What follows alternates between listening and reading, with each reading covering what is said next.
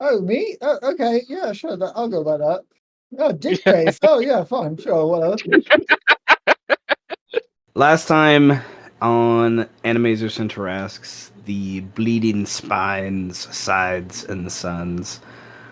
We began with Amu, the Archdruid, almost Archdruid, meeting with his Archdruid, an Arethes named Swampher. Arethes are porcupine people. He is an elderly guy. He's been in the position of the Archdruid for the swamps around the city for 60 plus years, but he looks much younger than that from just the power he seems to absorb from the swamp itself. His quills are covered with moss and fungi and other overgrowth and whatnot. And Amu finds him sitting on top of this giant rock boulder thing, kind of half dead tree, kind of leering over him, and Swamper's going through some sort of ritual, preparing for something. He has gatherings and bundles of different sort of twigs and fungus and plants and herbs and various things. And Amu senses something that he hasn't picked up on before. We talked about last time about like where Amu is now in like power level, more or less. Like he could attempt if he ever wanted to like be the archdruid. And druids are very animalistic in how they like work out their hierarchy and their differences. It's a challenge. It's a physical kind of hey, who can do the most kind of stuff. But Amu doesn't seem to be concerned with that by this point, and he wants to help his brother, more or less, is the inevitable goal. His brother being the 10th House Binder Lord. And there's a war upcoming to the city of Salt, within the city and without the city, from many angles. And Swamper may be able to understand this recent reagent that they have been experimenting with, called the spinal fluid of the beast in the center of the city. You see on the picture there. And the I clicked the wrong button. That was my fault. Nevertheless, discussions happen with Swamper, this porcupinekin, about the spinal fluid and Birdman's consumption of it and the mutations that have happened, and can Swamper, as this herbalist and alchemist and renowned art druid, figure out how to use it, how to make it actually something useful instead of something that can, you know, destroy. And definitely a lot of conversation about the shadow of the beast and the symbolism we've been talking about for the last few sessions about, you know, that essence of Jock kind of taking and guiding Birdman and attempting to guide Setch before his character kind of turned evil, and kind of Amu wanting to solidify that change in nature. Like the beast is part of nature and it needs to rise and it needs to go through its process of, like winter to spring to summer to fall. Like everything goes through that change, and the beast is part of that for like the world order, it seems. So Amu takes what knowledge he can from the Archdruid, leaves some spinal fluid for him to experiment, and returns to the tree that he's able to use magic to like pierce open and walk through. And he returns to a cave underneath the 10th house in the city that has this ancient root system of a tree that he's able to walk back out from, teleporting, 100, 200 miles in but a few seconds. And the tree itself, kind of these root systems under the city, this cave, they quail and quake, and they kind of warn him of their like inevitable end. Like they're the life cycle of this, what's left of this tree is it's fought as best as it can for how these hundreds of years versus the beasts, um, blood and liquids and stuff just seeping through as it has been harvested. Nevertheless, Amu prepares a ritual spell as a druid to uh, encourage the growth of the plants and the natural order to kind of strengthen the roots. But he knows he has to return to this often if he wants to really make it something that's going to be strong. So he leaves there and sneaks out into the city, using his small little weaselkin form to hide himself as best he can. And he's going to meet with his brother, Pio of the Binder Lords of the 10th House, to kind of talk about the anarchy that may be rising within the city between the Binder Lords attacking each other, the Shadow of the Beast kind of encouraging that and kind of moving things along, meaning Setch in that context rather than Birdman.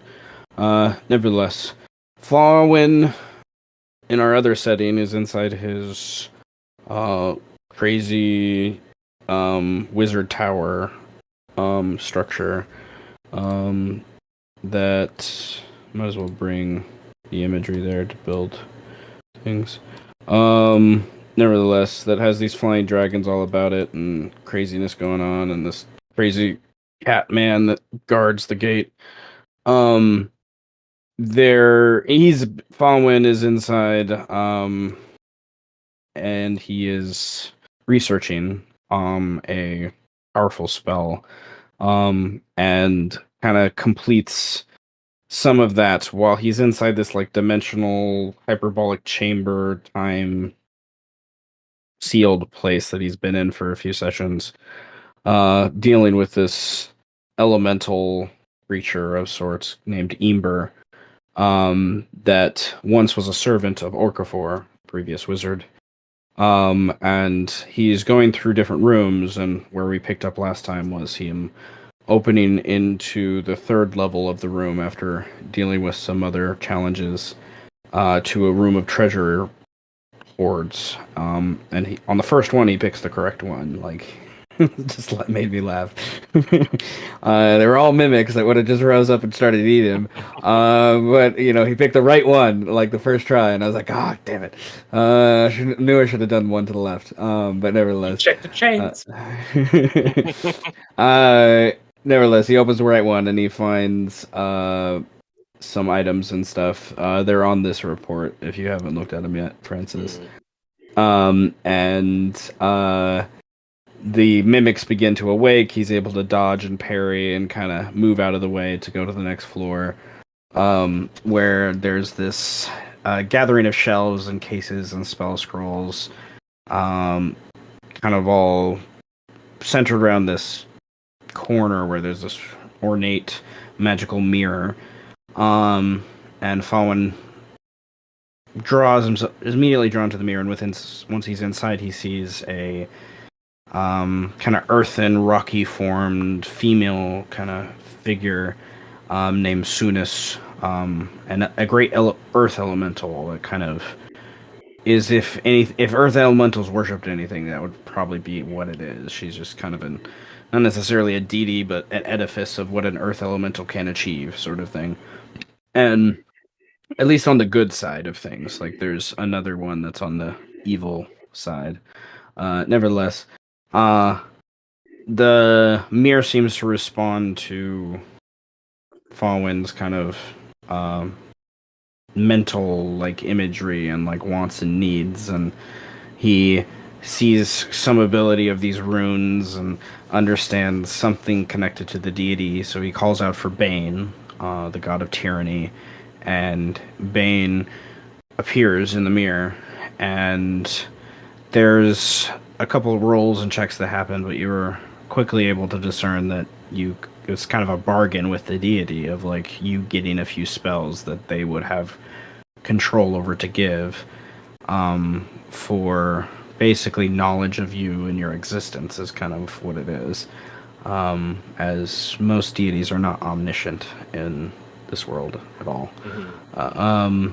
And so Faurwiin kind of takes an agreement to the bargain and asks for a pretty powerful spell called Hold Monster, and the deity trades out and only gives them one spell because it's so powerful instead of three kind of lesser powerful spells. Faurwiin takes it and then goes up to the next floor to find actually a few floors of like personal libraries of Orcivore. The first floor is about 10 years of his 200-year reign as Binder Lord, of just journals and logs and ledgers of the 11th house. He goes up, and there's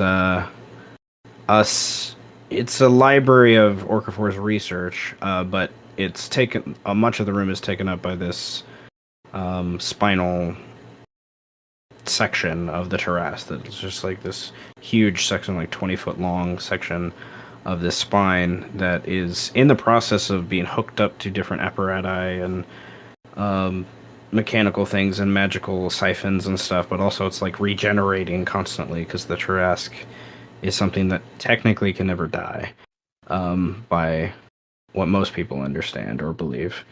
And the Orcivore seem to have been using this as almost like an umbilical cord of sorts, to harvest a regenerating power, and also it seems to lead up to the next floor. There's research notes and everything about concerning what he's done here related to this Tarrasque spinal cord, and upstairs is this other contraptions, some of them obviously made by someone like Anton, an artificer slash catalyst of some sort, that is hooked up to a basically, baby Tarrasque, like this little, beginnings of a cloning process of a small Tarrasque. And it's alive and doing all the things, and before much like understanding can that have even happened, there's this vestige of this wizard that appears. It's obviously some powerful spell, astral self or something like that, and it's quickly understood that it's Bakab. He introduces himself, there's some conversation, the Lord of Magic, knowledge, the seeker of truth is how he would like to call himself, I would imagine. And he is obviously interested in what's going on here and what knowledge is being gained from the city and Orcifor and his tower that you soon learn, that he gifted to, the Binder Lord here in some sort of fashion. You don't know the full story of that yet, but to help gain knowledge from the Tarrasque itself, and it seems Bakab probably checks up on here pretty often to see what's happening. There's a brief discussion conference between the two wizards, Faurwiin and Bakab, and about Orcifor's death, the achievements that Faurwiin has found and done with the city and everything else going on, and him basically being given now most control over the tower. There's still some things that will require your attention, but you have like 85% control over the tower now. You still can't teleport, but we'll get there. But nevertheless, he can speak telepathically to Ember, the kind of elemental fire figure that appears in the different sconces and braziers and whatnot and torches throughout the tower, to kind of command different things to happen when you need it. And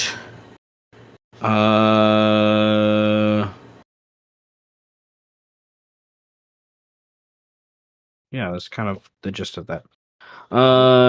Birdman. We had a big scene with Birdman last time, trying to stop the civil war that was going on between the fourth house, between some goblins and some ratkin. And he was successfully able to do this. Only because player knowledge, I don't think most characters figured it out other than Birdman. Player knowledge, Setch basically was fucking up shit.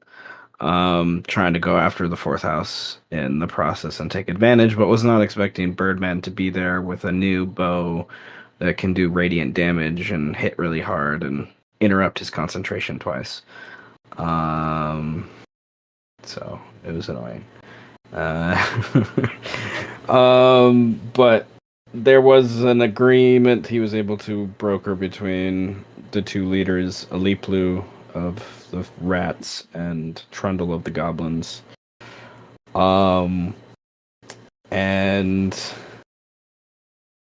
even though Aliplu almost tried to kill everyone with a wall of blades and swords that he summoned. So, Faurwiin, we had a scene on another floor. After that, I remember that was like an hour plus to go through all that. But, Ember, helped you find a convergence point, a conduit within the tower to where the four elemental planes, air, earth, fire, and water, could basically open up a forge point or a conduit point into the weave to allow you to manipulate magic within items and stuff. But it's one of those things that Bacab's presence kind of needed to be there to ensure that it actually didn't like destroy you and or the tower or Orcavor skull itself that would like be the home kind of sacrifice kind of thing along the way, which was like my way of interpreting like the inspiration and stuff that was spent. But nevertheless, his sons Tenebris, Stellus witness this birth of what I'm calling the Bleeding Sun, your new weapon. And I called it Red Sun, but that works too. either one, either one. I didn't think about Red Sun, but either one works. I think it's cool. And yeah, two of our elf friends, including your friend Greed, are basically like Sith Lords in elf form. Yeah, we are basically Darth Sidious and Jutta Ball. Yeah, that's what you guys. So, we ended last session with Amu, where he finds the rubble spot, in the tailstones of the city that is, where he's meeting his brother and also Pio, and also where the like their original gang hangout basically is what we reasoned last time. Before like Pio made it big and like took over the 10th house and became the Binder Lord, and whatnot. They confer about the spinal fluid and talk about kind of what's going on with that. Alma brings up Jock, this ancient deity, being like involved in choosing Birdman in some way. They kind of discuss like what the dance that's going on with this city right now between these larger players, sort of thing. And so they agree to kind of cancel some of their army stuff. At least waylay it for a moment to kind of find a way to maybe find some unity within the city before things blow up, because there's other problems that are arising. So some reasoning to go to Faurwiin and, bribe him with longevity with regenerative properties was what Almu suggested, basically. And then some discussion of like your new crazy like gravity power spell that reverse gravity is such, I hate it and love it. Yeah. Birdman and Mel, Amu. Yeah, there's kind of some doubts with Birdman and Mel and how they're going to be involved in this, especially with the 12th house and Birdman is the shadows, and but Amu mentions this very powerful statement you said last time that I enjoyed about how, bonds can even topple the Mounts of Elysium and, the planes beyond if you think that's what Birdman and Mel might have. Kind of, which was shown last session when Mel and her group attacked during all the clusterfuck of the Civil War. And Birdman came to her and gave her a hug, and I forgot about that. I kind of skimmed over that. I wrote it down. And yeah, so some discussions of the earthquakes and, craziness that Amu has already done, and then he changes into a bird when Pio hops on, and we're gonna, very late in the evening, late in the night, go to the 11th house, Faurwiin, and have a discussion about how to not destroy the city, I guess, maybe.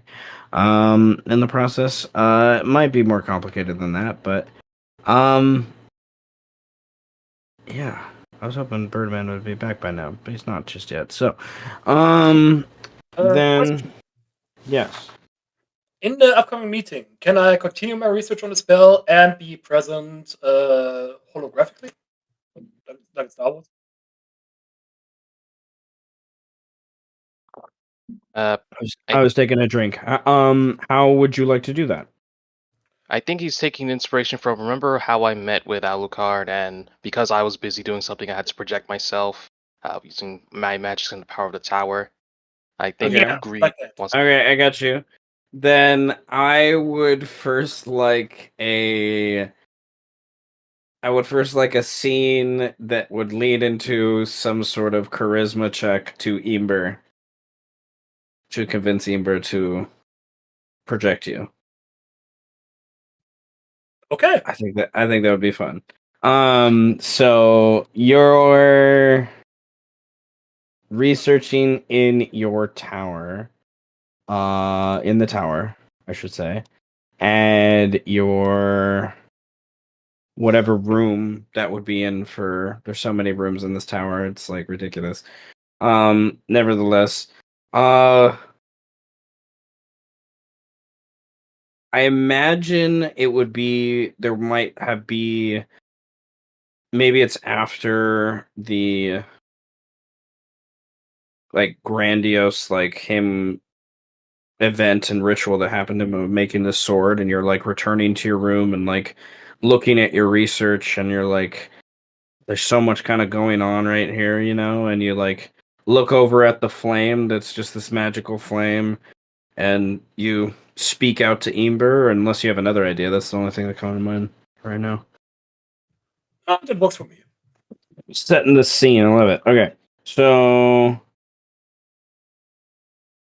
I imagine you would speak out Ember's name, and then she would, little fiery face would appear, darker eyes, kind of silhouetted around like a brighter orange sort of face, redder eyes, I'd imagine.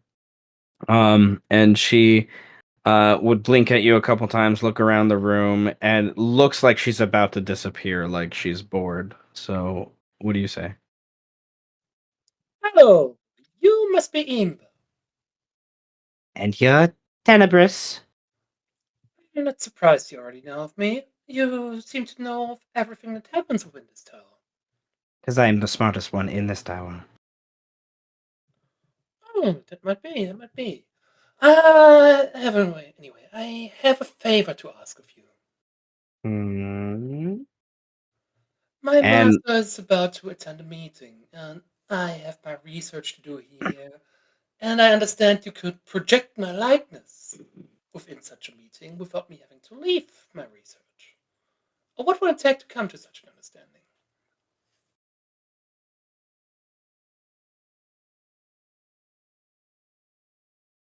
there's a long pause as she is obviously thinking about this.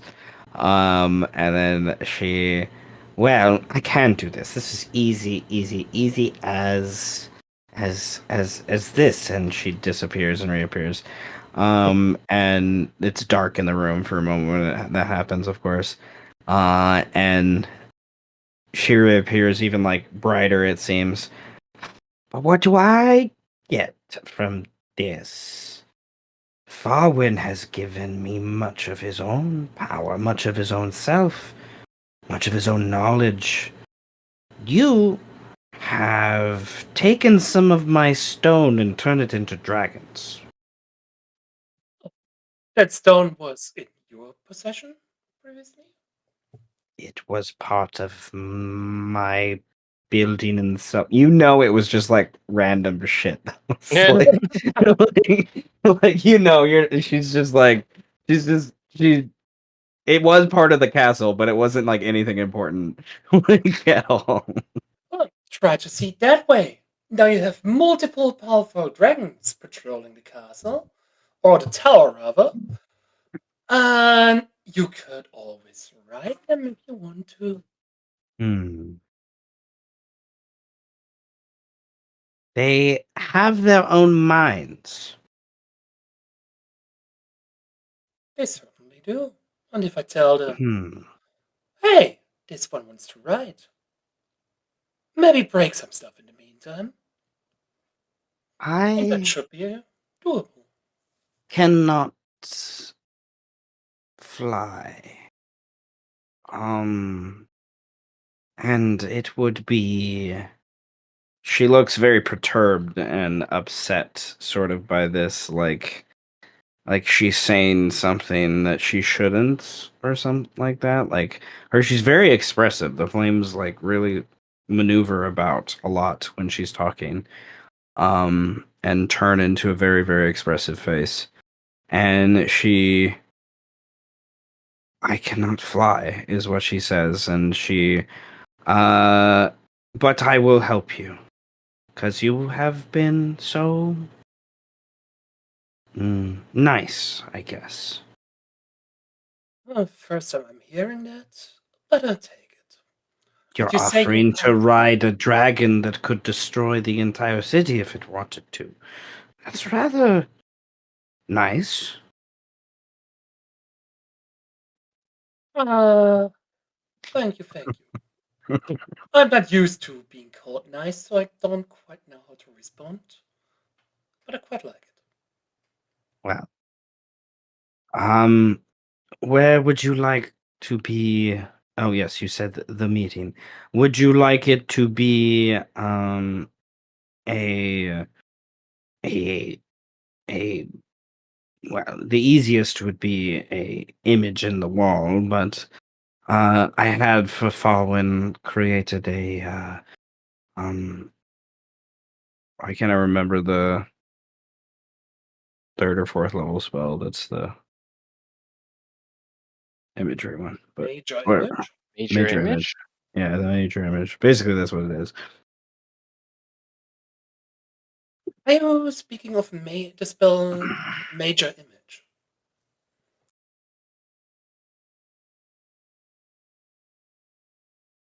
Okay. So basically a copy of you like appears next to you that she's in control of, but you like tell her it's like you're I don't know. It's like it's kind of telepathy sort of thing. It's sort of connected to you, but she's in control of it. Like it's a vestige of the thing. The vestige of the power itself, I should say. She had control of it, basically. I like it. Like it's her spell slot that's being spent, not yours, basically. So, and she has. I haven't thought about that before. I don't want to know how many spell slots she has, because then it's not as fun. Probably more than a PC. Yeah. Kind of thing. Nevertheless, you direct the thing, to basically, go find Faurwiin and prepare for the, uh, engagement, so to speak. And the And whole idea is I don't want to break up my research, but I also want to roleplay. yeah. No, I got you. Um, which that's a fun little thing to do with Wizard Tower. So, all right, let me write down a couple notes.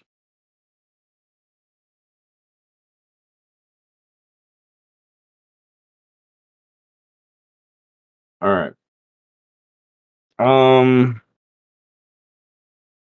So with Birdman not here yet. Let me look at my other page notes. Where are you?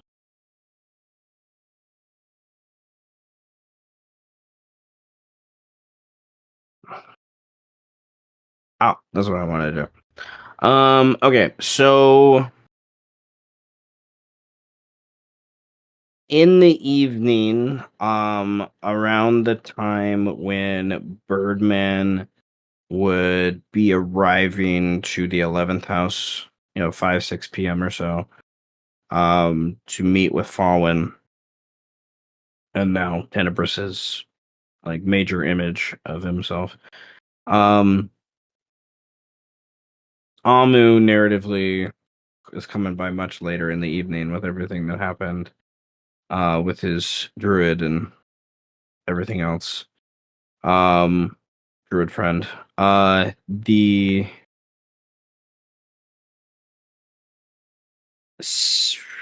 There's kind of a commotion that happens, I guess I should say, where I need to switch back to the other city map to kind of, I guess, demonstrate where out I'll put like Killian's marker kind of where it's at, because I imagine he'd probably be involved in this in some way, shape, or form.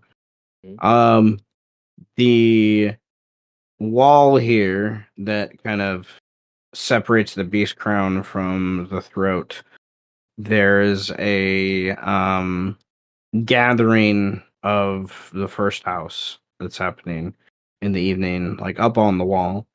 And as the sun like starts to go down and the evening starts to show itself with the blue kind of dispersing into that like orangey yellow color into the west, they seem to be facing towards that sundown to the west where the throat kind of spills out to the spillway. And it's one of those things that I don't know if your individual characters would be aware of all of that gathering. So this is kind of like an event that's happening from, like, I guess, the eyes of the city itself, sort of thing, so to speak. Maybe when Birdman is trailing through the city, making his way to the 11th house, he probably would see it a little bit, so kind of the way, and maybe stop to view, and maybe even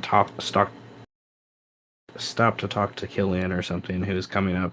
And Killian might inform him of the idea of the first house is kind of been informed they should seek out into the west.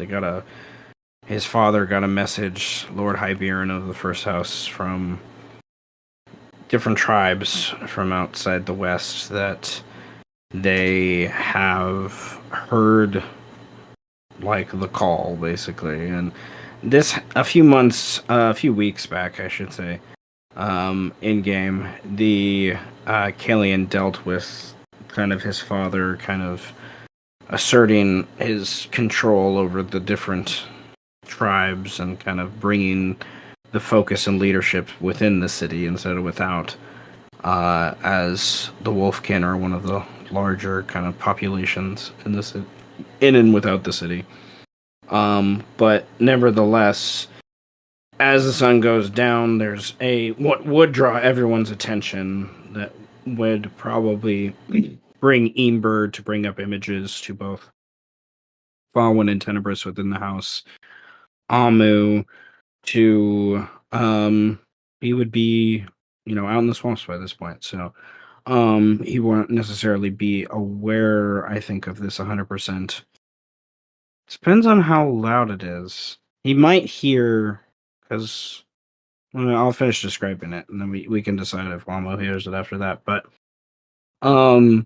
the wolves start to howl on the wall in like a unison, like doing some sort of like, almost like a party ritual thing. But then it gets a lot more serious, and from the west, from the main gate, the spillway, the howl starts to get returned by a few other, obvious Lupin coming into the city, and those in and were around the city within the larger parts of the Throat and Sage's Row, through the Beast Crown and Tailstones that aren't Lupin and stuff. This obviously is agitating people and making people upset because it continues for upwards of 20-30 minutes. That it kind of happens before there's just like one howl that comes from the left, from the west outside the city, that just like everyone stops after it's done. It just takes up. So Amu, I think, in the distance would hear a howl that of a wolf. It would just be odd that it's that. It kind of sounds kind of loud, I guess, is the extent. But somewhere in his kind of discussion and time with the druid and other things that he was doing that day, towards the evening. But that howl would bring a silence to the city. It would take a while for it to the city to kind of come back to its normal, like, humdrum that as it is that 24-hour place. And then closer to the time when Birdman's like probably arriving around 6 p.m. to the 11th house is when there's like another howl that kind of goes on. And the wolves on the wall kind of retort in a celebratory manner. And it's obvious that there is an arrival of their people in a large format coming here to the city, and are being welcomed by the first house. This is not going to agree with other houses, to be sure, about this increased pressure from their, I don't know, way of... They are the policing house. They kind of take it upon themselves sometimes, and a lot of the houses don't always agree with that, especially the 9th house, the 10th house. 10th house usually pays them off, but the 10th house is kind of having some issues right now. But nevertheless, there will be an increased presence of first house members throughout the city because of this. As you guys move about and things like that. If you would like to investigate before Birdman arrives, any of this you are able to, with whatever form you think makes sense. Like if your character want to go down there personally, it will only take a few minutes to postpone the meeting or whatnot, or you can use magical means, as many of you are capable of doing if you would like. Otherwise, we will kind of have to... I think what would make sense is jump forward to Amu meeting with Faurwiin, and maybe have to do a retcon when Birdman returns. Kind of reverse engineer things a little bit. So what would you guys like to do? Because timing-wise, because of all the things that Faurwiin was doing, the simulacrum was going to meet with Birdman. So if Birdman's coming to the 11th House Tower, he would meet with Faurwiin, but not Faurwiin. Yeah. But since we're jumping ahead in time, this is definitely then after the fact that Faurwiin did his weapon evolution, so he's tapped on spell energy altogether. So and he's also suffering from a level of exhaustion, which is kind of offset by foresight, but still, I think there'd still be that visible little bit of irritation from the fact that he just spent a lot of his essence and power to kind of get this thing done. And so that's just one thing I would note coming into the meeting with Amu and Pio. So there might not be as much flashy magic that Faurwiin would be able to do. But yeah, I guess if we're going to jump ahead to that meeting, we can get that meeting started. I imagine, well, Pio and Amu would probably be waiting at the gate. And I forget. Was Pio supposed to arrive like at the original time of 7 o'clock, or was it the later time of 11 o'clock? I forget because like Fawn wants to meet earlier, but Pio's like, no, we'll meet later. But then if he arrives sooner, then it will definitely be more impromptu. I think Spartan will still be able to have time, but it's just gonna be that message of, be that minute. The message, the note I had is like 11 p.m. was one of the last things I wrote. Okay, because I know like when Amu would arrive with Pio because of everything they were doing. So, okay, so then Fawn would expect this. Then I guess technically that'd be enough for a rest, maybe. 6 to 11 is 5 hours. Yeah. Okay, then I guess I do have magic. If you want to spend that time, well, probably 7 to 11, which is still 4 hours, because I imagine the meet with Birdman would be at least an hour. Well, that's simulating Faurwiin. That's true. Okay, touche. Wizards. Speak of Birdman. Speak of the devil. You said your name. We said your name 7 times in the last minute, and you appeared. So that's me, boys. Hello, I am in the car. Yes, can I have a cheeseburger and a medium fry, please? Oh yeah, I got you. Oh, hang on 1 second. Hang on, I can't hear you over the sound of my muscles burning. Hold on 1 minute. Cheeseburger and medium fry, please, and a Diet Coke. Strawberry shake, please. Oh, I have no powder. Is the ice cream machine working? Well, no, the ice cream machines don't work here. Of course it doesn't. If you're trying to reach somebody about your ice cream machine warranty, please don't. Fuck you.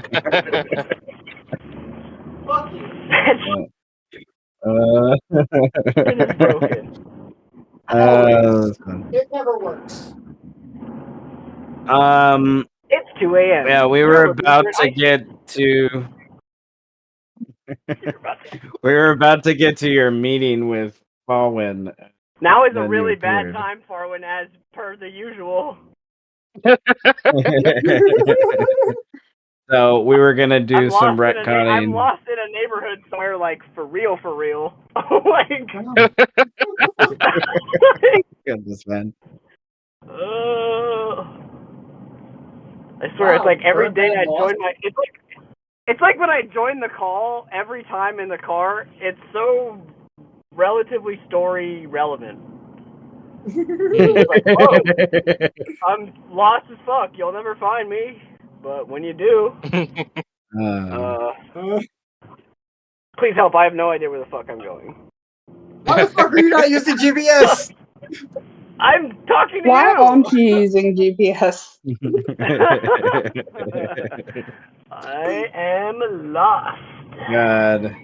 The other day, when I was trying to go to a meeting for one of my classes, I had to use GPS, and I almost got lost using GPS. And I was like, how did I drive before GPS places?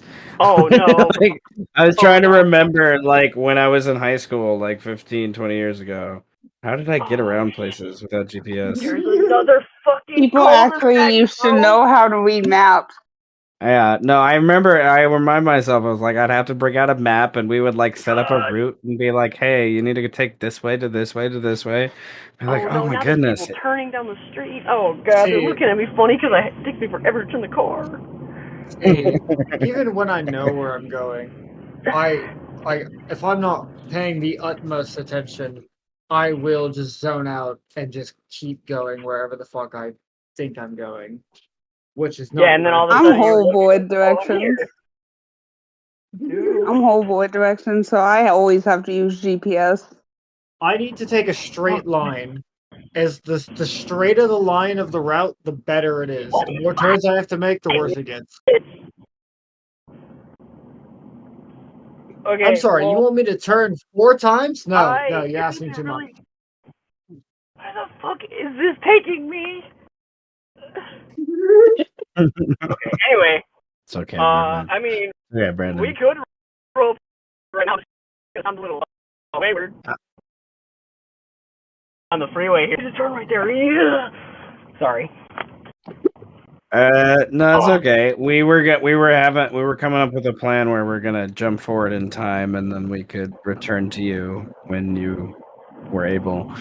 Oh, we're gonna do that classic retcon thing where we do the nice. Hell yeah, we could do that. Yes. Word. Well, So that's cool. give me That way you don't die on the freeway. facts.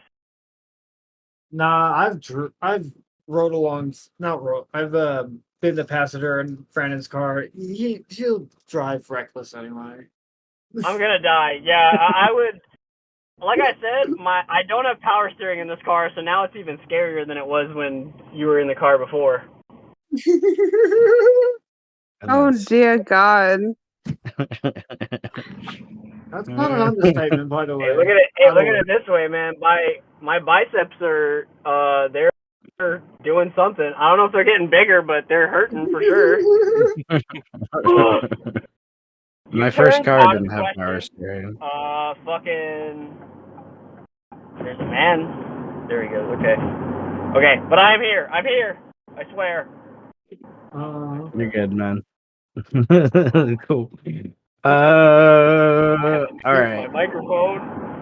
Give him 5 minutes getting off the. I know how he gets to his place, so if he's getting off the freeway, it'll be like 5 minutes.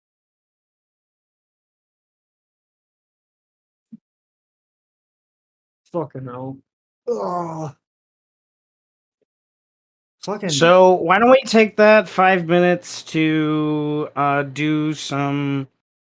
I was gonna wait for the meeting to do this, but we could do a little bit of this now. Like, would you guys like to more officially introduce and describe your characters for our potential new person? Like, I've given brief descriptions to them, of course, but you guys always have better insight, on things. So we can take a few moments for that.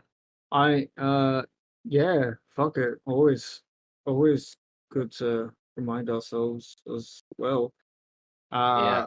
At first, I was about to say which one, but I know, being cheeky, I know which ones we're going to be talking about. I guess you explained that to Callie. I hope. Yes. There are two parties, but I did explain that we're going to be in this one for a while.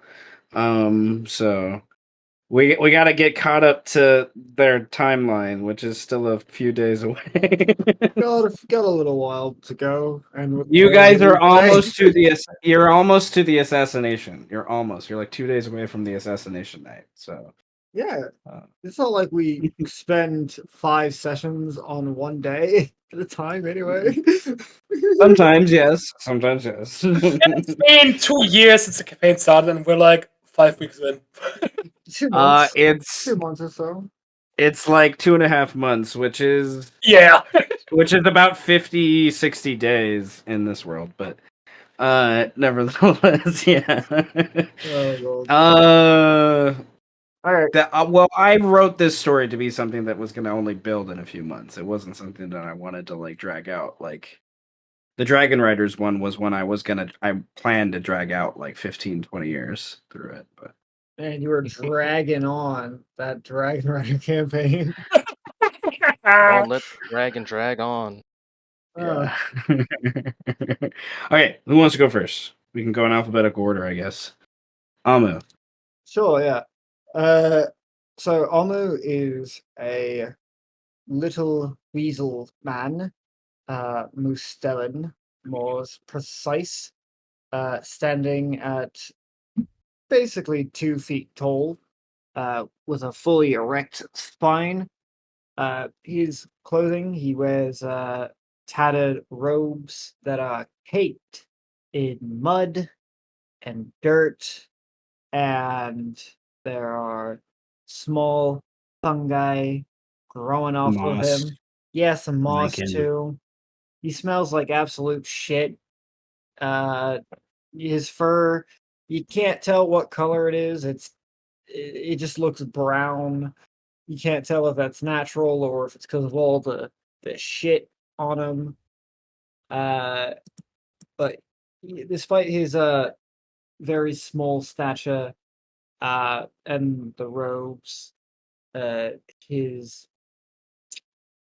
he has around his waist just a hilt, a blade hilt. There's no blade attached to it, and on his hands there's this pair of gloves that look heavy.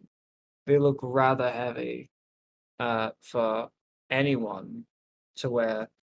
He has a shield on his back. He has some leather armor kind of tucked away under his robes. A cloak that nicely wraps around the back. And his to go more into kind of his mannerisms. He's very. If you were to talk to him, he very much appears timid. He's constantly stuttering with his speech patterns, but you should never let that throw you off. Because if you just listen to if you pay close attention to the content of what he says, he is not someone that you mess with. He's absolutely willing to bring down an entire building just to eliminate one target. Case in point, right here, right here, right now.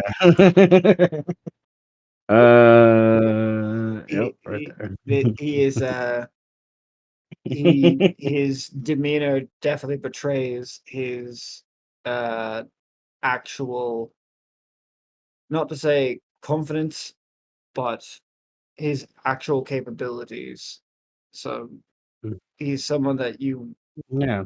more so, if you know him, you know to watch his actions and not his ticks and mannerisms. Those things, they're just odd quirks about him.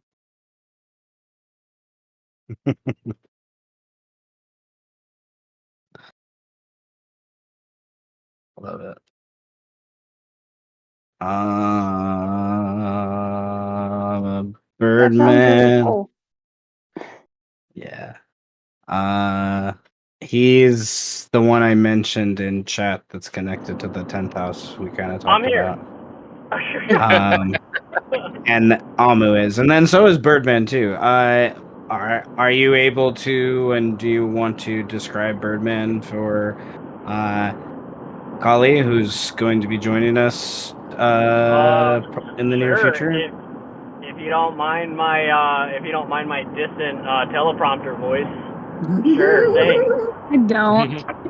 It adds Okay, a good characterization for Birdman. Oh, well, yeah, that's perfect, because I was going to say Birdman is probably the weirdest creature you'll meet in this entire continent. He is an elf who refers to himself as the Birdman. It's a long story. We can get into it if you want, but it's a long story. And basically it just boils down to I was cursed, and I'm a lawyer in the city of Salt. I'm a previous lawyer in the city of Salt, actually. I think I was fired like 3 days ago. He is really disheveled looking and very gross for an elf. He does not look like a typical elf. Very sunken, very sullen. And I think right now he is currently growing scales, I think is where we're at. Yes, he is growing scales. Due to multiple instances of strange liquids to be drank. But he is a ranger of the city, and he is there to help all who live in it. Kind of. Kind of is a good way to put that. Yeah, he's kind of a dickhead. I think so. Yeah. But a lovable dickhead. Yeah, he's a lovable dickhead. You'll love him. He's very strange, though. We love that dick and the dick he rips.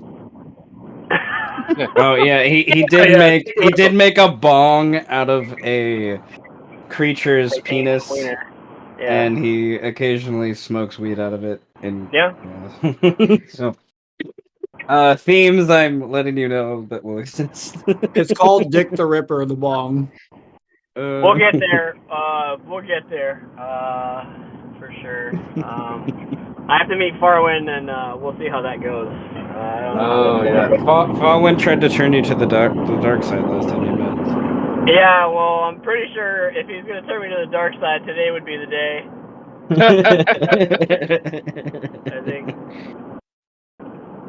think some bad shit is gonna happen soon.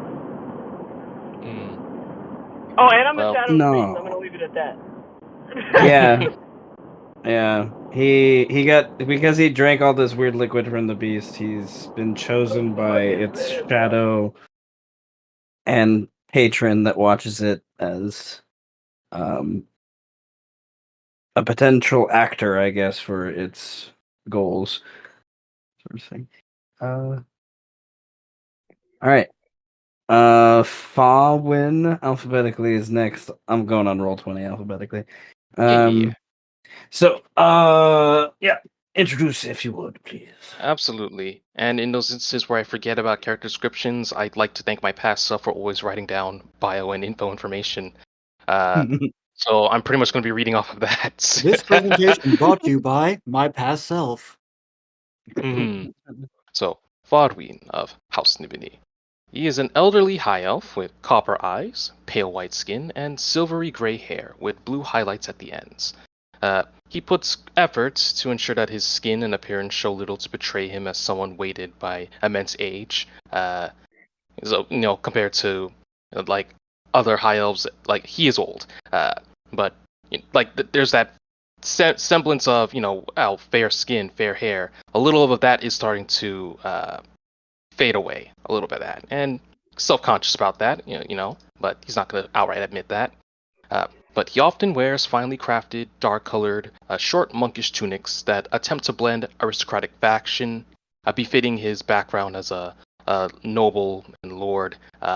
Even though he's not originally of this land or of this city, he has ties, and he comes from a noble family, hence the House Dimity attached to his name. And this wardrobe, combines that aristocratic fashion and maneuverable function of a mage's attire. He's usually seen wearing a silver class black cloak with gold stripes over a short charcoal-colored tunic with silver trimmings, and the black component belts to complement his cloak as well. His outfit is completed with a charcoal brown trousers with jackboot-style footwear of elven make and fashion. As far as, character traits, Faurwiin carries himself with the qualities of a refined and well-educated character, befitting an aristocrat.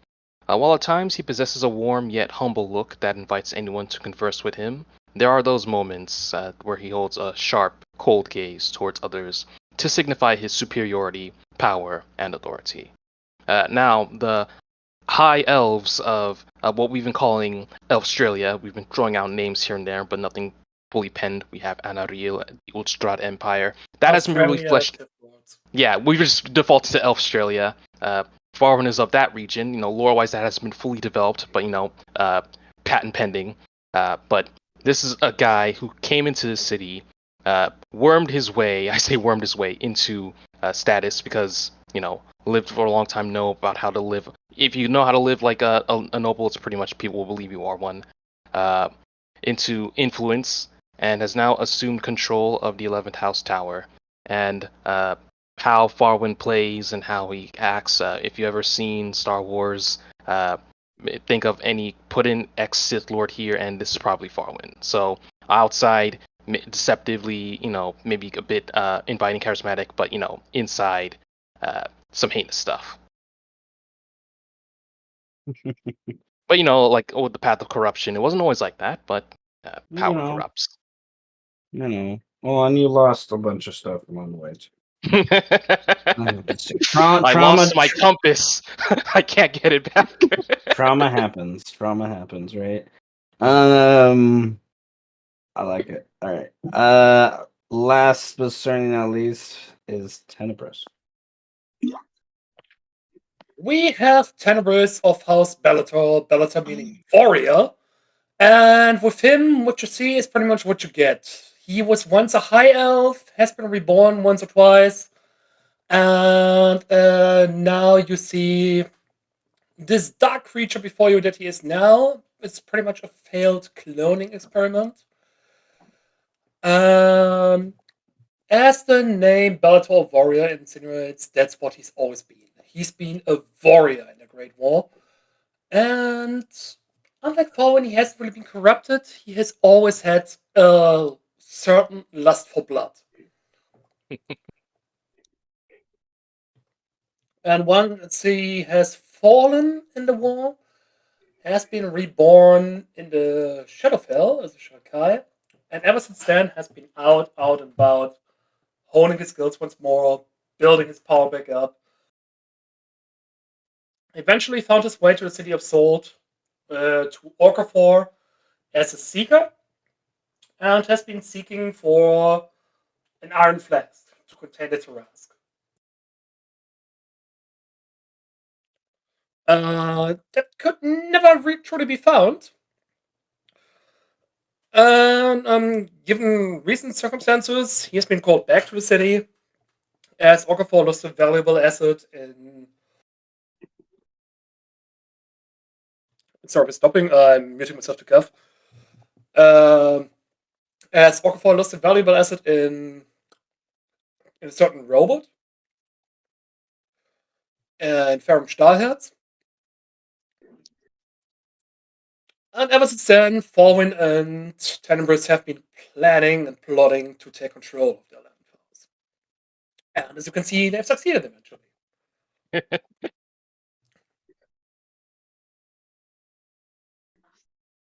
Sounds like a fun group. Yeah. What you see him usually wearing is a simple black cloak with simple, equally black boots, boots of Elvenkind, so to speak, a whistle along his neck, and at this point he's often accompanied by 2 to 3 metallic dragons. You know, only 2. Yeah, fun. Yeah. I like to use suppress though. That's pretty good. This is very depressing. Yeah, he's basically a hobo Sith Lord, but he's kept on a short leash, so to speak. And that's why half the city isn't dead yet. Pretty much. Yes, every time Lord Venator is unleashed upon the city, just know innocents will die. Last time it Along was the like way. 14, 15 people alongside a judge. Did you say no innocents will die? You know On that's a lie. accident. No, I didn't say. I said no. That innocents will die along the Oh, way. I thought you said no innocents will die. I was like, you are a liar. Bullshit. You're a liar in game and IRL. Everybody died. Speaking of last Satya, he also has a little riddle thing that summons cats. He loves cats. He doesn't drown cats. I was literally just watching the episode the other day where like he's fighting the 7th house people, like hunting the paladin, where he's fighting all the cats. And Green literally just says, I'm gonna hit that motherfucker. And then we rolled initiative and it happened like everybody died. Everybody died. Everything on that screen died. Yeah.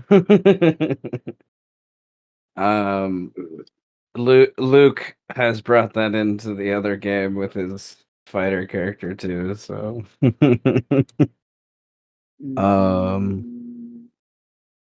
feel I like love the it. word group is a very tenuous word to use. Yeah, it doesn't really fit.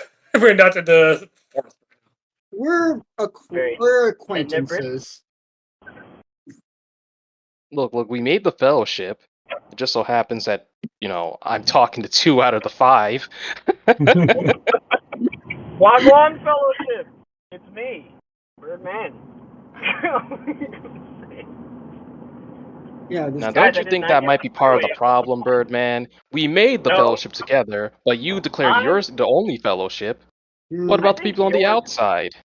I think you're the problem because you're evil. You're freaking Boromir. Counterpoint, you're evil. And by the way, who named the Sith Lords? Counterpoint, you're Boromir.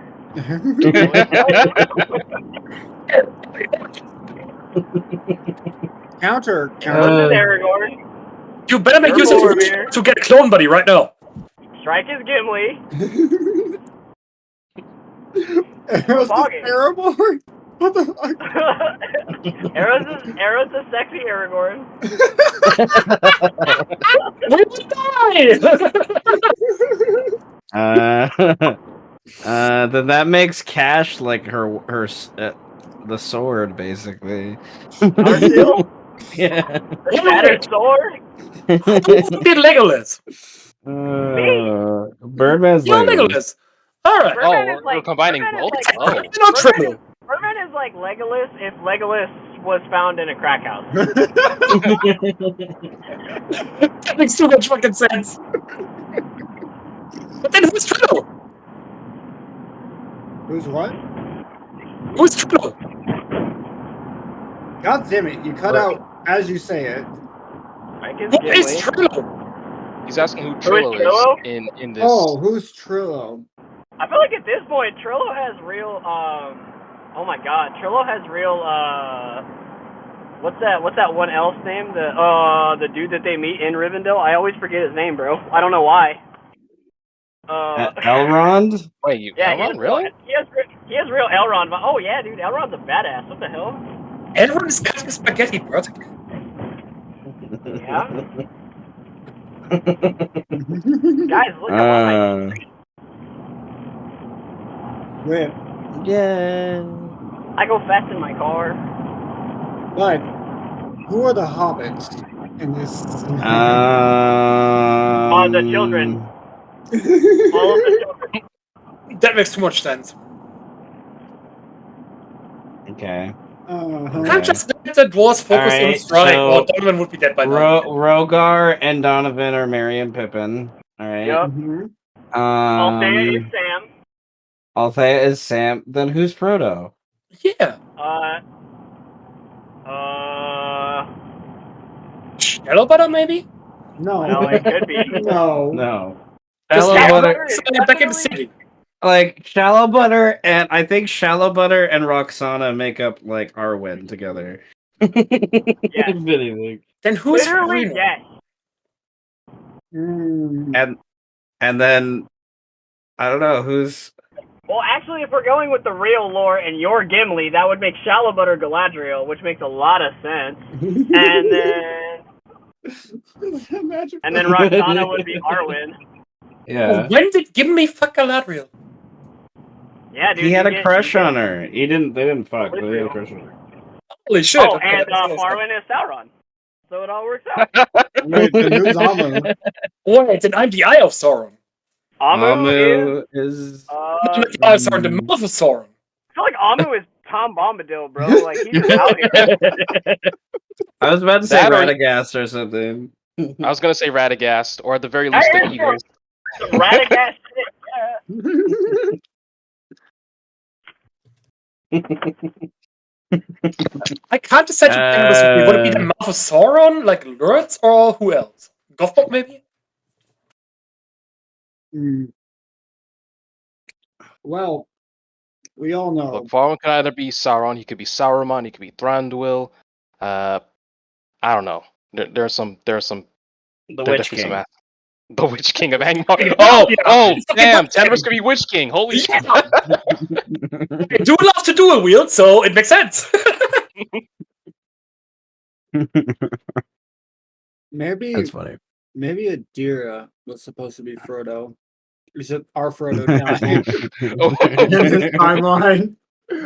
Like, yeah, when Alright, he gets stabbed by the Then who's Schmeagol? I'm curious. Oh yeah, Kelly, Adira is a dead child. yeah. Yeah, who's Smeagol in all this? Who's Schmeagol? That's a question. That's a question. Is it Jock? 'Cause The god of change is obsessed. Talks to himself. It's either that or Well, He does see Fraction as his precious. To be fair, Fraction is very precious. He's such a good boy. No. Well, no. Sark is something else. Well, he's definitely a gambit on crack. No, all types of SCP. Sarek is one of the blue wizards that we never meet. That's like, yeah. Maybe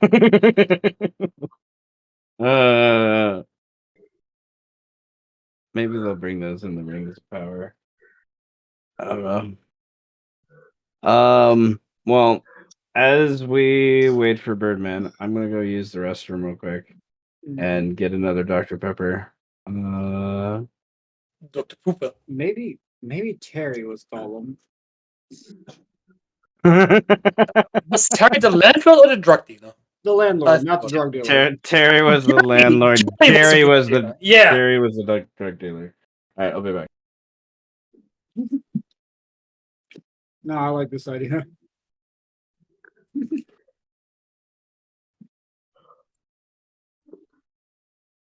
Golly, how are you liking the chaos so far? It's great.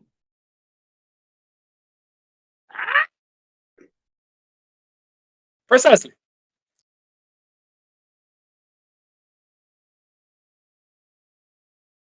I was trying to figure out if I should tell what I've come up with so far. Oh, are we going to be introduced in this session or Probably to not. the future? That's what I didn't know. Like, I'm unsure because I haven't played in so long. I'm down for you just telling us. Let's see what God has to say, but tell us what God is away. So my character is Callie Whale. She's a clockwork social, belongs to, I'm trying to make sure I get this right, belongs to the Broken House of the Guild of Paw of the 10th Meriden. Guild? Trying to. I believe it's the 10th house. That's an interesting one to be a part of right now. You might be able to swear to the 11th house yet. I'm tiefling and elvish. That's a combination. I am a clockwork social and the daughter of Zenith Alderash of the 9th house. Basically, nobody knows about me because the way I planned on playing it, which I haven't gotten approved by Seth yet, is that my mother is tiefling and was basically like a secret affair. So I'm like a middle daughter that he never claimed.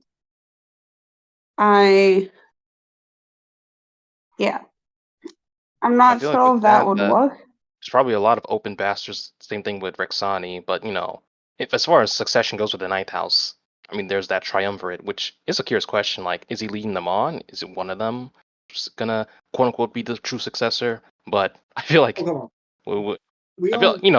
it's been a running joke that we had like Xantha has probably because he likes to because of the whole sorcery thing and the whole blood magic thing. There's probably some incest going on in that tower. Huh? Who knows how many children he has and what family members. Xantha's a fucking down dirty bastard. The way it was kind of, it's like I'm part of the 10th house as a spy for the 9th house. God damn it, we can't catch a break, can we? No. Fit right into this quote-unquote group. Yeah, I'm gonna apologize for your dad in advance because we're probably gonna do terrible things to him. Yeah. That's fine. I kind He of deserves it. I kind of so- wanted to play it off as like I hate him too, and I'm trying to take over the ninth house. I'm kind of like playing both sides, if that makes any sense. Good. There's room for an alliance then. Yes, someone with such ambition would need guidance Whoa, in whoa, whoa. political maneuvering. Both of You you shut keep your your mouth. goddamn erections in your pants. You. Calm your murder boners. I'm just telling you, bro. I No. don't reach the click. I'm about to drop you have some another shit on evil you. person to add to your fold. Yes. Well, she's My red for a reason. alignment Back. my alignment is chaotic neutral because I feel like my character just does whatever she feels like doing in the moment. And it's interesting, your blood is clockwork. Man, it's like you hate yourself. No. Oh, hang on. You're Okay. gonna fit right in. One. Every Oh. time I look in the mirror, I put a gun in my mouth. Remember, you always can take Hey, you're hot half. as fuck. I will be taking half.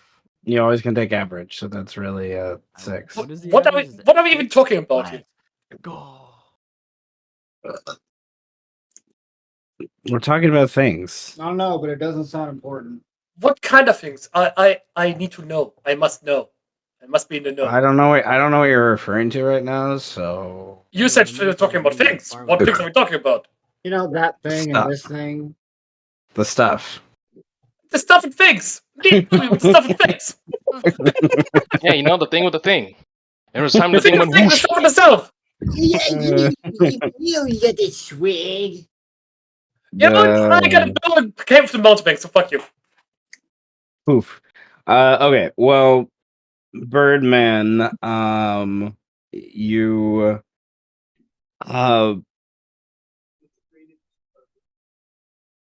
You could, if you wanted to, take time for a short rest, definitely after your encounter with the rats and the shadow with inside there, and Mel and all those things inside the rat manor. Won't heal the emotional pain. Probably Hang on not, 1 but second. that's Let me heal my okay. emotional pain real quick as we speak.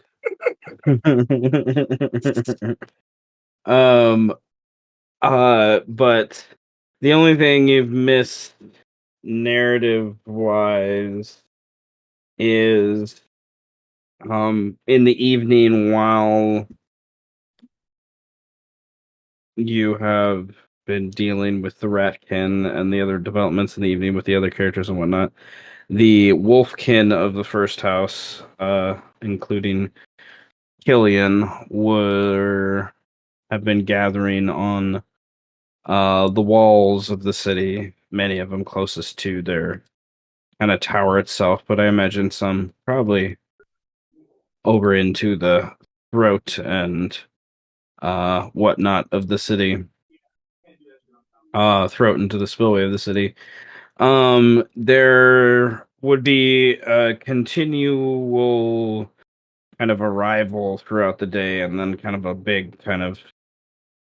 bigger arrival of Wolfkin kind of coming into the city. As the first house is obviously preparing for whatever's coming next. It's, I think, quite obvious in that capacity.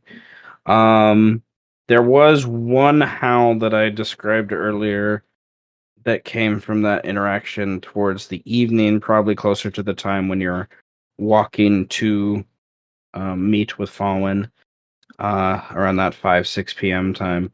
Would be the I don't know. It was just a howl that made everyone just kind of quiet, and the city like was quiet for like 15-20 minutes, and no one really spoke anything. It was just so loud and ominous, kind of thing, unnatural to be sure. Just sounded bigger than any wolf anyone could have ever understood to have existed, kind of thing.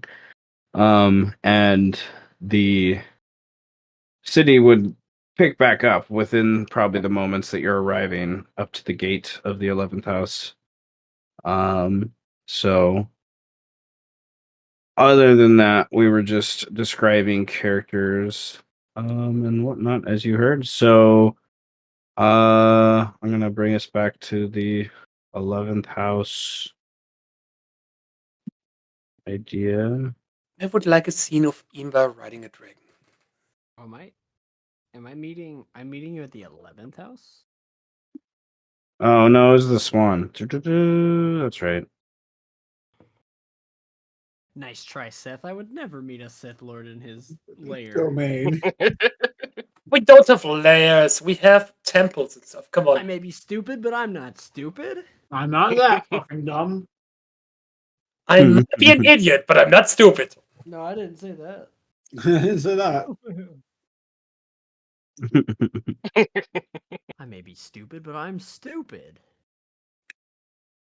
No, I'm fucking retarded. Oh, shit. Peter! Look, guys, I have fingers. The fuck are fingers?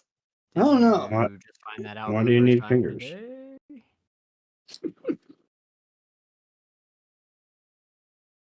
Okay. So, do you want a window seat or not a window seat? That depends wherever Faurwiin sits. All I'm going to tell you is that I know this is a very nice, fancy establishment. It's usually a place where you dress up and get really nice and everything. I don't do that. I just show up covered in whatever disgusting goop I was covered in from the night before. Probably a lot of blood, some shadow goop, There's a rat spinal ear. fluid. Spinal Mm. fluid dripped all over my shirt. Yeah, no, It's like great. that. It's like that scene in Ghostbusters when they walk into whatever, like the mayor's house covered in like marshmallows. And the worst part about it is nobody in the city argues with me No, because I'm the no. Birdman. I just show up in. You show up Well, covered in goop all does the time. Faurwiin have a window seat? I guess.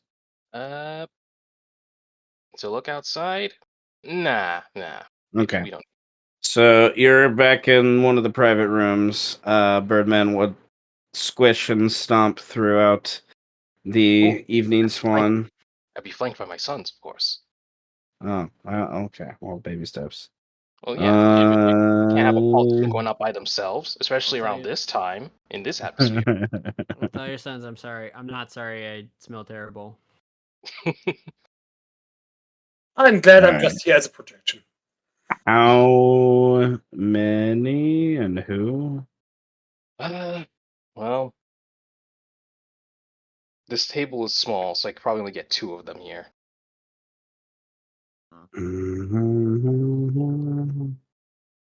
And who? Not particular. Yeah. We have. Yeah, since you clicked Amr. Is that Amr? Yeah. Let's get the first 2. Amras and Amrot. All right. They'd be waiting by, I imagine, the stairs that come up to this kind of like private dining room area. And Oh no, Farm wouldn't be that cruel. They can sit at a table. Of course, he'll tell them probably in Elvish, keep the thoughts of our guests, both expected and unexpected, in mind. Update him on account of variables, but take the chance to enjoy themselves. But yeah, they're guards for guarding his body, but doesn't mean they can't dine. They get drunk.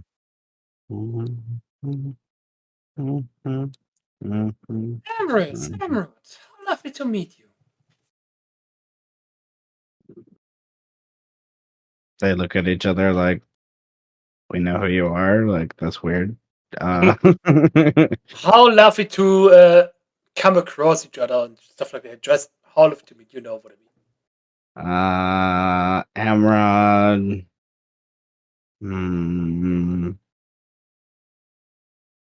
He debates about dispelling the magic, but doesn't. Parents just gives him a stare like, play along, motherfucker. They can see like magic pretty Yeah, much, like they at see will. through. Like so, he just like he does a detect magic, and he just kind of smiles at you, and he's like, oh yes, sir. It is wonderful to see you. You can't have drinks right now, can you? You must have a stomach ache. He drinks. He's like, look what I can do. I drink. Yes, I might have overindulged a little bit yesterday, so no drinks for me, thank you. Yes. I imagine Birdman. You would see Faurwiin. I guess. Because well, again, this is a simulacrum Faurwiin. Not that really Birdman knows that, but you would see Faurwiin. Ah man, since you're dressing nicely, I guess it'd be an opulent gray dress, like the dress, the outfit that Thranduil from the Hobbit movies wore. What Like Faurwiin would the? be rocking that. Oh, What? Because he could. Uh, so I guess as Birdman like comes in, he's like, Master Birdman, welcome to the evening swarm. You need not worry about what to choose for your dish. A 6-course meal has already been arranged. Amu, why are you all the way back there? Step forth. Amu isn't. Amu ain't there, but I thought you were talking to the. I thought you were talking to my other son. I don't know. so I guess I thought Amu was there. No, I I sit just down- can't see I- anything otherwise. Yeah. Okay. So I don't. When was the last time we saw each other? Yes. The last time, if my memory is correct, we had the opportunity was at Lady Apatanta's former apartments. Oh God, Considering that- that was what 4 days ago. It's been a DM lot was, longer. I think so. That sounds about How 4 long days. has it been? That's a timeline question. opening thing. Since we spoke about Alucard at the apartment. Yeah, former apartment of Lady of Mel. Oh, I presume as Internet. Birdman gets closer. Do I not? Oh, I guess I. Which token am I working? Ooh. Well, it seems like space token, so I guess I'll just use the base. Yeah, where is he? There he No. is. Clean Birdman up. World Anvil's having a brain fart. That's gonna take him. You'll still be cleaning him up. Brain fart's gonna cost you like I was gonna, F I was gonna inspiration. say I don't think that's gonna cover it, bro. After like what we did. Okay. So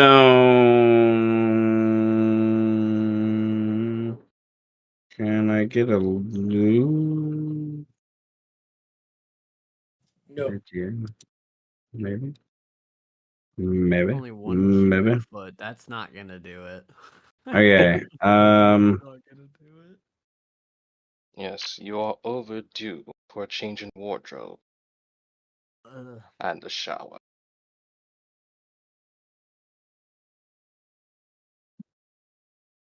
What do you want, Mom? I think he just sits down. Like I don't think he says anything. Like I think like he just sits down and the first piece of food he sees, he just puts it in his mouth. I think like.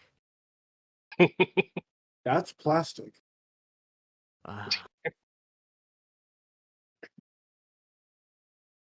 Considering that fake- Master If it's a Killian and fake Lady banana, I'm Abaddon eating a fake banana. eating a fake banana. Yeah. Consider Honestly, it. not the worst thing I've drank this afternoon or eaten this afternoon. I take it you're off on your own private ventures since we last spoke. Yeah, you could say that. Yeah. It was like. Master Yeah. Birdman, I must say your countenance has been rather dour. What is on your mind? Boy, wouldn't you like to know? Would you prefer that I retrieve the information without the use of words? If you want to see some shit, it looks at you like. Yeah. Yes. Let us start with what transpired after our meeting. And Faurwiin's gonna do a complete mind. No, let's Eh. start with what I want to start with. You met with him like 2 days ago. It took a while to look. It's been 2 Oh, days? 2 days? I look way worse. I look the worst I've ever been. It's been 2 days. I look awful. Birdman, are you quite alright? No. Do we need to step outside? No. I'm not afraid to throw up in a public place. Do you need a bucket? And Tempest just holds out a fucking bucket. Just like... Oh, fuck. Look, I'm gonna be real with you. It's been a day today. So... Every day is being a day. No. It doesn't say much.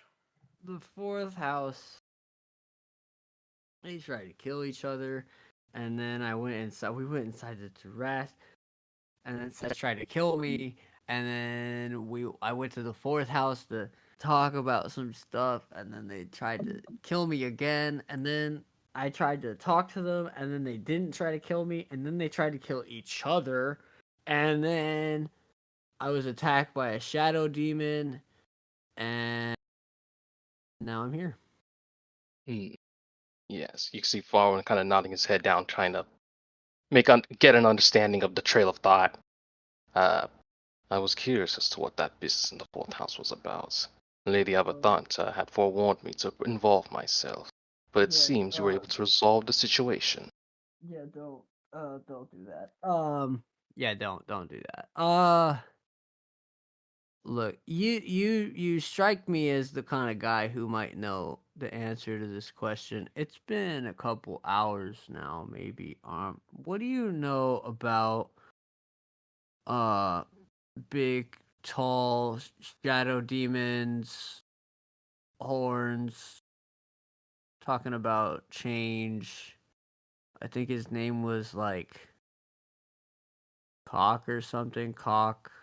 Wait a moment. Birdman, Rock. Birdman, are you still drunk? Proc. Jacques. Birdman, Jacques. Birdman, get an inspiration for it.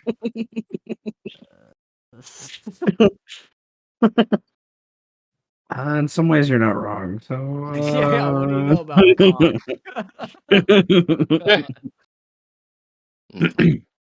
What do you know One of about the ancient primordial beings who are fucking with my brain, man? Master Tenebris had informed me of your venture inside of the beast. I figured he did. You speak of the Master of Winds, the Sun God, the Changeling, Changer like of that. Ways, many titles. This motherfucker But- got so many names. One of the 8 Capricious Primordials that have crafted the very realm he embodied. Jack. At Jack? least, that is the primary deduction. We must also ensure that this Shadow of the Beast is not a mere trick of the light. Master, is Jack a god of change? Oh, fuck. Wait, Seth, I have a question about the Shadow of the Beast. Is it here with me right now? Does it want me to do bad things to Faurwiin? You see a bird sipping tea. Because it wants me to do every binder lord I've talked to in the past 2 days while I've been the Shadow of the Beast is getting fucking spirit sniped by this ghost. Does Birdman possess or showing any tendencies of any sort of dark urges that he wants to embody? I'm literally just staring at you like a crackhead. Birdman, I would like you to roll an investigation check. God, okay, I can do that. Does he look like he's about to perform a profane ritual for some god? I am looking at you like... That's just par for the course, isn't it? You are in a room with 4 magically inclined elves. you have no idea what his sons are even capable of doing, let alone what most wizards are capable of doing goes beyond, I think, your understanding. But what you do understand in this very moment that is if Jock wanted, Jock would not try to take Faurwiin when Faurwiin had this many people around him. Jock would not do that to you. Would Jock want the Binder Lords taken care of? Yes, but it seems like for this moment, you do not see anything that hints to where the Shadow of the Beast wants you to attack Faurwiin. Faurwiin might still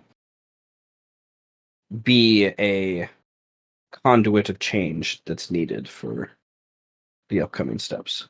This is good. I look at Faurwiin with the blankest look and I say, "It wants me to kill you right now." I almost spit out my Dr. Pepper. Yeah.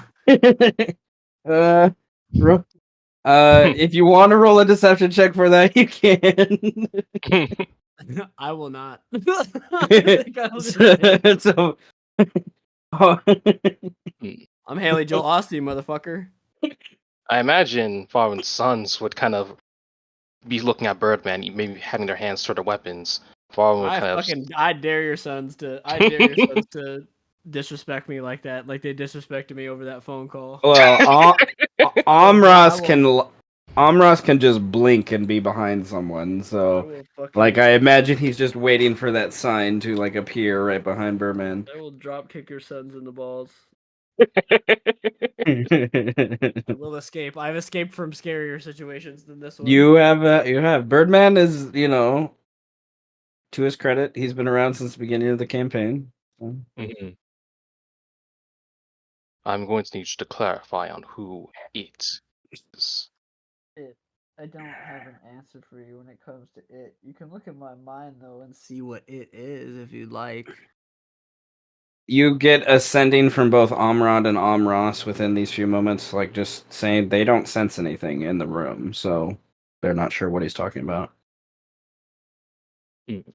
I think if you're casting detect thoughts on me, you would just get well, surface they're not. I don't know right now if they would penetrate without like permission necessarily. Kind of thing. Kind of thematically sick if you see flashes of it too, because you're. What would that be on surface level thoughts? It would be there. Yeah, Okay. probably. Yeah, I think so. So there probably would be some confirmation from, I'll say Amras, who I just feel is a little more on edge as a character, but the more and more I think about it, nevertheless, probably something to the effect of Birdman.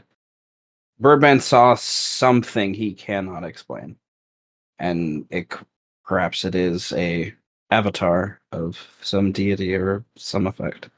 Yeah, I think it's thematically sick for Faurwiin to just see it, like, cause you're in my brain. So when you look in the corner, you also fucking see it. Because I'm projecting it to you.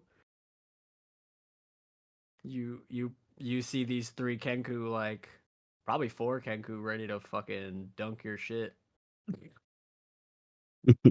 Or Kenku? 4 Kenku ready to dunk your shit, including me. I was trying to think of the significance of the number of Kenku, but I 4. Because I would have to do a Tenebris and leave no witnesses. Okay. So yeah, I've had a pretty rough 2 days.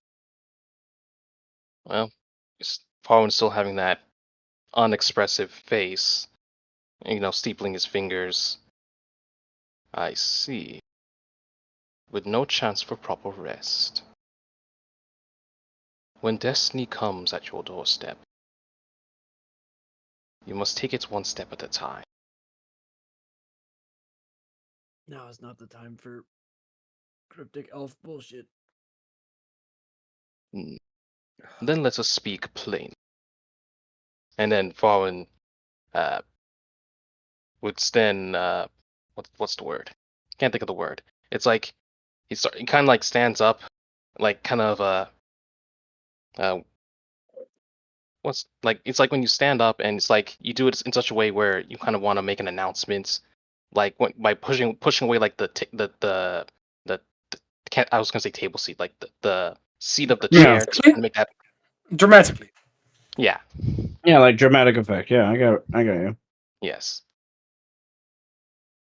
You have come here, Birdman, because I want to be kept updated on your events, on the things that transpire.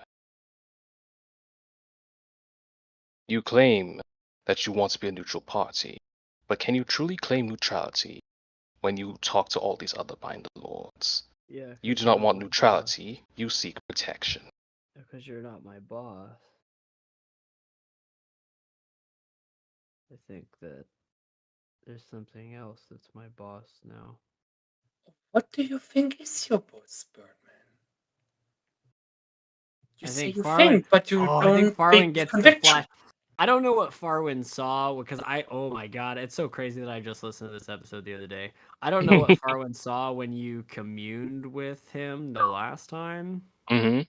but from the way that Seth described it, it was not what I saw. I stared. So, I stared at the wall. I think you just get a flash in your brain of like the face of like this. Because when I imagined it, it was like, you know, like when Naruto goes full Nine-Tail Fox mode, or like half Nine-Tail Fox mode, where he has Like like with the white eyes and the sharp teeth and yeah, and it was like, but it was like a black figure with horns. Yeah, it looked like that. Wait, That's what I imagined that wait. talking to. We can convey faces of telepathic bond. That This is works. what's in my brain. I didn't I'm know it's possible. Telepathy, I I imagine, allows for a lot more intimate communication than other forms. Literally Yeah, what then it we've would have been- shown Setch's face to Faurwiin. Yeah, We've been literally So, doing yeah, that with arrows this entire time. What do you mean? Soul knife. I thought it was different. I flash you. No. I generally rule telepathy like it's emotions, imagery. Like you can convey because I don't know. That's just All right, then that's just another example of assuming makes an ass out of me, just out of me, not of anybody else. Yeah, I think I flash you a couple of images. I flash you the room I was in, the face, uh, the vision. Probably like a couple glimpses of the past that Jock showed me. And I think well. I'm just like face down on the table, like I don't. it's like your brain is firing active neurons, but your body's just I'm passed out drunk. Yeah, it's like I don't know. I flash you the Kenku that's been leading me through the city for the past 48 hours. The shadow I saw in the fourth house, me shooting it. And it's like I am not.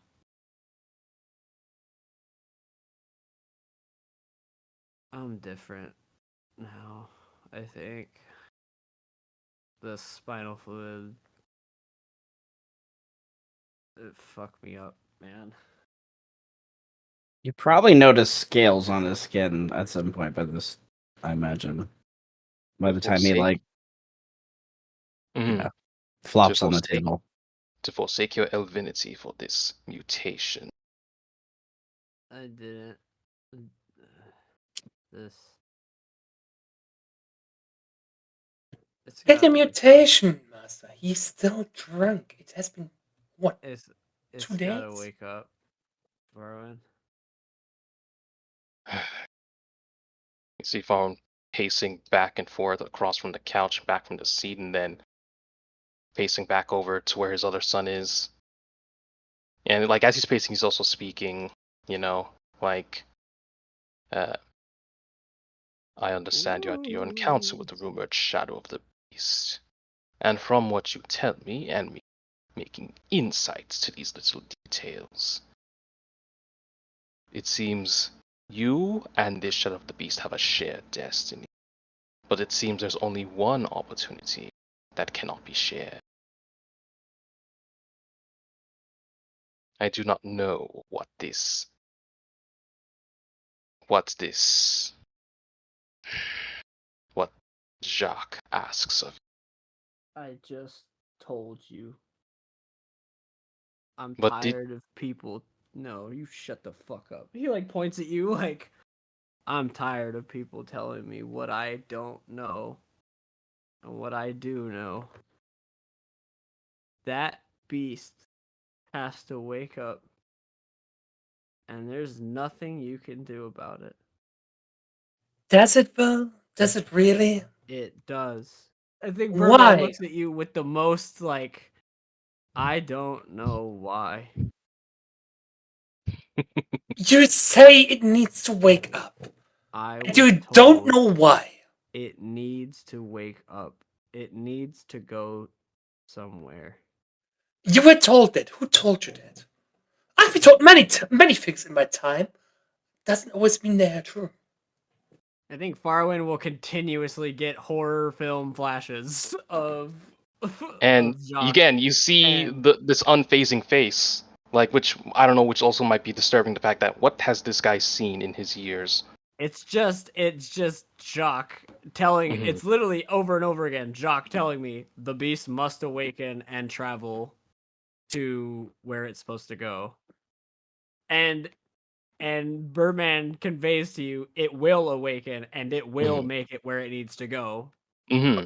I'm gonna stare at the wall and telepathically bond to Faurwiin. Do we care if it awakens if we have the tower under our control?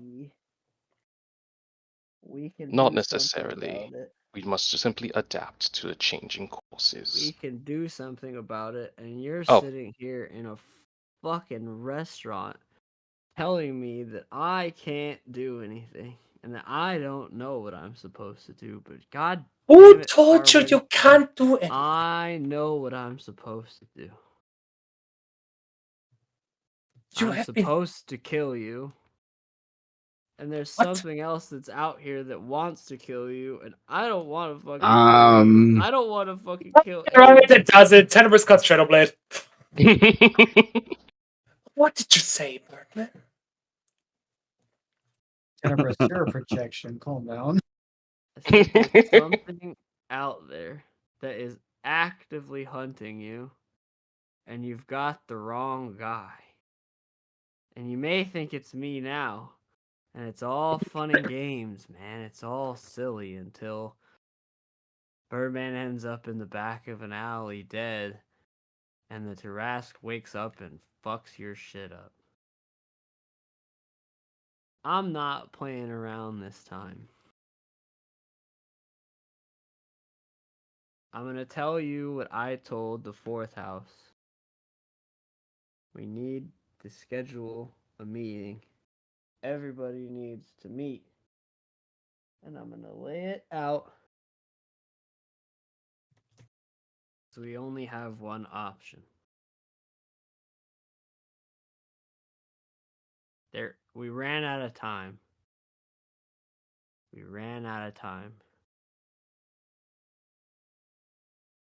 hit the deadline. And now he's coming to collect. So.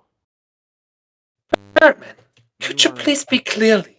Believe me, you can. If not, I'm gonna jump out this window. There's no window in this room. I was gonna say, Faurwiin doesn't say anything. He just looks at the wall.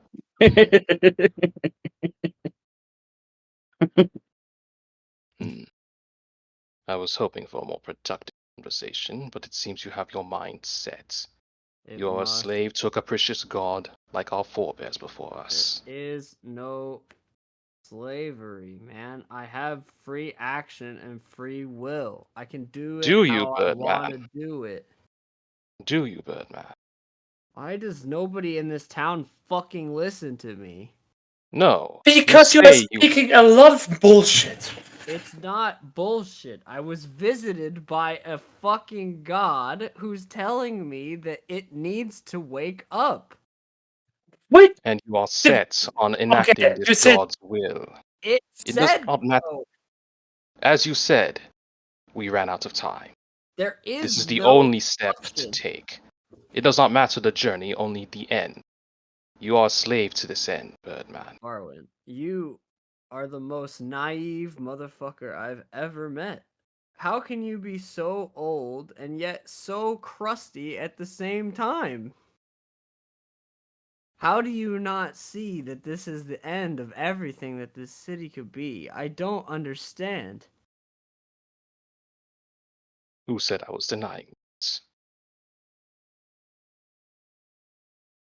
I have been listening, Birdman. You have been speaking.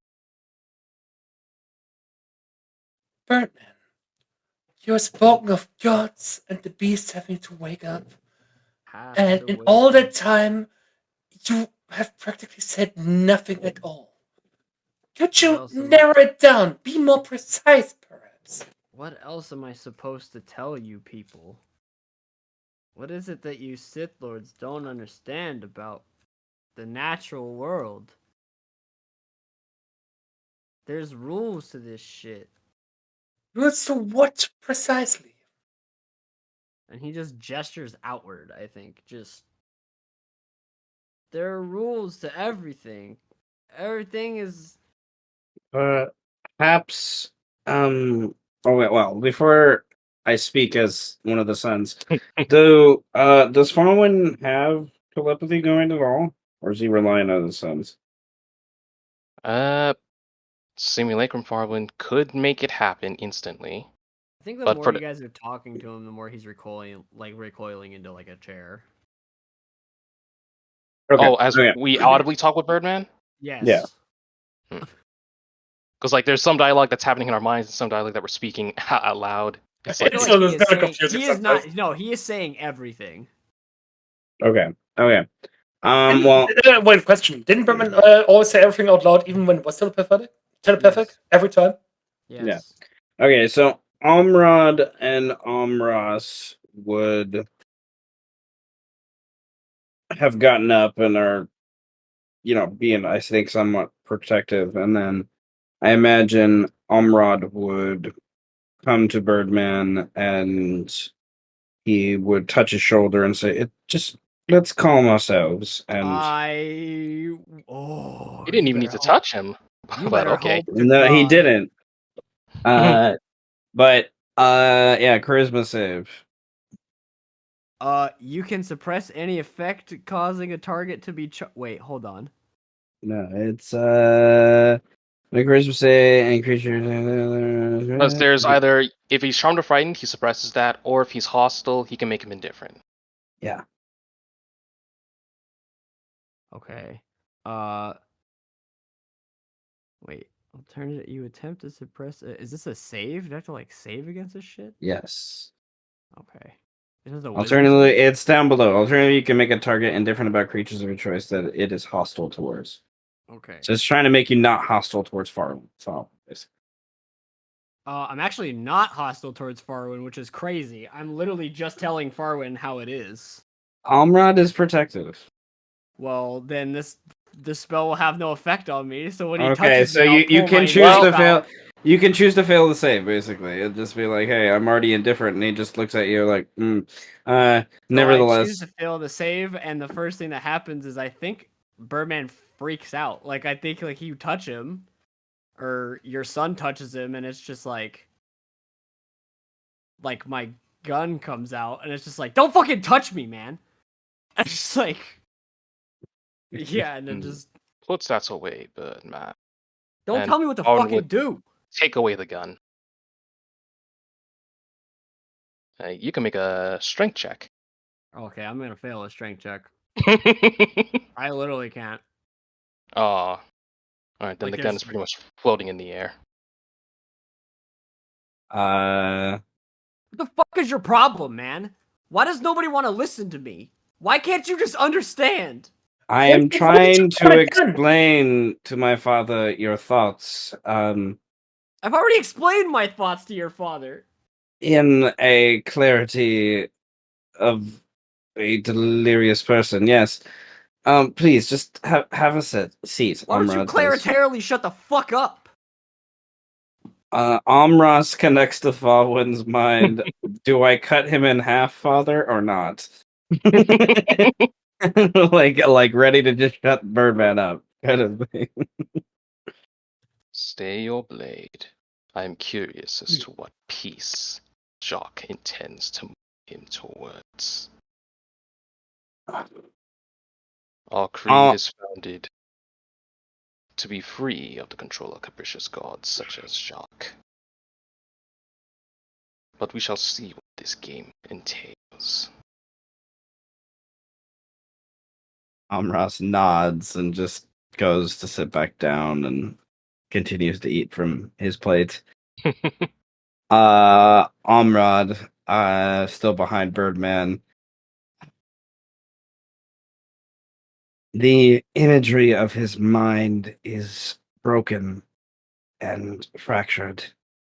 It is hard to follow, but I believe he speaks of the beast rising and taking its trail that it began many centuries ago. It is a needed sacrifice for the lands, it seems. But to do so, many would die. I think it is our job to ensure that what's left of the city is perhaps not completely squashed under the beast. Are you saying this out loud? But yes. Oh, okay. Yeah, he's saying it out loud to make sure Birdman hears him and Birdman can like confirm anything kind of thing. And Amrad would wrap up with saying, I don't understand how the seals come to play with this. If you can so easily destroy one now, then you should, but you have not. So this lets us believe that the seals still have a purpose. And when he says us, Faurwiin knows he's probably referring to how the sons like continuously are speaking telepathically to each other, kind of thing. Fuck is he talking about? I believe my son was relaying what you were trying to say. Maybe if you fucking listened, he wouldn't have to. Amrad sighs at that and goes and sits back down. Oh, I thought it was Amra speaking. I didn't know it was Amrad. Okay. You misunderstand me, Faurwiin. I'm not trying to kill you.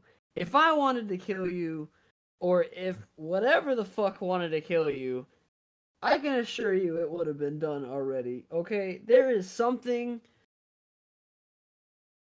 about this shadow of the beast that wants this done quickly.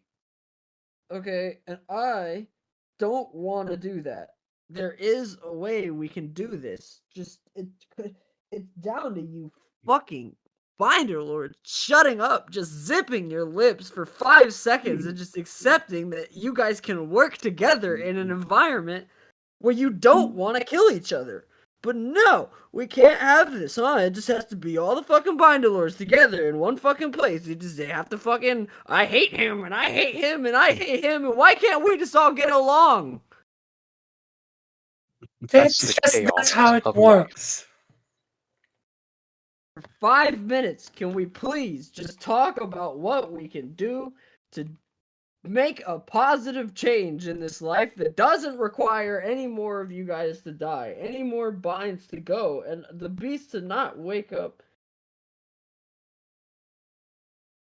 Well, you to assume that You we will speak die conflicting. What you speak is conflicting. You state that the beast arriving and awakening and leaving the city is inevitability. Yet, you claim that you want to halt or try an alternative path, if I'm understanding. No, there's not an alternative path. That's what you don't understand. There is Then, no alternative if this is path. an ultimatum, it does not matter my choices then. There It's is going a to way happen. we can change this. It doesn't mean that we can't save everyone. It doesn't mean that we can't keep this city alive. It just means that it has to change. Birdman, the moment the beast wakes up, there is no city. No. I do not care for such a thing. But understand this, a crucial fact of those who claim power. All who gain power are afraid to lose it. You have to persuade the Binder Lords who define themselves by this position to strip away that sense of self.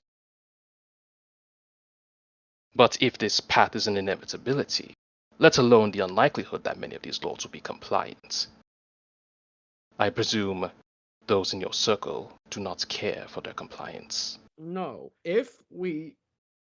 Which leads me to my Why? second question. What is your alliance with Sedge? He just Clarify puts for his head- that for me I right think now. he just puts his head on the table, like... I don't know. Because I'm trying to differentiate between your goal and Sedge's goal. Obviously, mine and Setch's goal is the same. We were given the same goal. I'm trying to do it in a way that doesn't require me doing what Setch is doing. Look,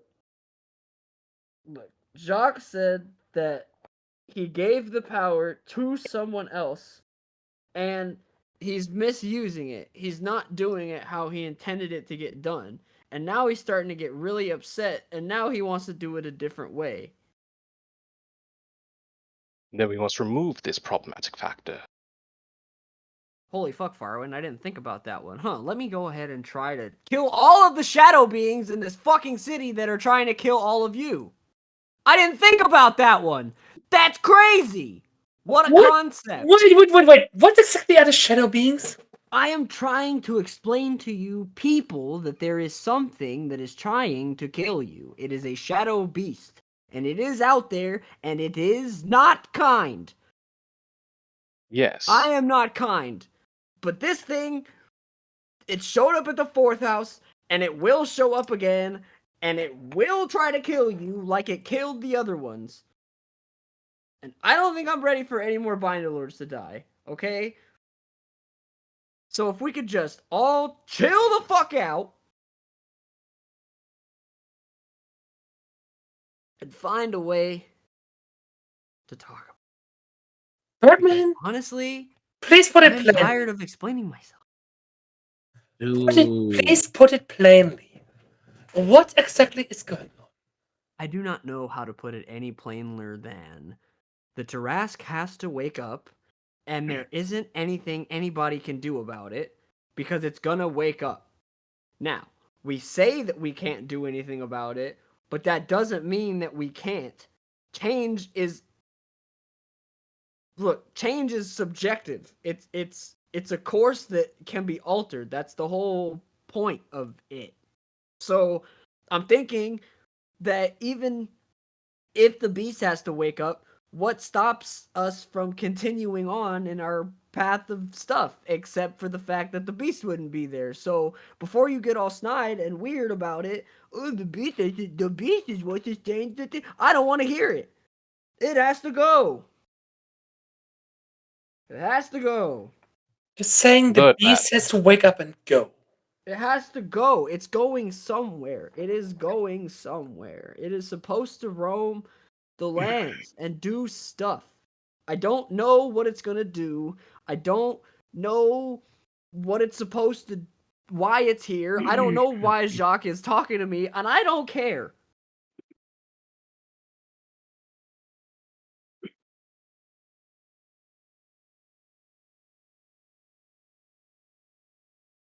What are you bullying me? Poor Birdman. You see yourself a victim. Actually, I'm not a victim. If anybody's a victim, it's you.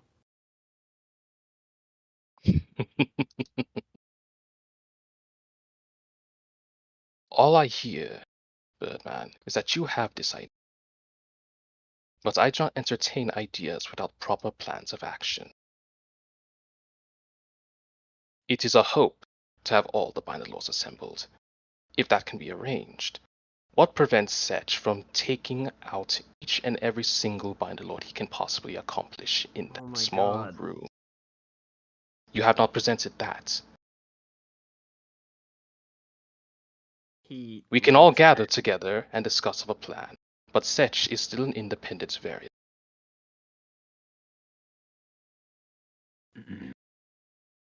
Look,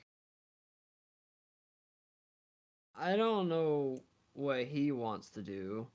Then we except deal with kill it. you, but We will deal with it, Birdman. You and me and those who you can gather.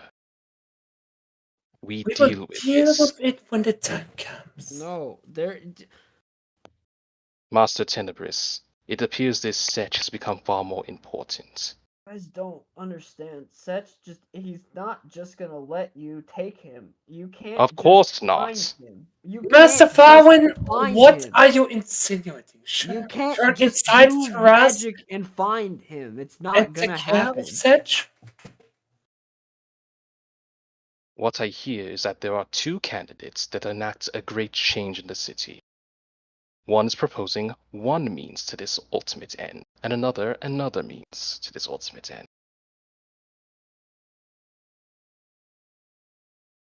I am choosing Birdman's abstract means to this end. But of course this will mean removing Setch's murderous means to this end. Can't just find him. Maybe the best way to lure him out is to get all of us together in the first place. It might be the only way. You underestimate my capabilities. You But underestimate my word. And it's pissing me off. yes, So do you want my help or not? it appears you need my help as much as I apparently need yours. I don't need anybody, man. I'm fucking Birdman. You think I need your help? I haven't needed your help for a long time. I didn't even know you. Then why are you here, Birdman? I'm here because I'm Arguing. warning you about an inevitable end. And you're proposing a solution, but you're also discounting I can't word, my aid.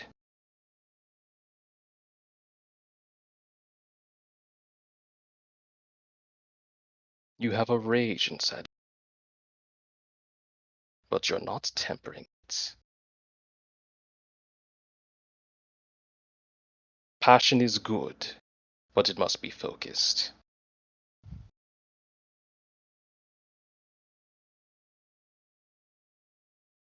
You have an idea.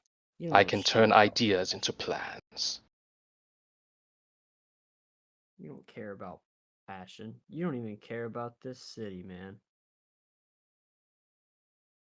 I'll bet you'd But love you to see this care. shit burn down. And there it is, Birdman, putting words in my mouth again. No wonder Lady Mel was discounted and felt like you pushed her away.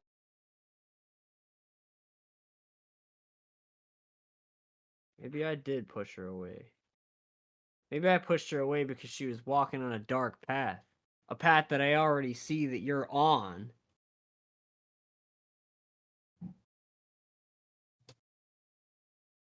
I don't understand why you don't give a fuck.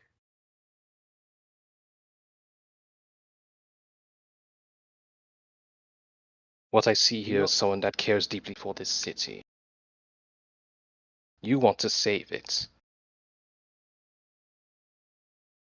But Birdman, change is both not a good nor is it a bad. It is change. The city will still be the city once the Tarask does its inevitable go.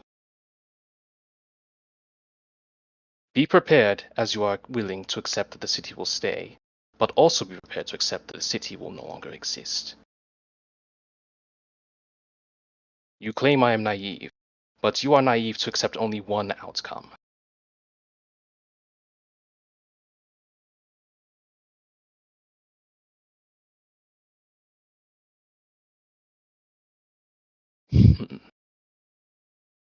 But it does us no service having to argue and deliberate.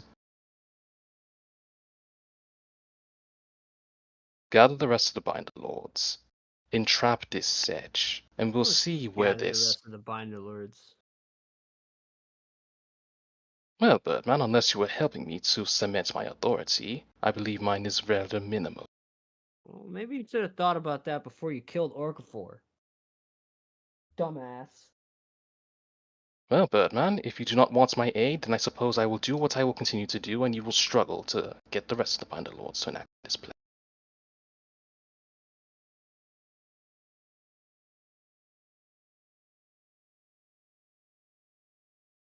It appears that this goal is going to happen no matter what. It is up to you to determine how smooth or how rough this journey will be.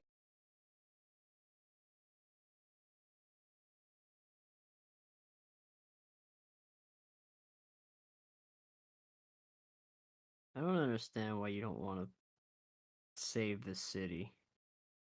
Birdman, when did I say audibly that I do not want to save the city? You know, the thing about Rangers is, I pick up on the things that people don't say.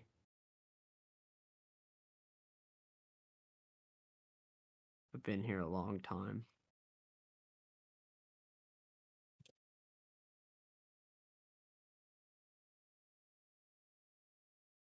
Yeah, maybe I'll call the Binder Lords. Maybe I fucking won't. How about that? It's not like it matters to you anyway. But it matters to you, does it not? You are the one that is complaining. You are the one that is dictating. You are the one that is stating that this is going to happen. You are screaming into the void, hoping that someone will answer and respond. And when someone is offering a voice, you discount it. You are irate with it. You are angry at it.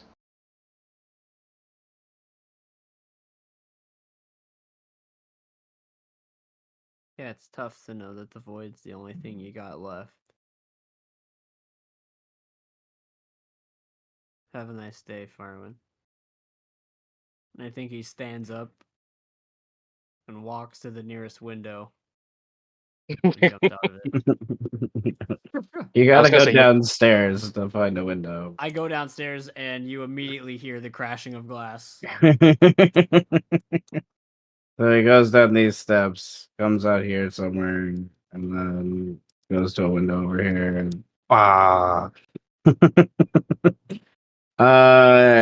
okay. I'm not even gonna wait until the end of the session. Birdman just gets my recommendation now. I'm not waiting till the end of the session. Oi, I'm going crazy. Indeed. I guess Um, Farwin watches Birdman leave and then turns and then immediately hears the sound of crashing glass and people screaming. Lord Venator, it appears we have some new affairs to take into account. Again. Continue your research. But it appears that an inevitable meeting will occur. And once we make headway back into the tower, we will spend our energies trying to track down this sedge. I've been continuing my research this entire time. That's why I had email project me towards you, so I can do both. I like the idea of like the magic starting to like slowly dissipate as you say that. Oh, it looks like I'm disappearing. Ah, I guess I owe email a ride on the dragon now.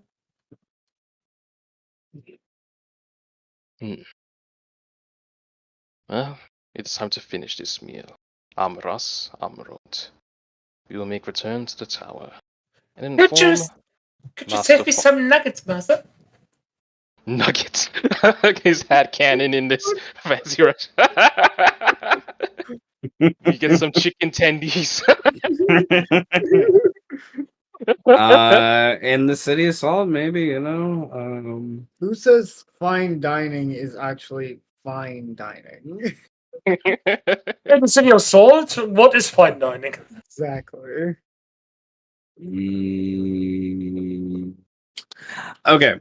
I want my nuggies. Sorry, I had to run and go pee. Okay. And I slammed my shit into my chair. Yo, Okay. what?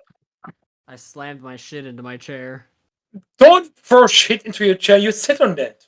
Oh, and by You my don't shit, sit I on mean my shit. whole. I mean my whole body. I like fell into my chair. Oh, okay, that's fair. That's totally fair for the chair. Well, you Bee did running jump my out a chair. window, so. Yeah. Oh, goddamn! Do I still have Birdman's gun? We could assume No. that he probably snatched it out of the air.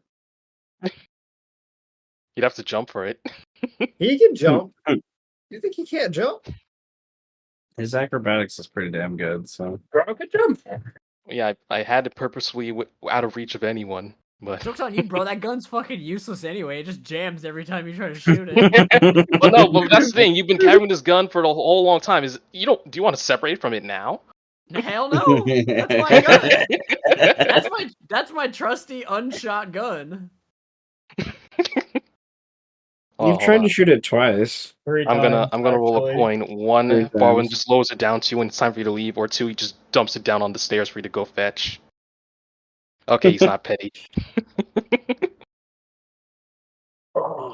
Okay. Um.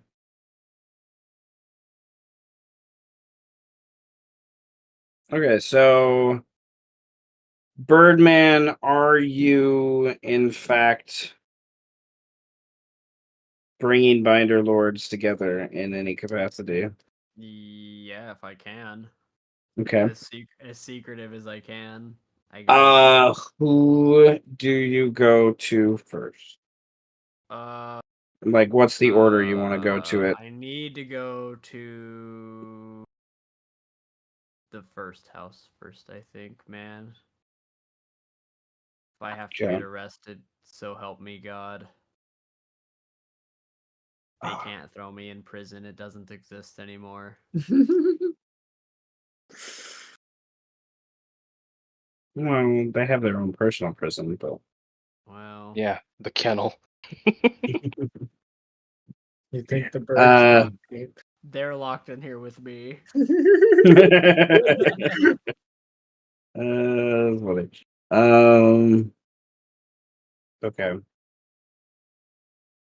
And I guess follow-up question to that is, are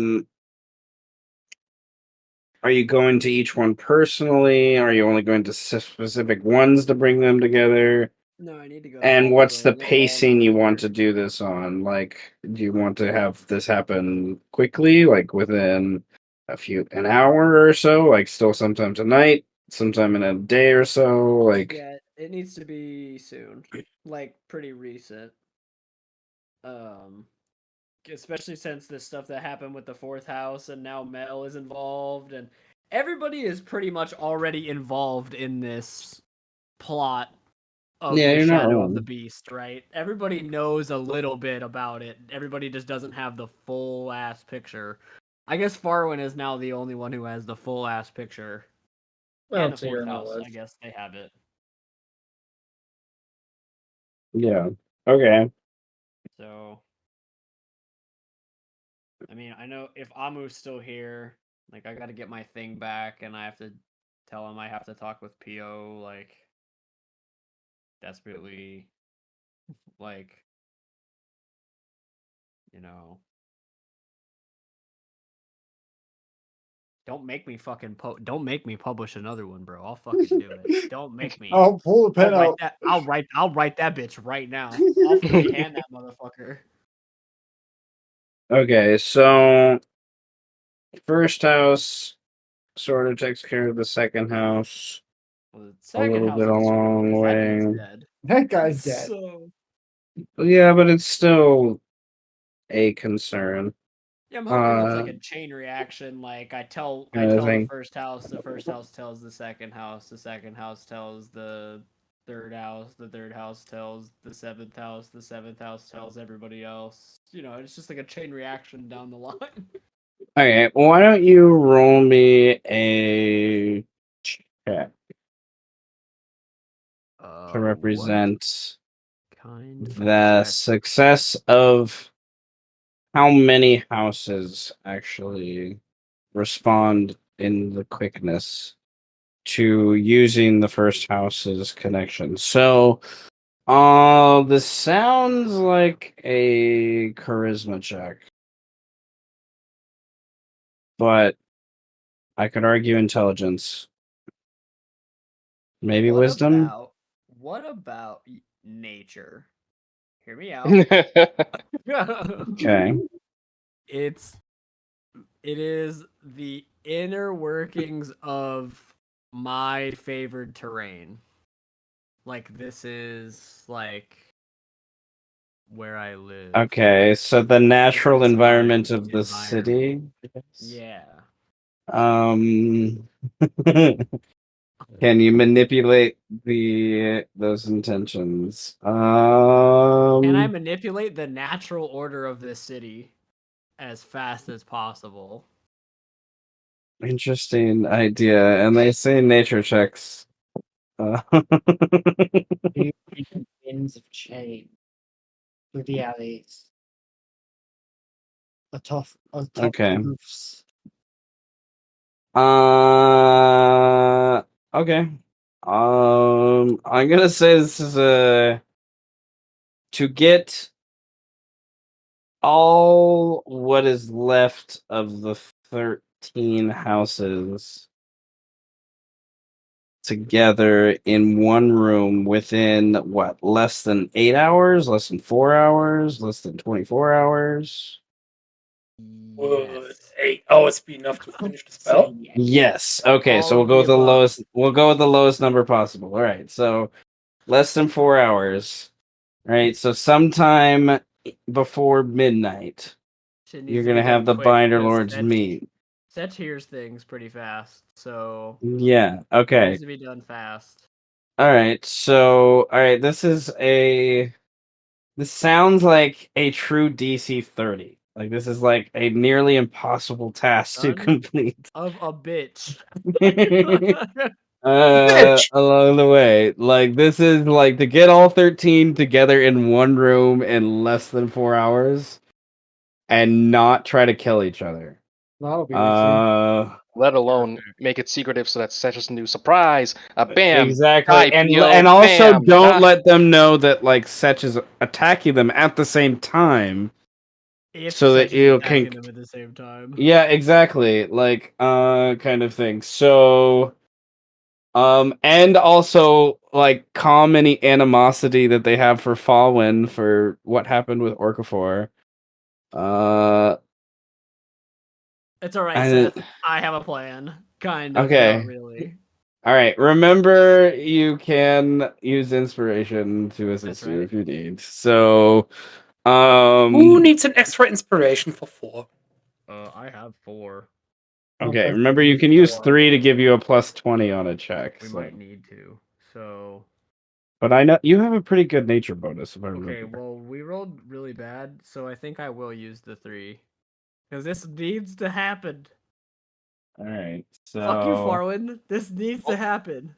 Well, no, it's like, yeah, we can meet, but then, okay, what do we talk about for 5 minutes? And then, all right, how many of these Mind Lords are going to die? Because Setch is inevitably you're going to hear about this. Like, ooh, Mind Lords all in one place. How many defensive ones can I pick off? It's going to be fine. I'm going to tell everybody, bring you and one person you trust to defend you with their life.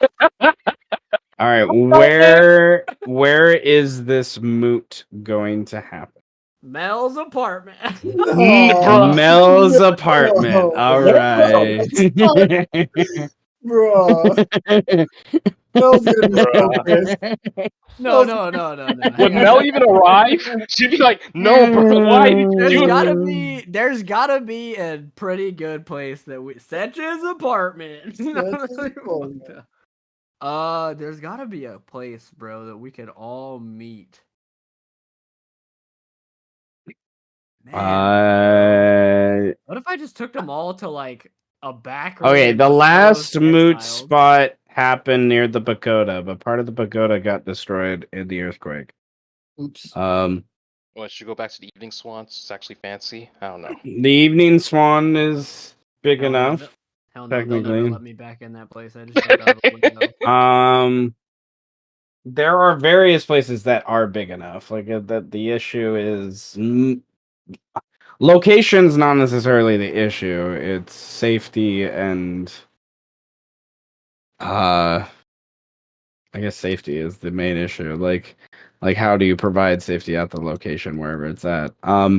If you're gonna go to Mel's Tavern, you probably would expect not everyone's gonna show up. Well, I have to think of like a place where everybody would just show up. The That isn't like an official city building. Well, thinking of the is not an official city building. Okay, Mm. that's Why not the Opera uh, House? that's technically the eighth house. Well, Veer called it the last time. I don't know. He was like, he couldn't call it again. This time at his house.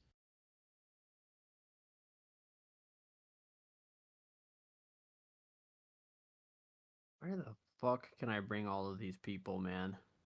Maybe the ruins Because I'm of the hoping that it's House? at least 22 people. You're hoping it's at least 22. Well, yeah. 11 lords and 11 lord seconds. Okay. There. I don't. Yeah. To me, right now, it doesn't really matter too much. I just know Mel's apartment, like, because I'm just thinking, like, if any of them knew it was Mel's apartment, they would think it was a trap for Mel. Well, We're gonna Bro, meet I don't them even think Mel would even go to her apartment knowing that other people are there. We're gonna Yeah. meet them in a back room of Musello's textiles. oh, One place Jesus. that damn it. nobody would ever suspect. All right, so it's like an off the beaten track kind of like storage area thing. Okay. Insert map I was not prepared for today. Guys, I love you, but I was not prepared for a I told moot you with that I had all a 13 week. lords. I had a week to cook. I know. I was like, well, no, we'll be able to get through a couple days. I don't think that's gonna happen today. Mm. All right. It'll So be nice, short, and this sweet, I moot swear. will take place. I would like you to roll a D4 plus 2, Brandon. It's gonna take at least 3 hours, at max 6 hours to put this together. Plus 2. No So whammies. 4 hours. So if you had like a half hour, 45-minute long conversation with Faurwiin, then it would probably take you half hour, 45 minutes to convince Highbearn, and then Highbearn would make the call as the first house lord of like, hey, and we're gonna meet at this place. Da, da, da, da. So it'll take 4 hours for that to come to a fruition, which will equal about 11 p.m. or so when Amu and Faurwiin are meeting.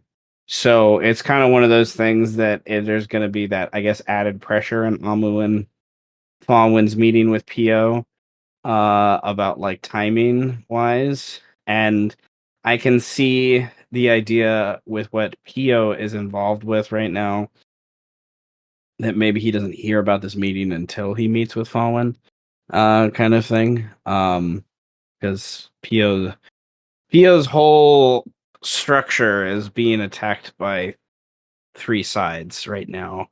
One is Lassie, one is Alucard through Faurwiin, and then like another one is my brain farted. Was it Killian? Killian, yeah, the first house, and then Setch is 2. Like with what Setch has for his connections, he's hit the 10th house pretty significantly with their resources and things. So I imagine PO has limited connections and resources that he's used to having, so it's taking him a lot longer. But nevertheless, I have imagery from the one shot that I did for this campaign years ago that um Francis was in as the other form of Liam. The original Liam. The original Liam. Illusion. But there's an imagery for a warehouse that we could go to use that. But nevertheless, I need a moment to Yeah, kind Birdman. of make some decisions about this. Yeah, Birdman. But Apparently, we're all while supposed to meet for like a but we few can more sessions. definitely while I set up the map for that, and it's also time wise, we've been sitting down for a few hours, so but nevertheless,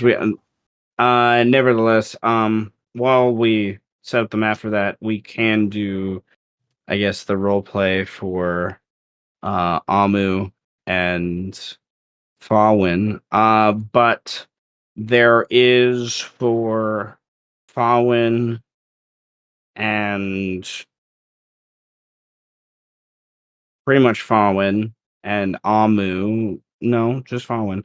Faurwiin and Mm. Birdman. Faurwiin and Birdman, there's those couple hours where this is going down that could be used for other things. Like, yes, Brandon, with your nature check, you're kind of making connections and helping the first house along the way, but that doesn't mean you couldn't accomplish some smaller things if there's anything that comes to mind within those few hours. I will message it to you because it's gonna be a little weird, but I'm gonna message it to you because I was listening to the some of the old things and I have some questions. So I'm gonna message you right now. All right. And then, we can do that. Okay. So Tenebris could do something small with a project image or something to be sure.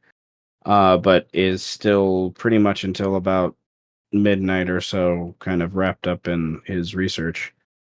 We know what they're gonna do. Give me a minute. Okay.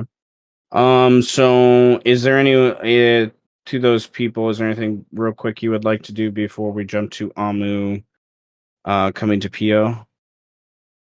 We summon some cats. Okay, cool. Give me a D100, please. Give me a D100. How many cats are we gonna have here? Let's see. 8. Oh, I keep on before No. giant mega cat. You don't get the giant cat. No, unfortunately. Yeah, it's just 8 cats for the sun, so then stuff to play with now.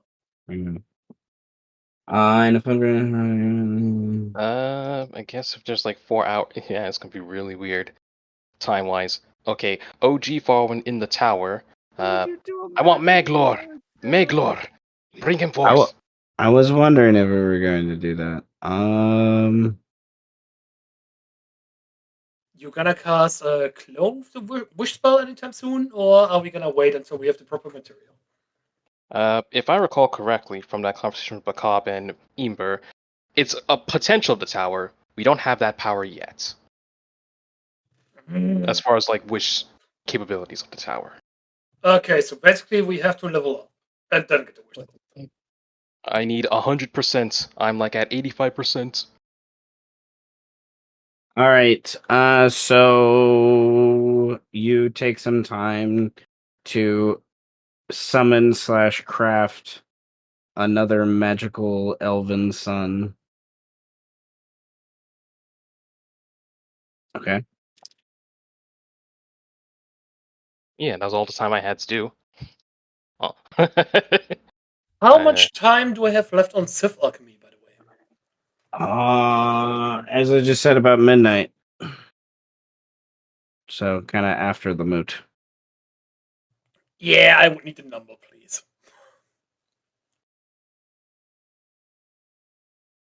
You're looking at 5 hours. Yeah. It's about 7 p.m. in the evening now, so like you're nearing the end of it, to be sure. Perfect. Okay. Then Birdman's typing. Okay, so Amu and Tio are going to make their way to the 11th house later in the evening. There's commotion to be had from the increased presence of the first house.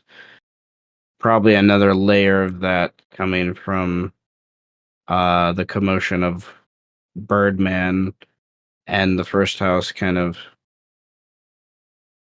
manipulating the different houses to meet in such a quick fashion, so to speak.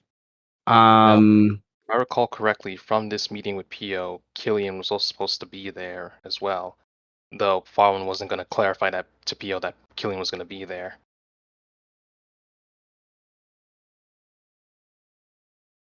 Okay. Let me gather things.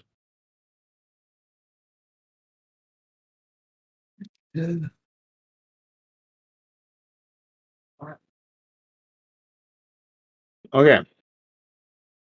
So, as a prearranged meeting of sorts, I don't think Pio and Amu would have any trouble coming in. I imagine Killian has been waiting for a while, as he was told the meeting would be sometime after 6. And he's been waiting until about 7. And probably he's even went away and returned a few times to go like assist with some of the commotion from the first house. But nevertheless, Pio is nervous. He does not know what's about to happen, kind of thing, right?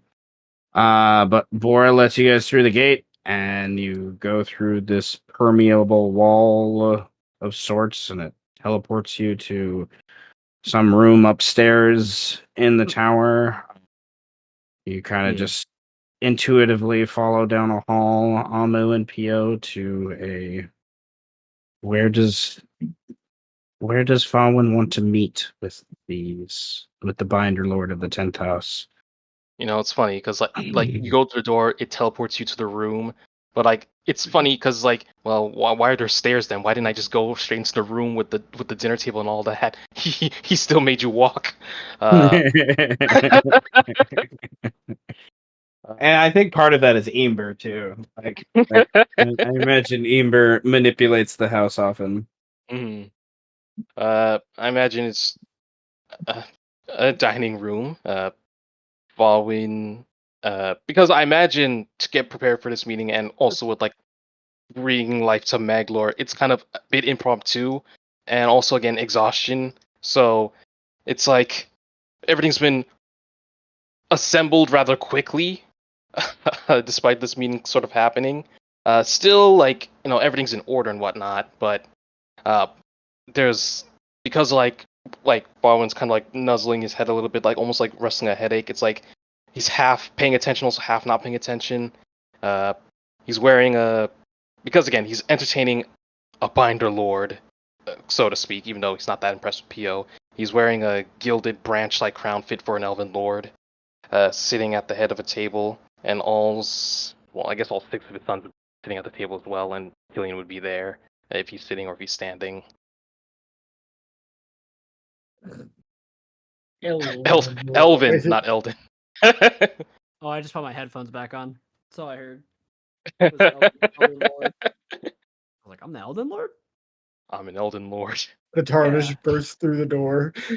Oh, Jesus Christ! The fucking Lord of Frenzy is here! Me, the tarnished, emboldened by ambition. Mm-hmm. Maidenless. Maiden. Inflamed by the ambition. You, however, are maidenless. The fuck Mother, you say? must thou grant the lordship of one so bereft of light? Anyway, sorry about that. I fucking quit at Miss Bar, I'll be honest. He fucked me up.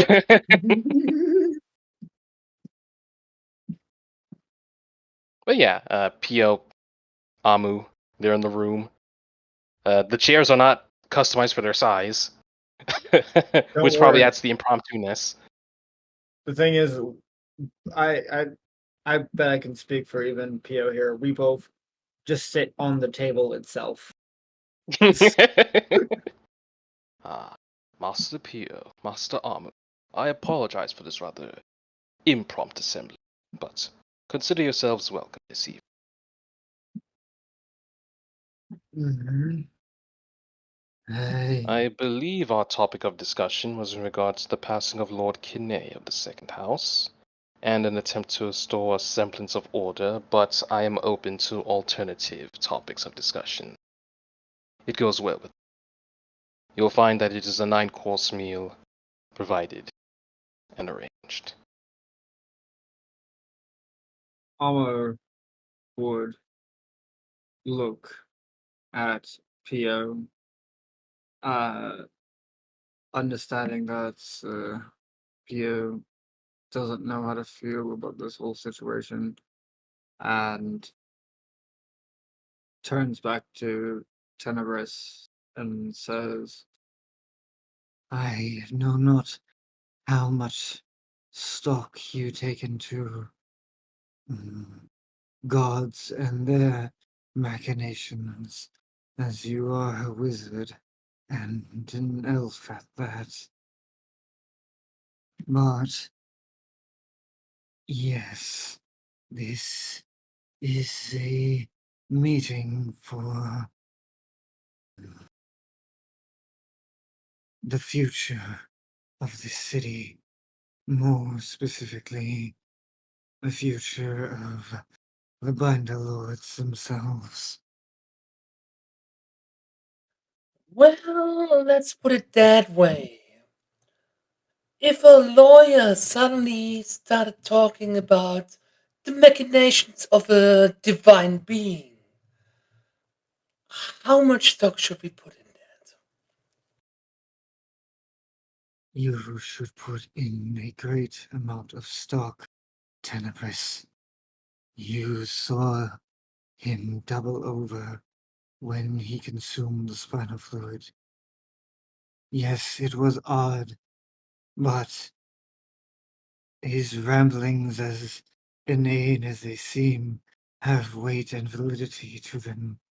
You elves wouldn't exactly know very well what Jacques means to the Animaesus, but he is not a god that is thought little of. The city has hidden him from the culture that has sprung forth here, but he still remains within their very breath, even if they are not aware of it. The What? Terras. Allow me to interject, Amu. What does Jack have to do with the Tarask? And what does the Birdman have to do with Jack? There are so many questions that are flaring to life at this point. It is difficult to believe anything at this point, really. From my point of view, he might simply be a rambling madman. And from my point of view, you are both deranged lunatics. But that's just That is entirely fair, but it does not answer the question. it I is would like to merely remind both of you that you are guests in this tower. We talk of Birdman, and we apologize if you take insult to how we describe. But please, when you're in someone's house, refrain from such improprieties, especially at the table. You're quite right, Master. You're quite right. what I was saying was merely a prelude that you shouldn't judge someone purely by their appearances. I am not judging by appearances. I am judging by their ramblings. Ramblings are but another way that we dress ourselves. The mushrooms, they talk as well, but if you do not listen, if you do not heed them, you will only see strange things, not the truth. All right, let's say I humor you for a moment. What do the mushrooms say precisely? And it's a miracle he refers to you by name and not by mongrel. In this instance, Jacques is a primordial being, As you probably know with your vast knowledge, he is a being of change. Yes. Things have to change. Life brings about death, for life cannot exist forever without bastardizing all that was first created in the first place. At least that's I what would, I mortality would is like meant to be. I would like to understand another thing. There are those within the city who worship the arsehole of Tarask as if it were a god. So how can you be so assured that the remnants of one are more valid than those of another when it comes to a divine being? According to a certain someone, the arse of the Tarask is a god. I can't quite agree with that. Would you expect someone to believe that you can cast spells on a whim if they had never seen spells be cast? You have to first show them. Sometimes the truth is harder to accept because it is harder to showcase. So hear my words first before you continue to question on. How can one explain if you interrupt with questions? Perhaps Like your us questions booming will blades on be the answered. rock. You are not here to question and proselytize. We were brought here to discuss PO and the Binder Lords, if I understand. Or do you And want to proselytize? I could get to that if your underling did not keep interrupting me. I was addressing both of you. You know, let us speak plainly. Dispense with the pleasantries. Get to the point. As you see, Fawn still kind of nuzzling his head, still kind of going through the exhaustion. That is what I would quite like as well, and not The focus point then on is this. what madmen are saying. The point is this then. A god needs change to occur because the Tarask is a blight upon the land in its current state. The Tarask is a force of nature. It was meant to carry out a task, and the Binder Lords, since the foundation of this city, have kept it from its task. It poisons the very land itself. Druids do not try to bring this land back to life because they do not have the power to do so.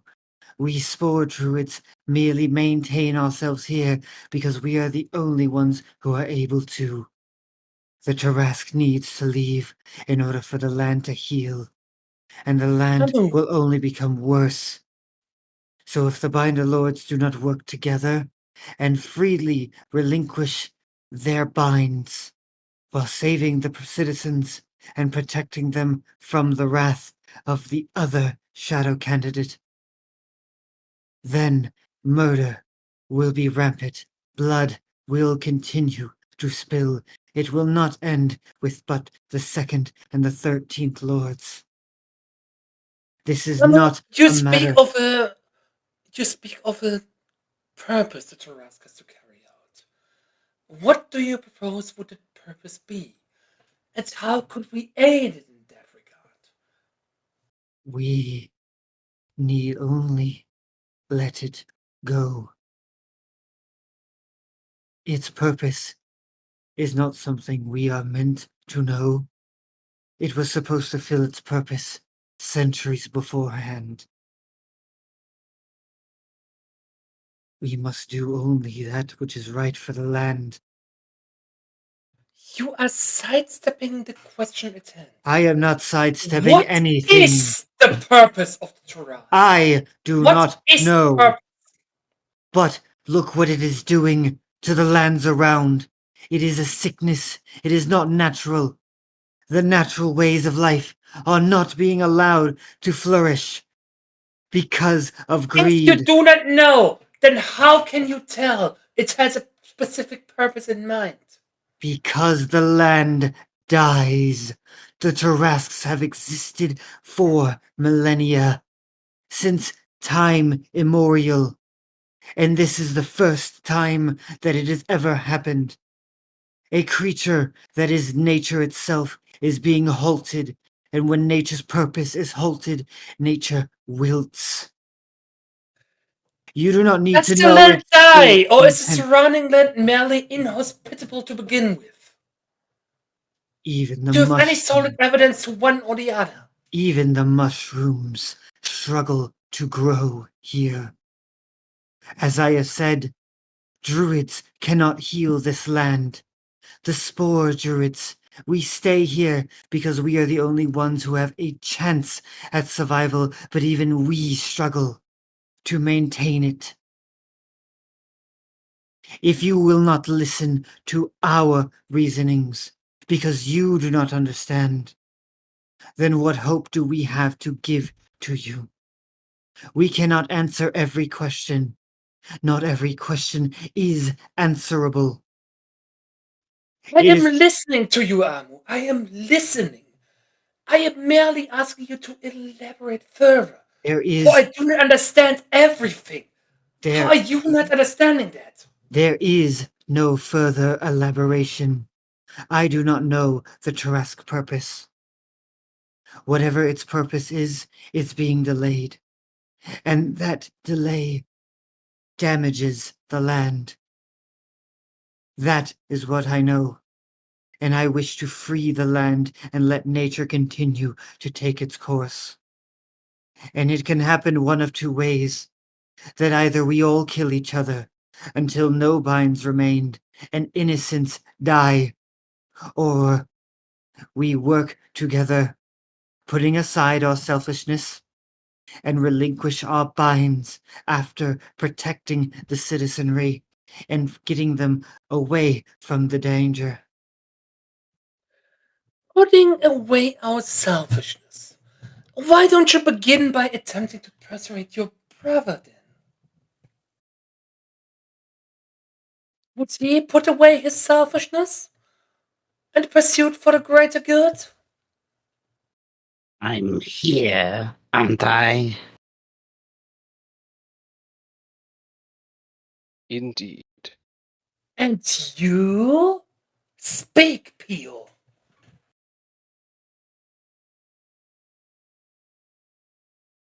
My brother is a byproduct of the city. His knowledge This pertains isn't. to the city. My knowledge, and certainly that which Birdman has recently gained, comes from outside the city. It comes from something beyond the city. The Tarrasque is beyond the city.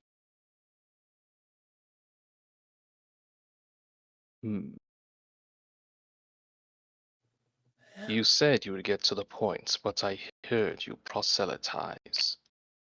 But perhaps a bit of preaching does you well, Circle of Spores. Now I have questions, and mayhaps you can answer. Tenebris raises his hand as if he wants to speak. Speak, Master Tenebris. Thank you, Master. Amu, where do you believe the Tarrasque is from initially? Where did it come from? Where was it heading towards? As I have said before, I do not have all the answers. But this is not a slight towards your lack of answers, please understand. I am merely asking what you believe was the original purpose, where it originally came from. For I do not know. I have wandered this earth for nearly a millennium. And there's so many things I understand, and equally as many things I do not understand. And I understand you have been in proximity with the city for a lot longer than I have. So I understand you have more answers to things regarding the city than I have. Do you not? my knowledge of the current city politics that have been in play for the past few years are very limited. I grew up with P.O. in the Tailstones. My access to knowledge was only how to break into people's homes, how to extort those who had greater means than I. My knowledge came when I left the city, about nature itself, but the Tarask is not something that is freely accessible. I do not know its So purpose, you, where it comes from. you were a bailiff. A what? A bailiff. A person breaking into someone's home to take care of their personal belongings, so to speak. I did what we had to do to survive.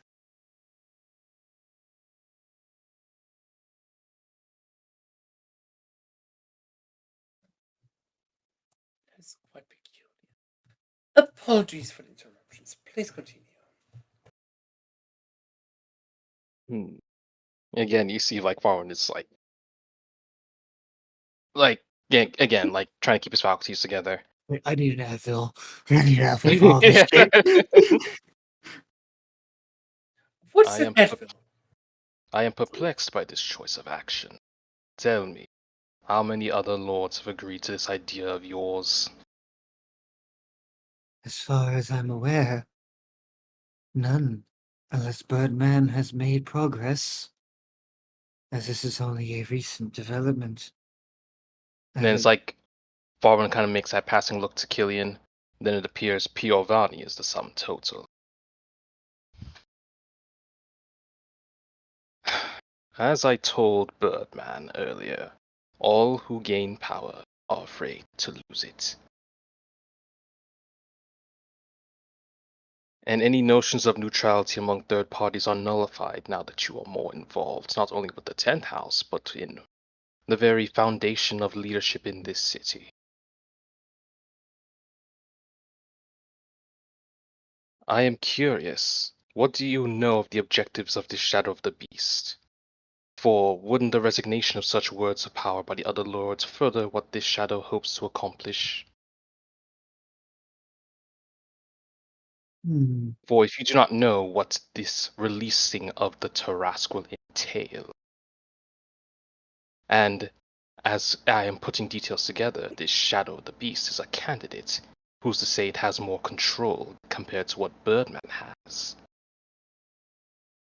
And your concept of nature. Nature is very subjective, cruel, indifferent. If the Tarask were to choose to chow and munch on people as a beast would, a predator would, as its prey, are we to stop it and impede it?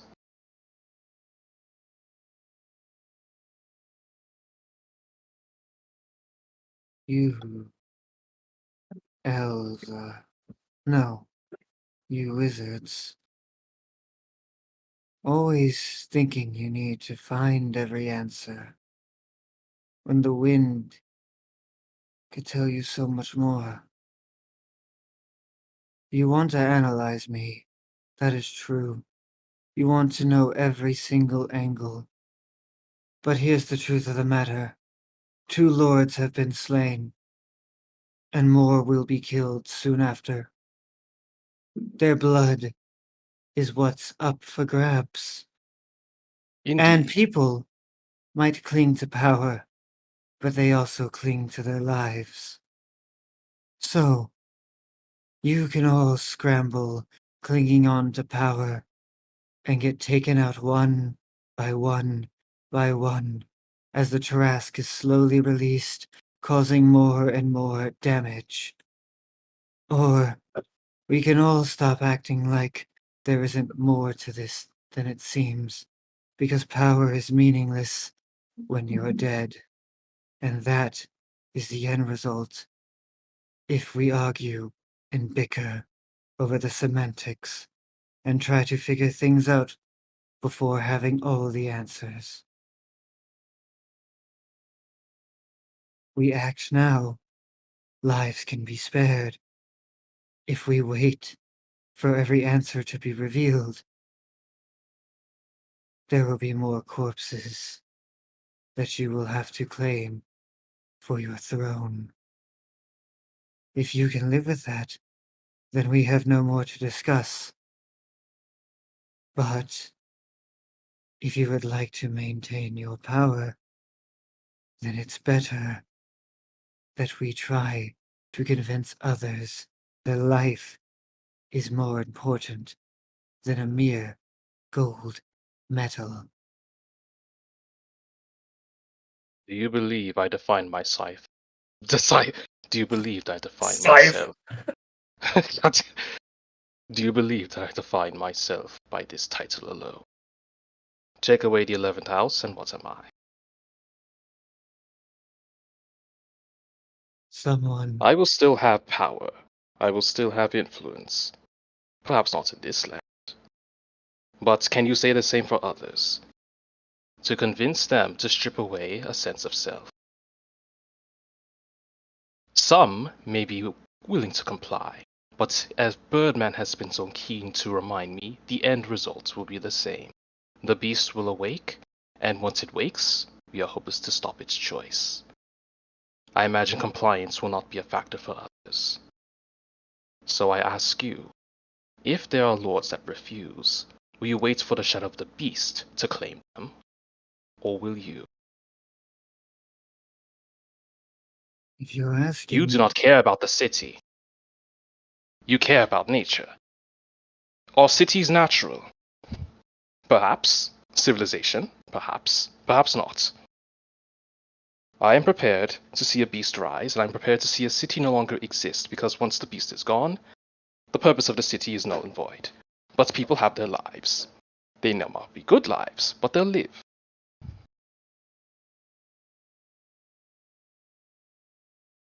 if a lord is not willing to participate,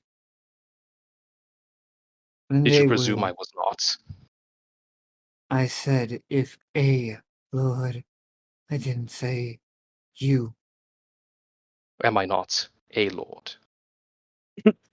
Well, I guess you are like your underling here, not letting people finish their point.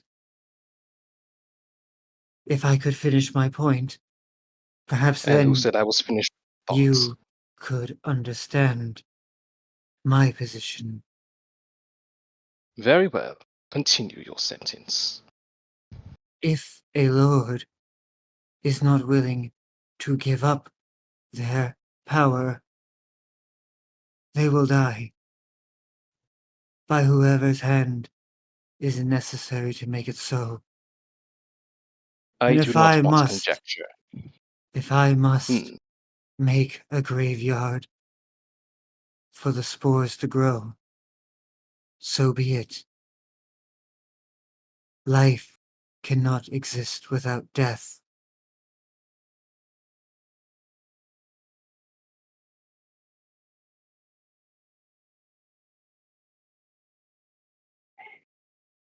One way or another, the beast will rise. Yes, the question is, do we get to live, or do we die on a hill that was always going to be crushed? If you are willing to part with the title, then I am not holding animosity towards you, and it is pointless to argue it.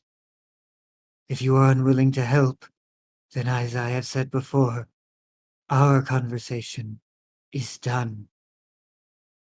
If you are willing to help, then help.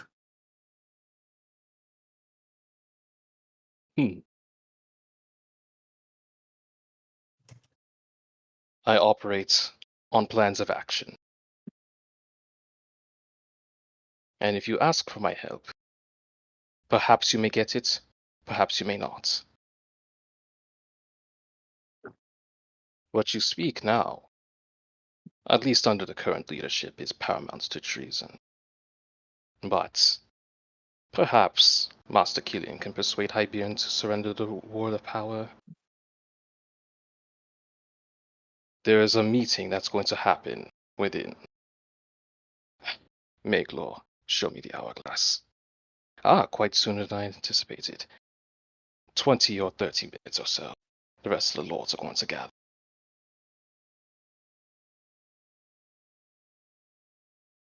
You may share the piece you shared with me amongst them, and you'll see which ones will choose to willingly surrender their word or cling on to it. And if you're willing to create a graveyard, I recommend you be the first before the shadow. I will listen to the winds, and let the winds decide my decision, perhaps. For it makes no sense to surrender a word immediately, when there's only the sum total. As he gestures to Pia. And when you need bodies on the floor, perhaps you shall call me for your aid.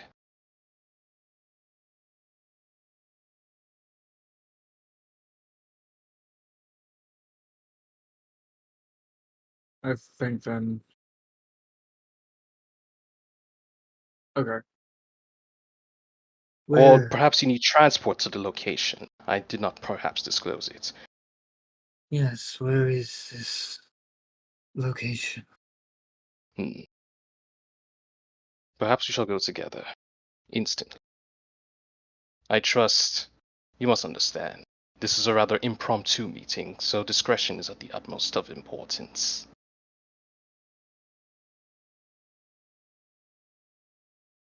That's fine. P.O., right? What does Pio think of all this?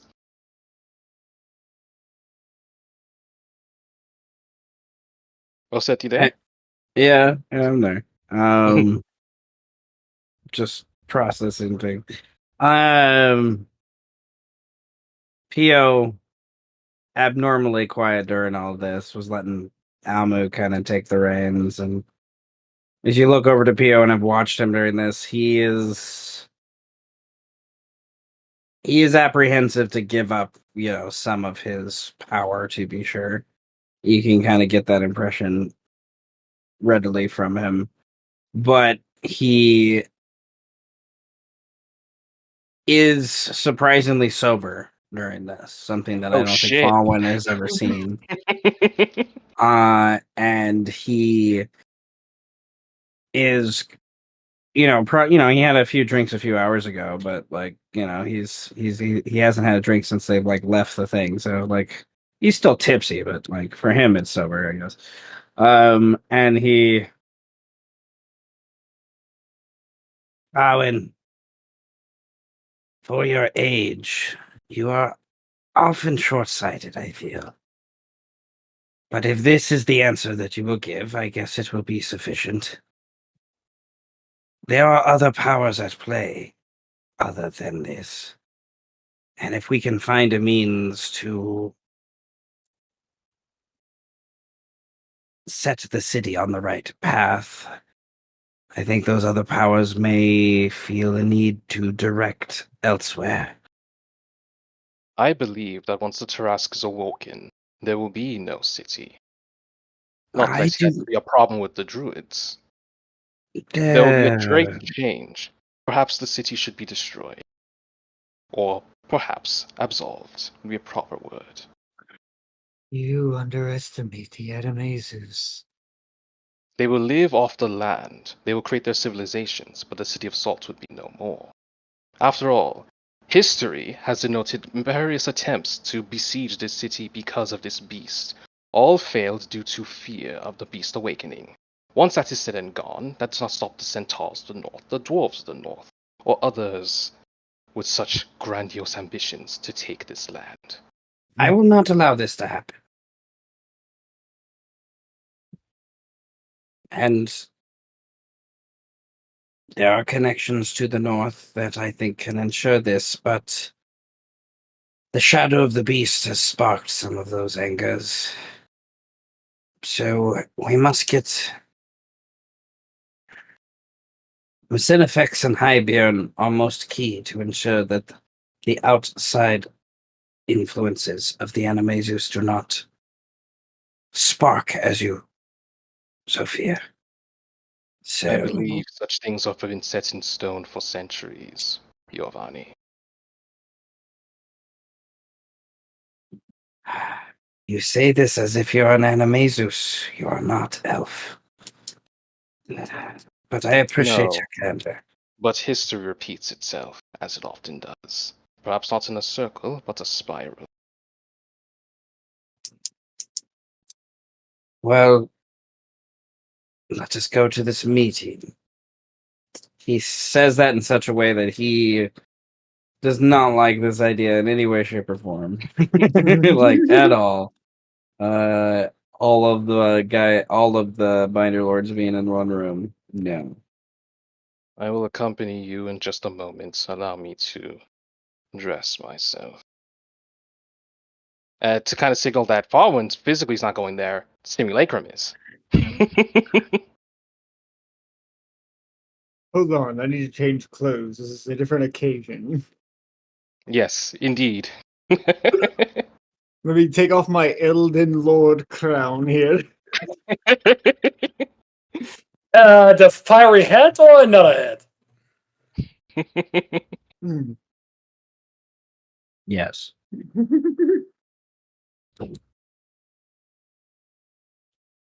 Okay. The bowler hat or the fedora? Oh, I can't decide.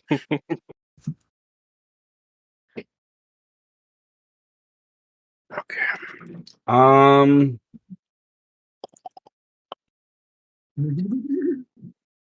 My original notes at this point were we're gonna go to the next day, right? No? Okay. Nope.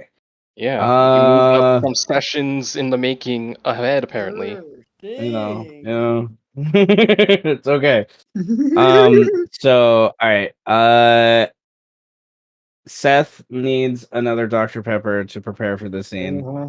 And I need to urinate as well. So because I've already drank too much Dr. Pepper today, but I don't care. Okay, nevertheless.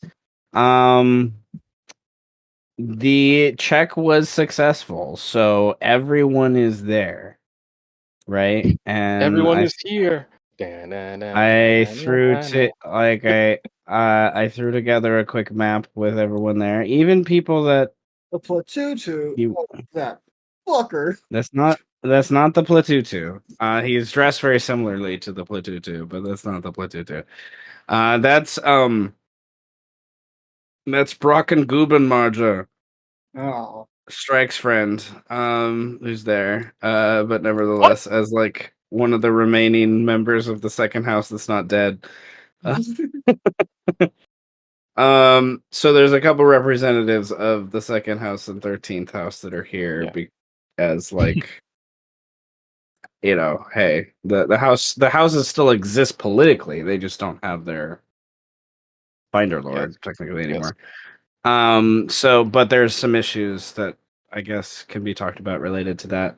So let me go grab a drink real quick and use the urination chamber, and I will be back.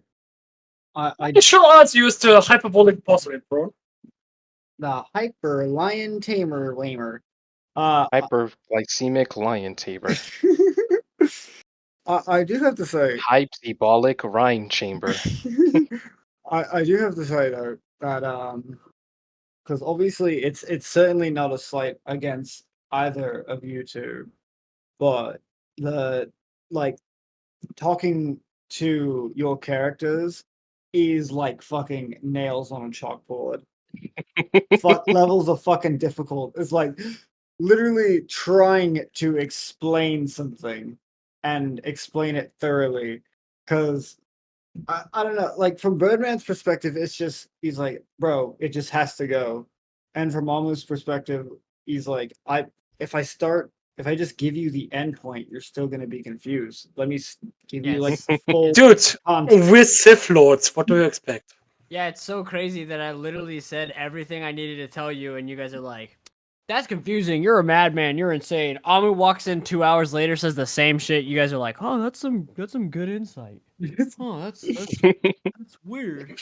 Oh, you see, Birdman, it's all about presentation. You know, as a lawyer. Fuck off, man. I'm insane. Can I just say Actually, this is to be fair, ridiculous? I'm kind of listening to Birdman, and then question, and I don't agree or disagree. And when Amu says the same shit, I'm like, okay, what the fuck is going on here? Oh. Oh, sorry. Yeah, I am kind of a ranter and raver. I understand. Like I said, how this you has guys been great see to me listen socially. to, though. I understand how you guys see me and view me in this party. All right, I understand. I see it all. I mean, it's I just understand. And when I'm riding on the back of the Taras going 100 and God knows how fast away from you, fuck all you fuckers, fuckers. Fuck all y'all. I'll be hanging from the mouth of the Taras, flipping all y'all up. Faurwiin, fuck your dumbass tower. Fuck you. I mean, it's like the big thing during the conversation, which from a meta perspective, our characters can just never achieve. Is the big question is, well, what's gonna happen afterwards? Like, bro, I don't know. I can't give you the answer to that question. I can't tell you why this is happening, or what the end goal of this happening, like what this will cause. All we know is it needs to happen. And I get Yeah. from the perspective of wizards who are like, bro, there's always answers. Why do you not have answers? Finite. And then it's like the ranger and the druid, the two nature types, understand they're not, you don't always get the answer. You know, sometimes you just got to let things live to see what happens afterwards. It's not about the answer, bro. It's about the way I fucking feel. I don't give a shit about your magic, man. Your magic means nothing to me Your because it magic doesn't can affect suck my me. dick. Your magic can suck. Your magic can hit my dick. Not gay, but $20 is $20. 20 Well, Yeah. Proceeds to force choke your balls. oh my balls! No. No, poor- Oh god, no! Oh god! Oh no, he's force choking my. Oh no! Oh no, he's force choking choking my balls. Oh no, whatever will no. I do? Oh It'd be no! so terrible if he started going up. I didn't ask you to do this. I didn't ask for this. Oh no! Oh How god. could you do such a heinous thing to me? Don't stop. I mean, stop. My goodness. A little bit of CBT, I see. All right, telekinesis, testicular torsion. Oh! It hurts so much. Oh no. Special technique, testicular torsion. Faurwiin. All right. Signs. Anal contusions. Oh my god. Jeez. No. Mind Anal crush. contusions. Okay. No. Oh no. You know, a magic strap on. It's magic. pedal strap on. That means you can overcome Pedal resistance strap on. Well, you better strap on for this magic because it's about to blow your mind. Did somebody say blow your mind? Dick the Ripper? Because I.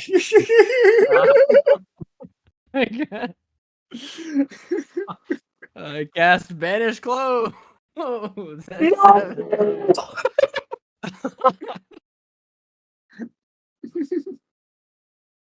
God. All right. My brain hurts a little bit, but that's okay. All right. Well,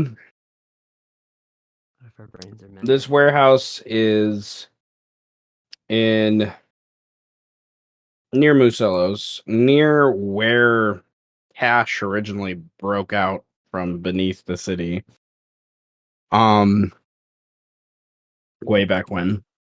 By now, way back when. Out of game. In game, that was not too long ago.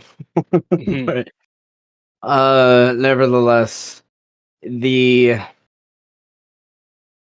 13 houses are here represented.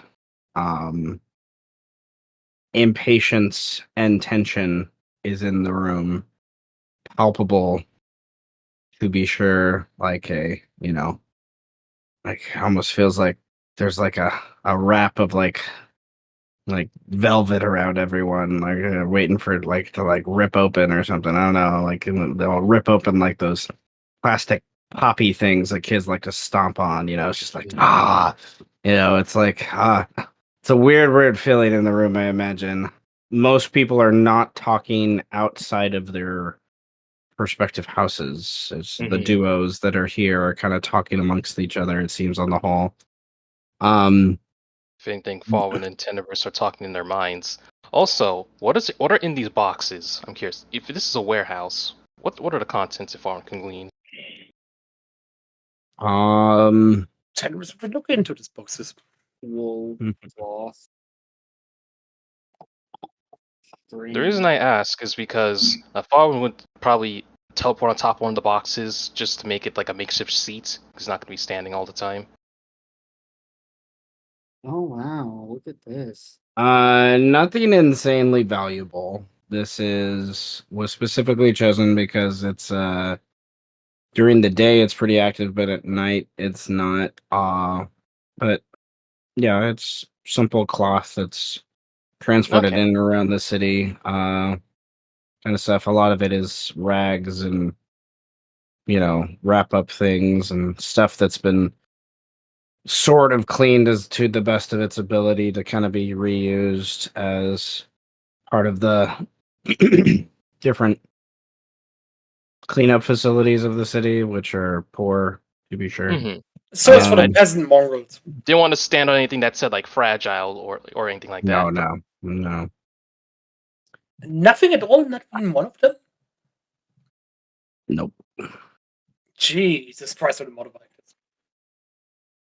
It's a textile warehouse, so not Yeah. really gonna have anything fragile. The first house Glass slippers. Check me. is here. That's not And textile. as like a presence around the building of guards, so to speak, just to keep other people that might come away from accidentally walking in to this idea and creating other issues. It probably takes until closer to midnight or thereafter for everyone to be here. With I imagine Mel, Xantha, and Trundle, with the drama that's going on, being like some of the last to arrive. Kind of thing. Impatient as ever, Duradyne would be one of the first to arrive, basically trying to order that we get started without everyone. There's probably a lot of back and forth with that idea. And the only people I don't think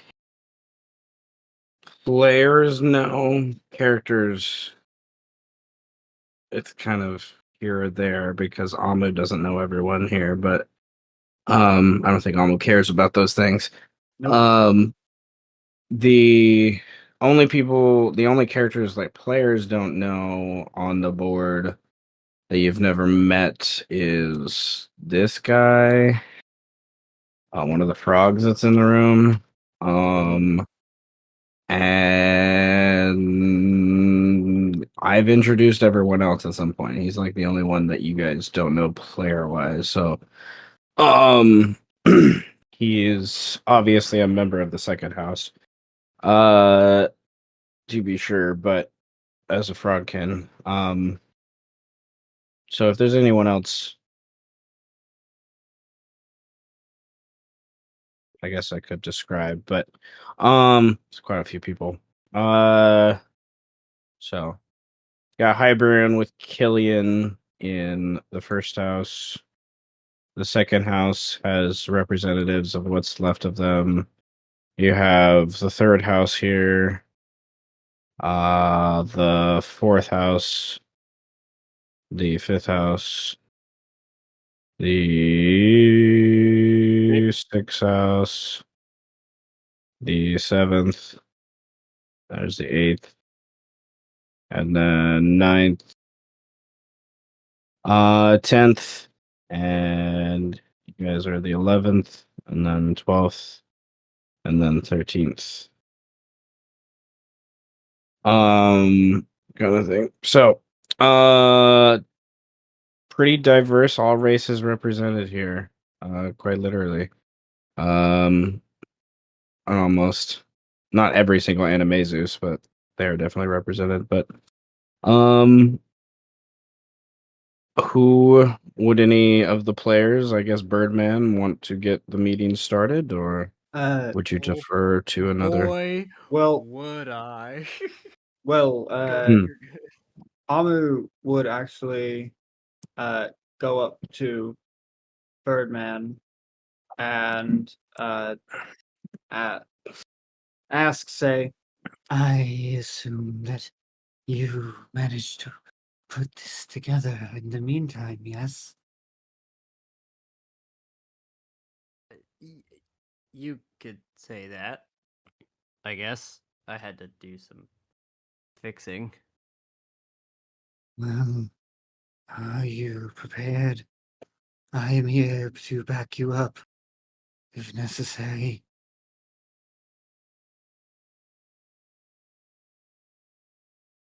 You have that, you have my stuff?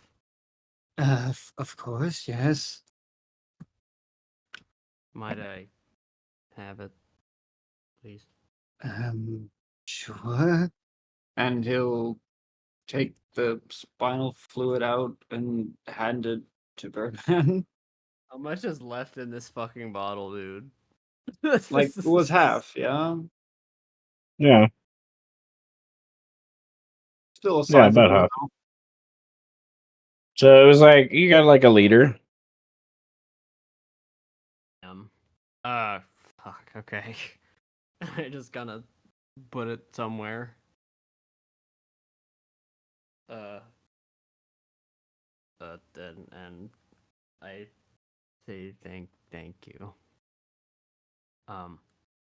This might get ugly. I just want to warn you before, just feel like I owe you that. I just had a conversation with Faurwiin of all people. I'm prepared for anything else.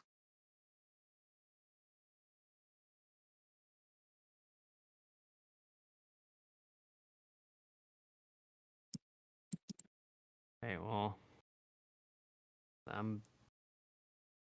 don't know if I'm ready for this. Well, you could think of it this way. We could all die instead. Hmm.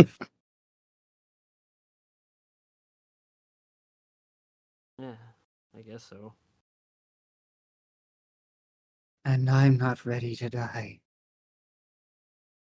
You better get ready to die. Ready to die. Ready to die. X party. I need to have a party! Party, I gotta We gotta have a party. We gotta have a party! That's exciting! So, what are you more prepared for? Die? Or give a speech? Honestly, I think it's both today. Well, fuck.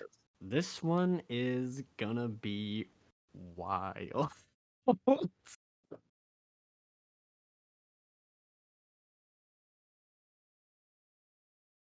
Amu would climb up on Birdman's shoulder.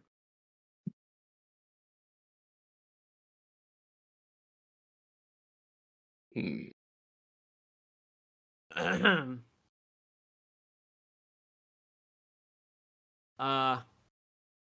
Hi, everybody.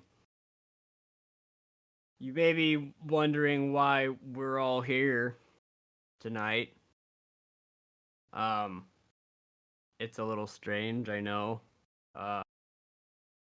But I have prepared 2 things. And I'm only going to say this one time. So everybody just cool your jets and save your questions for the end of the presentation. And I whip out my large bong that is also a dick. And I take a large hit off of it. There are murmurs to be sure, but no one asks the question. And I put it on a table or something. And then I pull out a folded piece of paper that is in my jacket pocket, and I unfold it to read this. To the lords of this we call the city of salt, I will confess. Confess to you my darkest secrets, and hope that you will listen to what I have to say, and that it may shed light upon an otherwise doomed and darkened situation. I have never had a voice, and in all my life I have believed that having one was unnecessary, until certain circumstances which gave me the opportunity to bestow upon you what knowledge I can. I am your intrepid author, the playwright by no other name, who writes this play we call The End of the World as We Knew It. I am the whispers on the wind that grace these alleys and wayward windows, and now I have been granted a new title. I have been shown visions by the one known to the Animaesus as the Lord of Change, and he has shown me that though the words of power are the power to bind, it is the power of words to inspire. Mhm.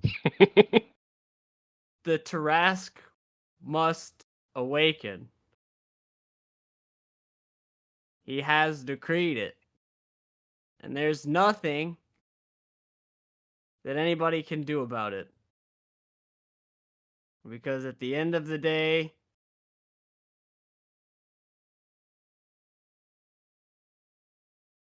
we all took too long. I don't really understand how to explain that to you, but I brought everybody here in hopes that we could come up with a solution that may keep the balance of the city together. I'm not saying that we have to give up lordship. I'm just saying that maybe it's time. Maybe we have to reevaluate where we are.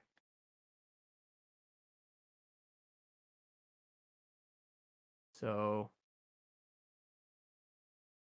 anybody got any ideas? Because you guys aren't going to like the one that I have, probably. I could pitch it to you, but Birdman, I feel like there's a bit more context that could be provided to help. Should I? yeah. I would like the druid of your kind to speak on this. I'm not a, I'm not a Animaesus, so I just like the city. My compatriot here means to say Jacques, the Lord of Change, has tasked him to ensure that the Tarask is freed. The reasonings as to why are that those who have come before us to create this city, they stopped something that was never to be stopped. A change that was to occur has now been delayed. for 3 centuries, and this delay has been rotting the land beneath our very feet. This rot has not just infected our ground, it has not just infected our food, our waters, Due to my shit. it has also affected us. It Oh, affected, oh damn, the way that we have lived. The druids have abandoned the city because they cannot heal it faster than the damage is caused. And the damage will only get worse and worse over time. And Jacques has sought to make sure that the beast is freed. Another candidate, a shadow of the beast, was selected before Birdman. A dangerous one. The one that slain the other 2 binder lords who are no longer here with us. And they seek to slay more. They seek your heads as well.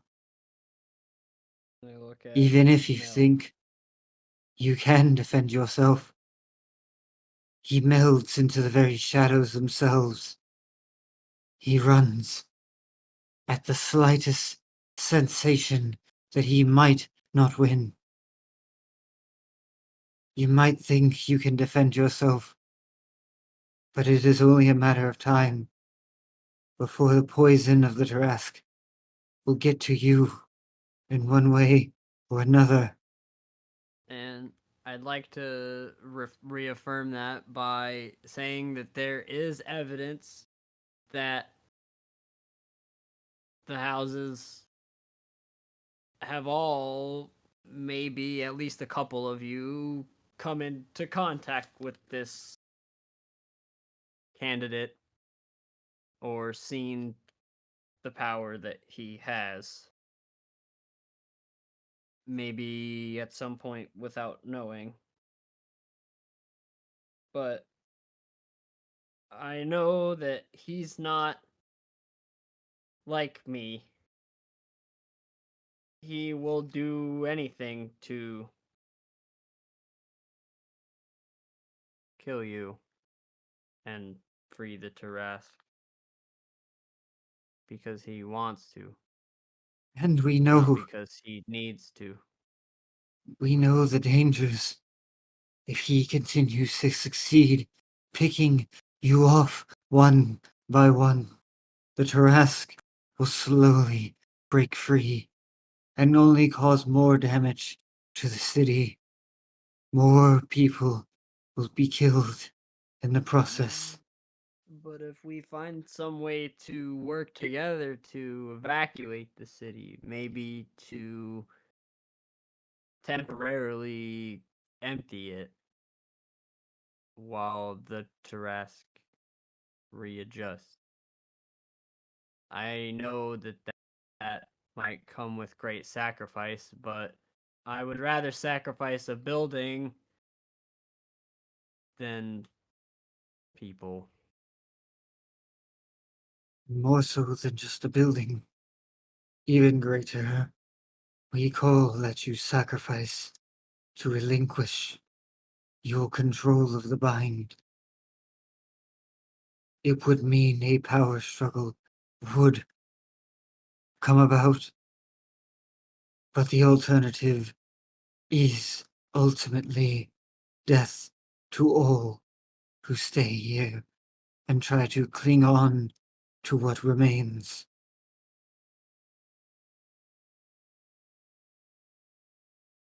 Your power will mean nothing if all that remains is but the sands and the ruins. And if you don't Uh, believe me, if you think I'm crazy, I know all of you have a tendency to think I'm crazy. Sometimes I do pretty crazy shit, but I've been there. I've seen it all. I've drank strange things.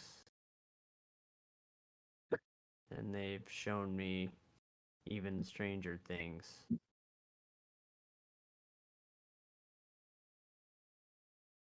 Just think that unity is our strength. And even though we may seem divided, us 11, or if we want to have another 13, it's whatever.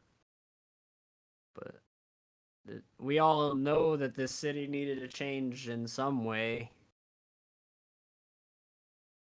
And if I also might remind, the Dwarven Empire to the south still marches on north. They wish for this city to be conquered by them. You will not be able to defend yourselves, divided with the Tarask, breaking free slowly. If you wish to maintain any semblance of that which you garner so closely, it will require to let go of your pride. It will require you to admit that what has been happening has not been for the best. And it has only made all of us weaker, disconnected from the world. Our connection is tenuous. Nature itself rebels against us. The other peoples throughout this land look down upon the city. They will spare no kindness for you in our time of need. So we either all die by each other's hands, or stand unified and make the difficult choice now for greater prosperity later. And if you wish to kill yourselves afterwards, arguing and bickering, so be it. But do not drag the citizenry into it. Do not drag nature into it. They have suffered enough. Oh, and every second that we're all here in the same place, Setch might attack and we might all die. So make a decision quickly. But you didn't hear that from me. Or you did hear it from me. No, fuck it, I'm saying it. Every minute that we wait here, we could all die. Well, you guys will all die. I'll probably make it out. But you guys will probably all die. At any moment, at any time. And I don't want that to happen. No, fuck it. We might all die. All of us might die. And that scares me. And I don't like that. So there's obviously, you saw those rolls. I wanted you to see those rolls. Most, like, no one's reacting crazily yet. Like, they're all like, okay. This explains some things. Like, there's some murmuring amongst them each other. One of the first people to speak up once this, like, opening kind of happens after you've given your speech is Aliplu of the fourth house. And the Retus, barks rather loudly almost with his words. So, we're fucked either way, is what you're saying? it's a damned if you do, damned if you don't situation. Well, prefer that we don't all die. I mean, come on, man. You saw the shadow, bro. Like, Trundle and I have been talking about a change that needed to happen within the fourth house. that's good. So Feel the like it's change on a fundamental. grander scale, I think, is something to be wanted. As one of the few religious members amongst us, I think I could commune with the gods, if you would like, tomorrow, and we could find some insight towards these actions to help. But I think this change is a good thing. There's kind of murmuring. Many of the Animaesus agree with what he's saying. What the You fuck can is tell. happening in this room, bro? Kind of We're immediately. supposed to be all killing each other. What is going on? They all rolled really well, as you can see. Like This it was isn't the like, city of salt I know and love. What's going on? right? Nobody's pulled a sword out and tried to kill anybody yet. And the next person to speak is Anton. Oh god. And Anton hesitates for a moment as his dwarf friend Anuel is still like staring at you, Birdman. Fuck it. As soon as you said Jock that very first time, he walked over and just stood right in front of you and has been looking you up and down and has eventually noticed your scaliness and is like definitely interested in this idea. Okay. As you look at Anuel, your insight and everything and what you know and remember about him, he is ancient for a dwarf.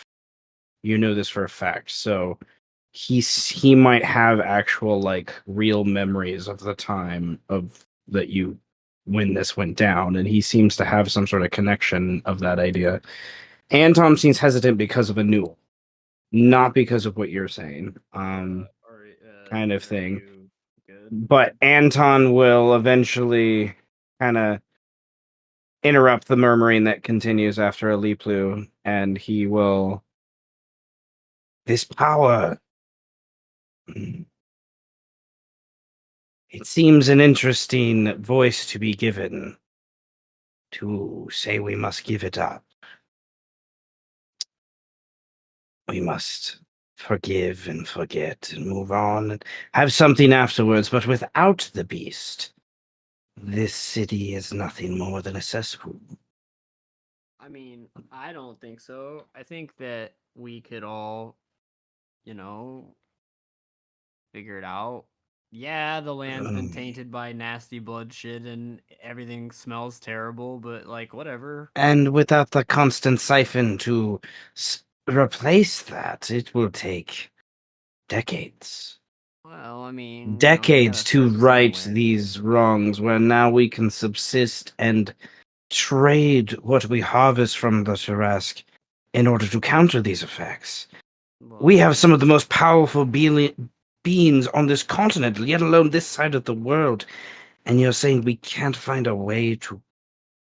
I do not think we are being fully prepared for what is coming at us. And there's some murmuring, but you can see some people are not so sure with things. The murder and the murder of the two other binder lords has definitely off-put some of what Anton is saying. And yeah, what do you say? Because Anton probably will just leave it at that. Yeah. That's the point. I think that we're all supposed to change from this. This is not great. I'm gonna be honest with you. Yeah, maybe it's not the best situation. Maybe we do lose, a big food supply, but I mean, is it really like good food?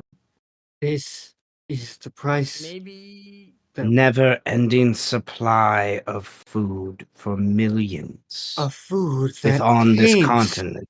A food that taints the very people that eat it. If I must interject, it would be the people's freedom if they want to even stay in this land, correct? yeah. City of I Drone, guess so. Nuvu. You would have refugees going to these other cities to live their lives.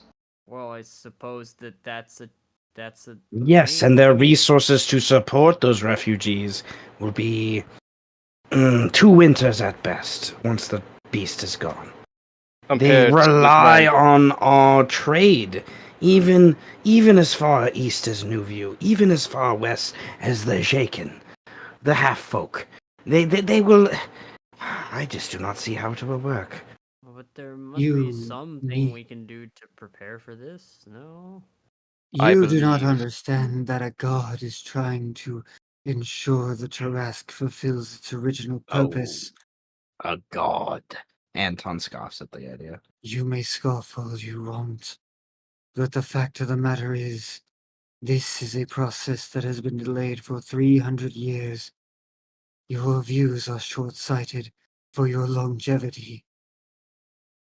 Yes, there will be issues, but those issues can be more readily solved rather than continuing to poison the people, to poison the land. I am sure that the food you get is of the highest of quality, with little to no taint inside of it. But the people out there, outside of the Beast Crown, they have no such luxury. What you ask for is selfish. What you ask for only invites death. Life will always find a way. It may take time,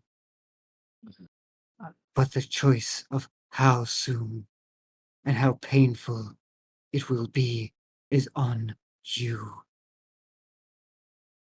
A bit of discomfort now to avoid a catastrophe later.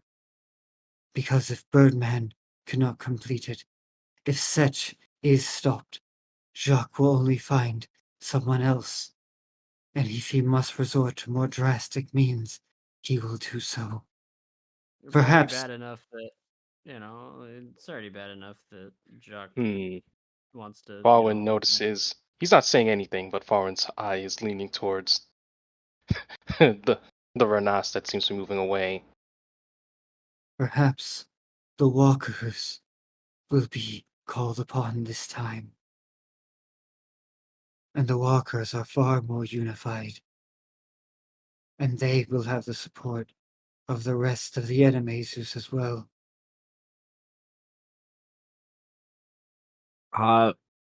As you guys are speaking, Chiabo says, "Excuse me," and passes between Birdman and Anul, her nose like astute in the air, kind of thing.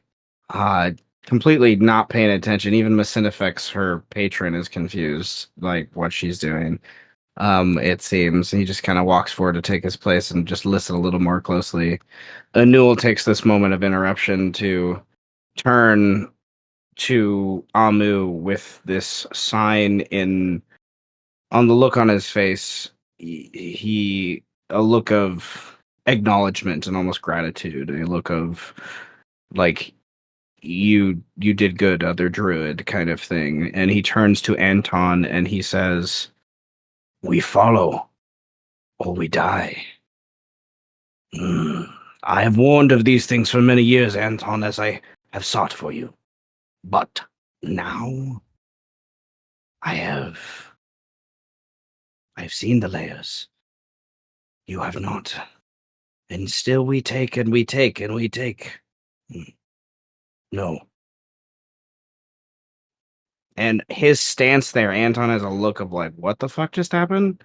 Kind of thing. And Anul goes to a little spot on his like shirt where he has this symbol of the fifth house, and he like takes it off and tosses it to Anton's feet. Whoa. Ooh. Damn. Whoa. Shit, bro. Fuck. And I Anton, fucked and up. this is like one of Anton's like right hand people, like that's like been with him for a long time too. Like so, Anton's just like, what the fuck? He doesn't even look. He doesn't even pick it up. He just looks at it, and Anton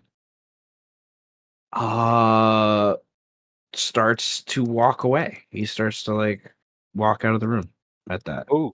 Ooh. Oh, Ooh, God. man. Two pieces at the same time. Because Right. Faurwiin would have teleported to this little Renas and cut along lines of, the last time a Renas went off their own, it did not end well for them. What, bro? Everything is And you just like poof in front of the Renas. Yes. Okay. In the same kind of couple moments that this is going on, so I can picture Mel and Trundle as closest to you, kind of turning over their shoulder, like, "What the hell just happened?" The noise that they're hearing.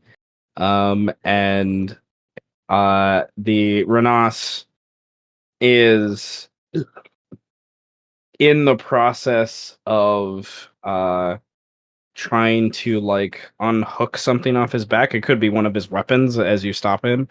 And the look he gives you is an echo of the look of what he was really looking at, which was Anton. And he has this anger in his eyes at you, and in common with a very thick kind of country accent, he just says, "Move." I recommend staying with the bigger group. The conversation is not over. Hey, my lord. You just need to get out the fuck out of my way, man. That's what you just need to do. Get out of the You way. go. Right. Just, and he's trying to be quiet about this idea, but people are starting to look at Anton leaving, so more attention's being drawn. So he kind of backs up and just like nods at you, like whatever, not right now, kind of thing. But he gives you a look of like, he'll remember this sort of stuff, kind of thing. And Anton's in the process of walking out, and Birdman definitely, Faurwiin to be sure, Tenebris as well. Amu, yes, okay, all of you have a high enough passive perception. You would see in the similar moment Xantha is walking away in the opposite direction. Once he sees Anton leaving, he Wait, Cascade. guys, I'm not gonna say it again. I just want. Birdman.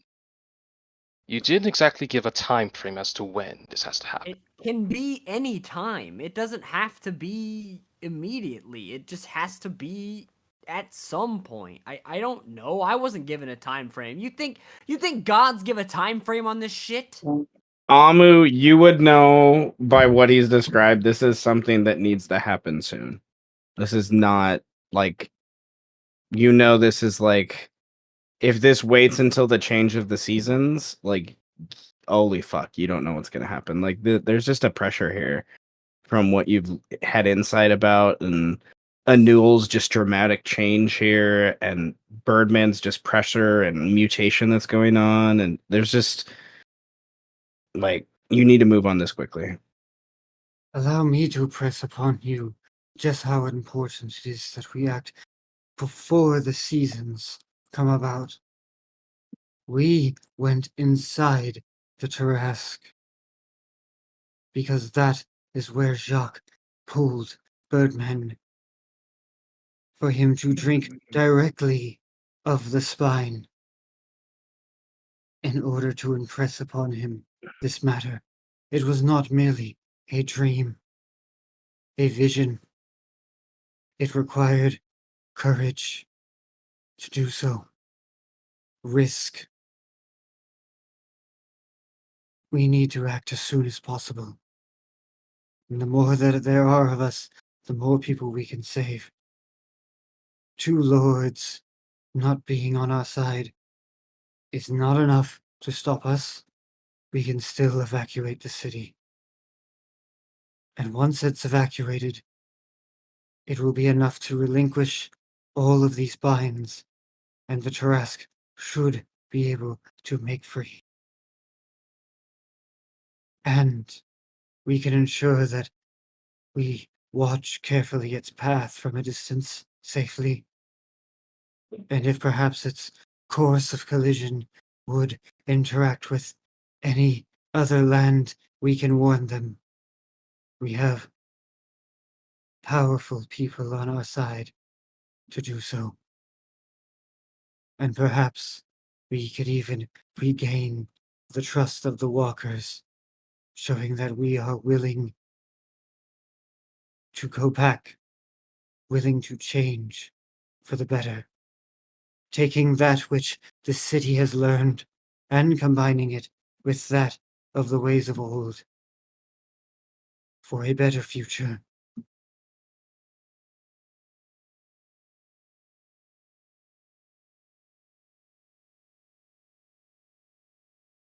The walkers don't care about us, Duradine would say. Gaining their trust would only happen from the end of the beast. They've been barking it for nigh a century. They can't kill it. And No one can, so... And that's the point. You go inside, you drink the fluid of the beast. Yeah. You change, I see your arm, I see your eyes, your weary step.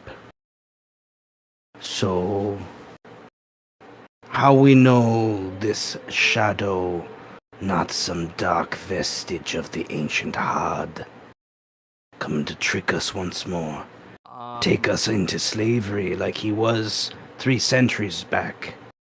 Well, see, he told me that I it think Faurwiin would was- interject and say, Birdman, you don't.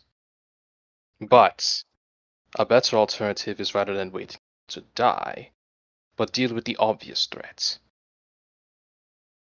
The Birdman is such a candidate as the Shadow of the Beast. The Birdman has a vested interest in saving the people, saving the city, saving his home. I believe if anyone is so driven to bring all of us here in the same room, I believe the Birdman, with our support, can ensure the safety of the people. I look at you like, what the fuck? Like, I just have this look of like, what? Look on my face, like, dude. To add on to this further, if Hard was seeking to trick us all into slavery once again, remaining here with the beast would be the best option, would it not? Because it Well, causes us to fight each other, to be less concerned with outside threats, rather than being unified. Is trickery often so straightforward? No. I look at you But like, darkness is this little like bug guy comes up. And he flies up in front of everyone. He's Can I like pick him up? no, he's not gonna let you pick him up. You won't let me pick him up? No, he's not gonna let you pick him up. He's about 8 inches tall.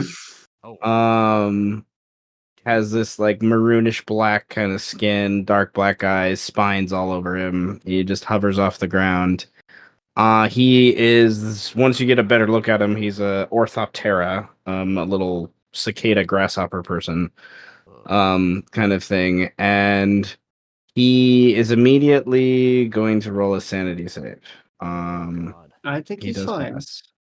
I think he's insane. He is slightly insane, but his comment was that you can always tell darkness, and then he looks over at Faurwiin for a second, for a long second.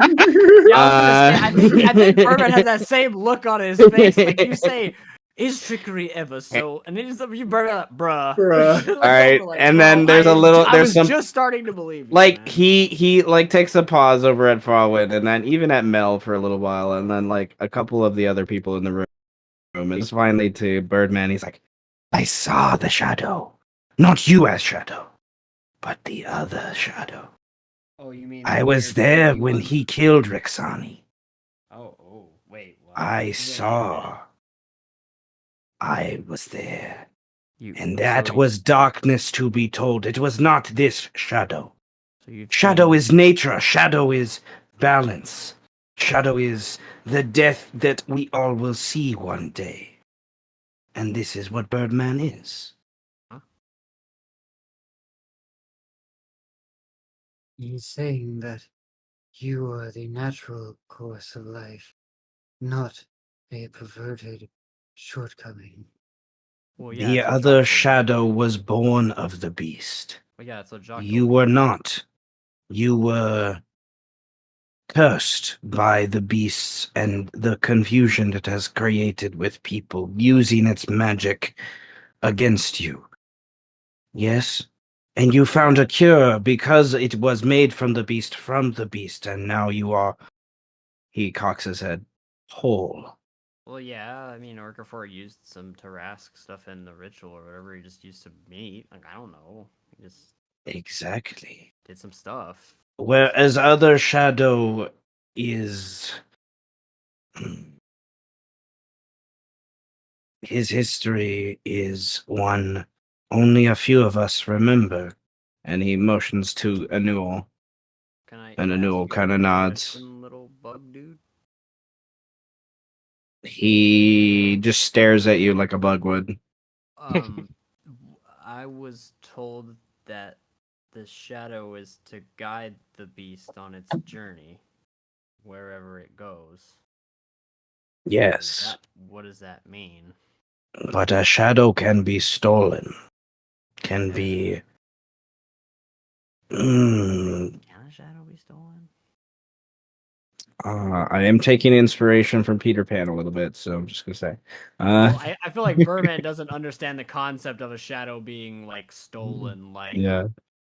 the fuck? The shadow. Oh yeah, the shadow can be stolen. Can be taken if allowed. And when we made the seals, there is the idea that the shadow was all that could run wild and be. And we found ways to take it. Some of the ancient drow and dwarves did, and they used it against the early walkers in their battles with the beast to stop it from its walk of destruction. The walkers learned too late the natural causes that you speak of. And by the time that occurred, all we could do was nothing. For those like Anton took hold. But now it seems we have a room of... He stops for a moment. Agreement. He was going to use a much nicer word than that, and then realized, no, Trundle looks over there like he'd probably eat him.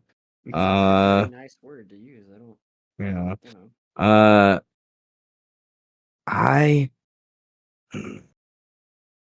I am here to guide, and I will assist you in this venture. What is left of the 13th house, Matilda and I can garner, but there is an issue we must uphold first. A pressing point. We need resources for the people, and the 13th house was responsible for much of the consumption of water.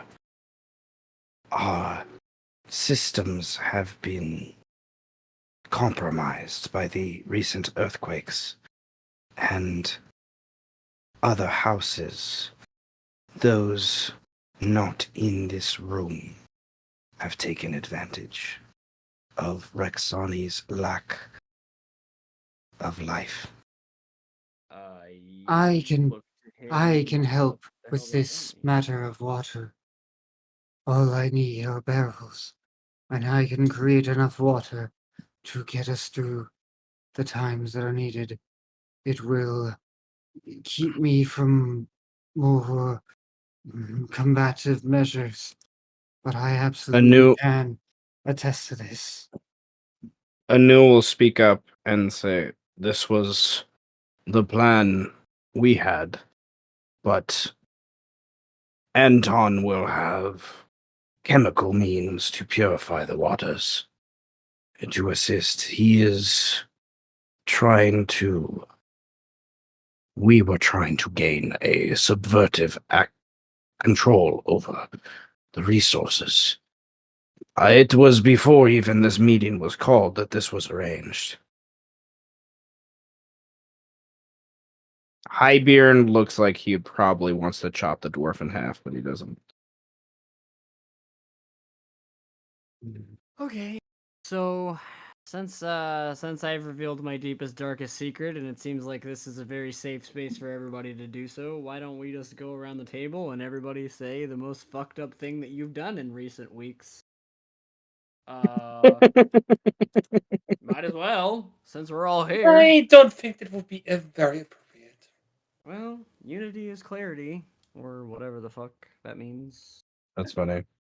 We've already Um, seen that there are those like Anton who are blinded by selfish purposes. If it would Wait. mean going at each other's throats, we should wait before airing our dirty laundry. Question: is Tenebris even still there, or did his image fade by now? Well, you tell me how you're here. did you I'm come in? here to because my token is here, so I can see things. I guess. But it must not. I Did the image assumed. fade when I I was assumed here? your image or your simulacrum was here with Fallen. That's what I assumed. Right, then I was still here. Right, so perfect. My image Um, is here. My simulacrum hasn't been finished yet. yeah. So it's like, yeah, Ember is basically making you travel through the room. Kind of thing. Can you give us a quick scene of Imba riding a dragon? It would be very cute. Bruh. So during this conversation, there's a few roars up above, and people look towards Fallen of like, "What the fuck is that?" But you could go to the above the camera where, like, I imagine Ember is like this little fire elemental, like holding on to the head of this, adamantine dragon, just flying over the city. It's cute. I like it. I love it. Thank you. All right, so. As I said previously, if after we accomplish the task of saving the people of this city, if we wish to kill each other afterwards, so be it. But for now, we should focus on the greater problem at hand. Yes, the Tarrasque could I do awake have at some one point. concern. To ensure that Birdman's attempt at being the prideful candidates of the beast is not subverted. In the matter of the shadow of the beast, how will that be attended to?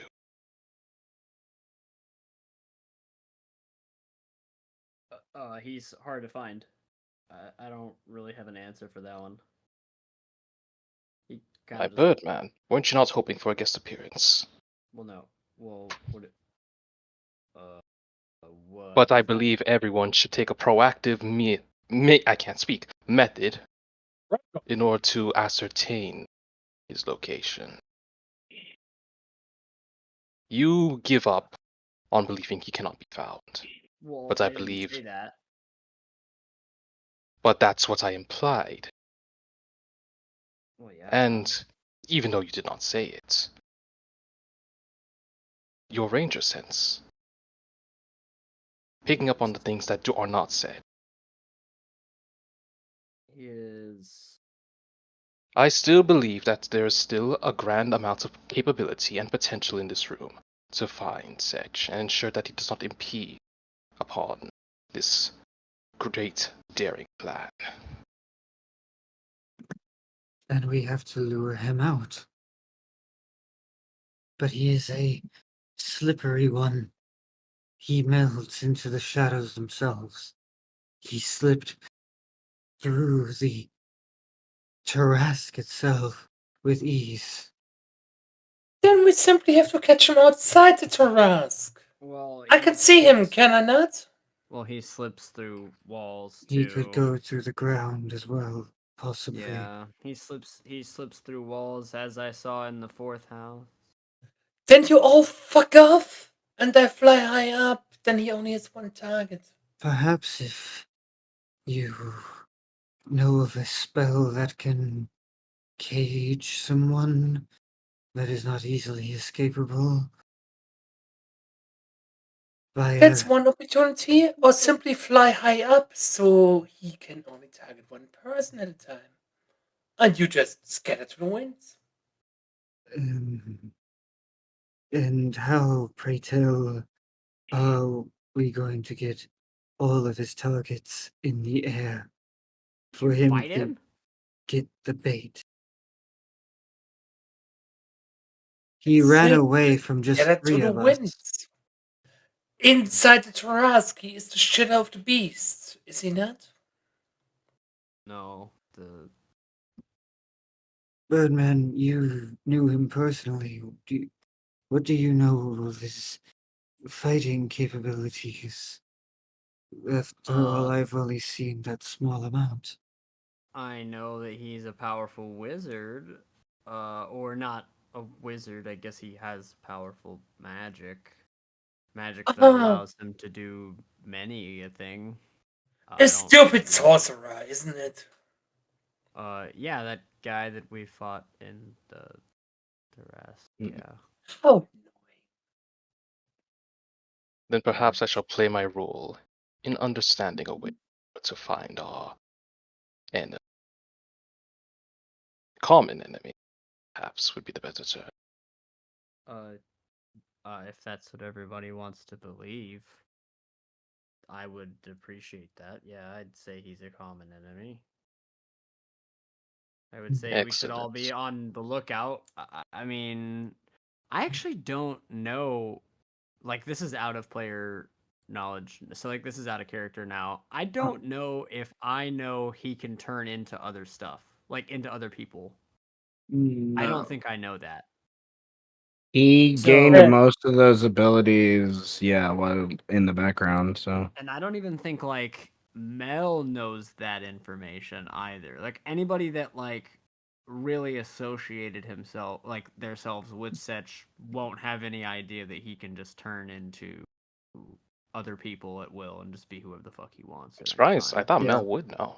No, I don't think. No, I he think kept that's it a the whole secret. point. Is that's like the one thing that he hid from all of us is that he could turn into other people. Well, Yeah.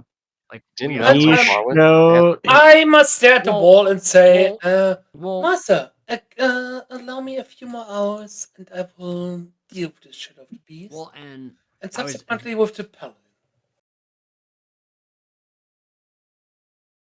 I mean, yeah, none of us know that at all. All we know is that he can slip through. It's funny you say Solid that. material. I was just listening to that episode, and yeah, she did tell you that she was concerned that Setch was doing weird shit, but we just resolved that last time we played. Now she knows for a fact that Setch is doing weird shit, but Mhm. I still don't think she knows that he can fucking shapeshift. You know? I know Yeah. that she probably knows he has magic and, like, really powerful shadow magic, but she doesn't know that he can shapeshift into other people. We're basically looking for a needle in a haystack. Not a needle in a haystack, a needle in a needle stack.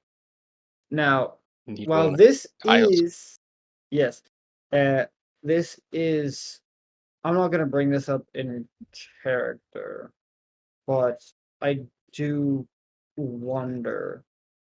This is more a question towards God. Sorcerer's Yeah, God, what do you have magic to say about is very innate. Like their magic comes from them. It doesn't really come from a spell book combined with the knowledge. So would that then mean someone could use detect magic to essentially ping magical radiation off of a sorcerer? Magical radiation. Yeah. I mean, this is what I was mean- gonna pitch, which I believe I pitched to you, Seth, way back when. When one is hard to find via magic, use magic, but through mundane means. Delos is a very capable summoner. Yeah. There's creatures beyond the plane that are capable of hunting creatures. If Setch is known to be in the city, Oh. Delos can find something that's very, very good at hide and seek. At least that was going to be Farwin's angle. I also don't know how large this city is, but I do have It's a mile. this. It's I can find him, It's like a mile in diameter. but this might ping all kinds of weird the shit thing out. it'll ping You did do that. everyone. And you did do that like around the first time we met Setch too. That's how you That's knew true, you something did. was off about him in the first place. Yeah. So I can find him, but I don't know if it's gonna be him. You know what I mean? Like I'd know, like, oh, it's there's a thing here, Mhm. but I don't know like where they are. Just that they're around. Just that they're here. You know? 'Cause it doesn't So reveal this locations. sounds like a collaborative Well, check of some sort, is what this is, with abilities and things like you're describing, if that's what the case is. But to answer Les' question, detect magic is only a 30-foot radius, so that's the only caveat I see to this. I've used detect magic before for those simple kind of vibe things. I think there's nothing wrong with that idea. If the magic is intense enough, because I think that would even work with a druid or a wizard or something too, that you would kind of sense that there's a kind it's of not only magic. magic, but their signature magic. Yeah. Yeah, if they go to you, it's like, what? I don't know what to do with you. 'Cause blade singers aren't really like a particular one usually, but nevertheless, I think that's a definite possibility. You also have the ability to scry relatively easily. If we can get a piece of him. What if we already have a piece of it? Like a giant piece of him. Do we? Well. He Oh came my. from the Tarrasque. Yes. Well, won't that give you like a false positive reading? We don't know that. Maybe. I It don't could know be worth. that. It could be worth testing out, though. I would say Guys, I think I need to drink my some more spinal response to that fluid. question is basically a yes, but my response to that question is you would have to go back inside the Tarrasque. It's not like you just go God. outside. Like you would have to go to where he went when he first changed officially, which was at the brainstem, basically, is what he did. So he connected to like its brain, like explicitly, along the way. So you could potentially Brandon and Amu, I mean Birdman and Amu. That's me. If Faurwiin wants to roll 2, you can roll. If Tenebris wants to roll, you can roll a nature check. A nature check, you say? It's not an Oh. insanely high DC, but With it does someone require a saying check. nature, I did well. Yeah. There's that I 30 knew you being needed. I knew being a ranger would pay off someday.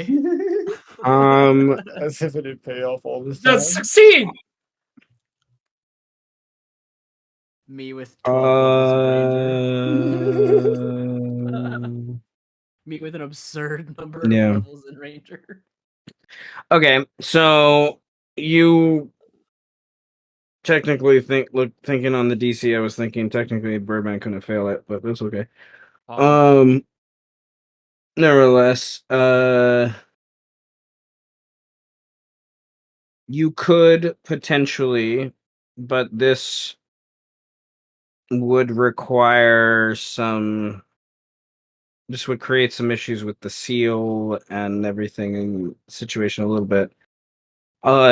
If you don't, you could go to one of the eyeballs, and you could open the eyeball and cast a commune with nature spell to commune with the beast itself as well. Dude. Or hear me out. This is gonna sound a little wacky, guys. But you let me drink some more spinal fluid. You said hear me out and immediately invalidates what you have to say. Hear me out. Yeah. You guys let me drink more of the magic freaky liquid. It might.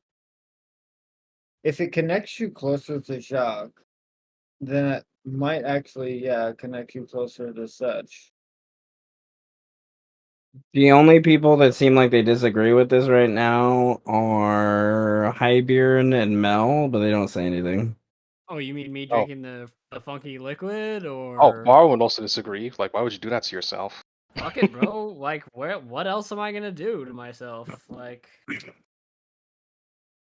you know. Anyway, what's the general vibe of the room? Are we all good? Does anybody want to like stab each other yet? Like, Varro kind of wanted to leave and do his own thing. He just didn't know if there was anything else that was gonna well, you be can leave discussed. whenever. Nobody fucking likes you. I need to look at something. I don't even think your sons like you. Fuck you. Look, I'm going to be honest. I do not have a high opinion of you.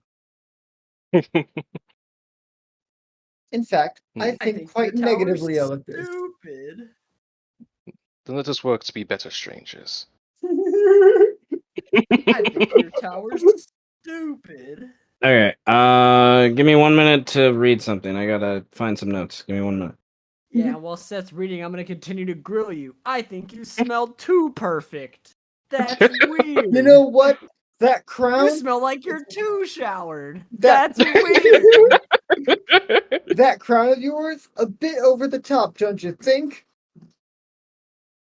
Down with your Elrond looking ass.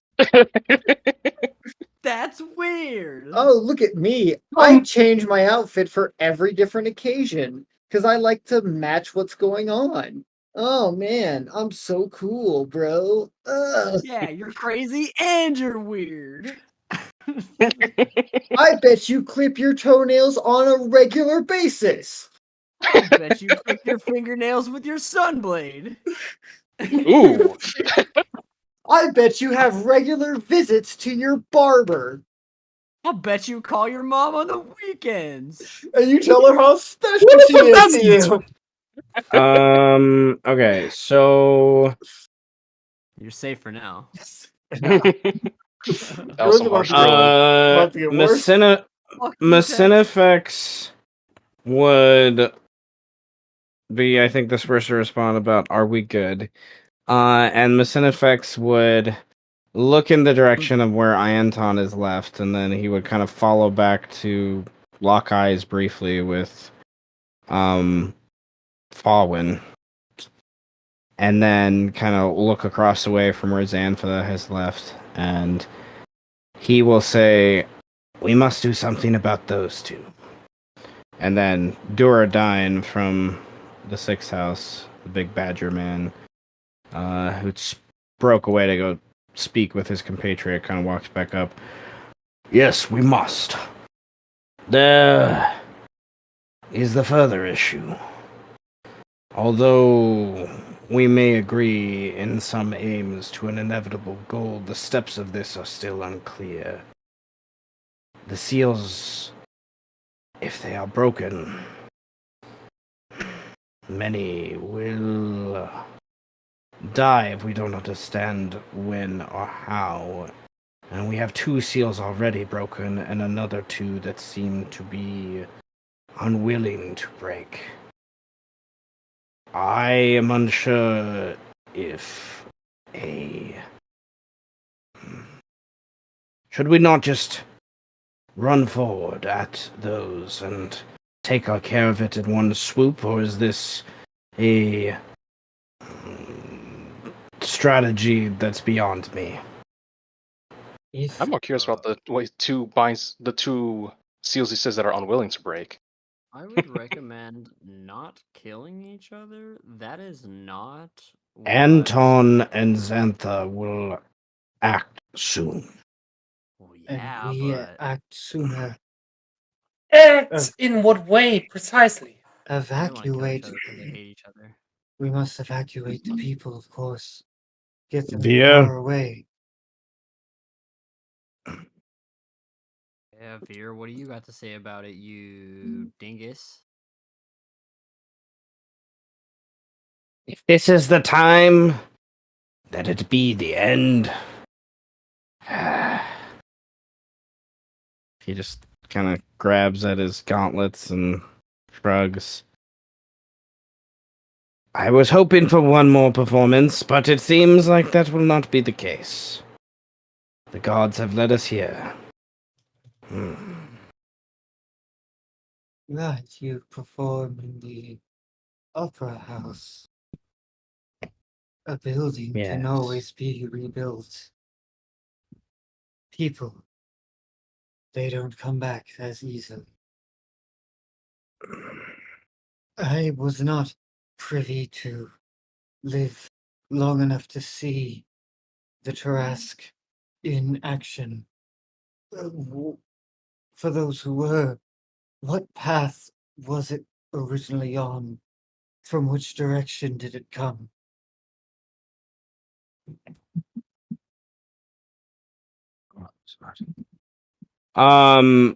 Annual will be the one to kind of explain that. But we'll go. Oh, I'm already on the right place.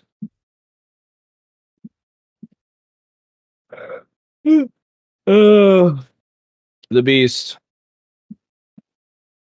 was awoken in the mountains near the Squamata lands. Traveled 500 miles to therefore cross the main Moonvein rivers to kind of follow along the Renas River for a long, long time until eventually it was bound and thwarted where it currently lay. It's traveled over 1,500 miles. It was weeks and weeks of battle that happened along the way. On the map, some of it, this map is a little bit blurry, but there's a couple spots that were erected because of some of those battles that now stand. There's a aspect of the feline folk that kind of took residence in some of the where the first battle happened, and then there's some of the coyote kin or canis that have another kind of place that's around for that idea. The general impression most people would have got is it was following the rivers. So it is believed before that the beast fell that the Renas River connected all the way to the west, and that was kind of stopped. So he probably would have followed the river, climbed through or around the mountains, and then I'm not quite sure, or potentially would have been led to the destruction of the giant city up here, which is technically not an Animaesus city, it's a halfling city, but Live and let live. Meh, fuck halflings. Oh, the Shire had to go Shit at some comes, point. shit goes. Look, they had their story in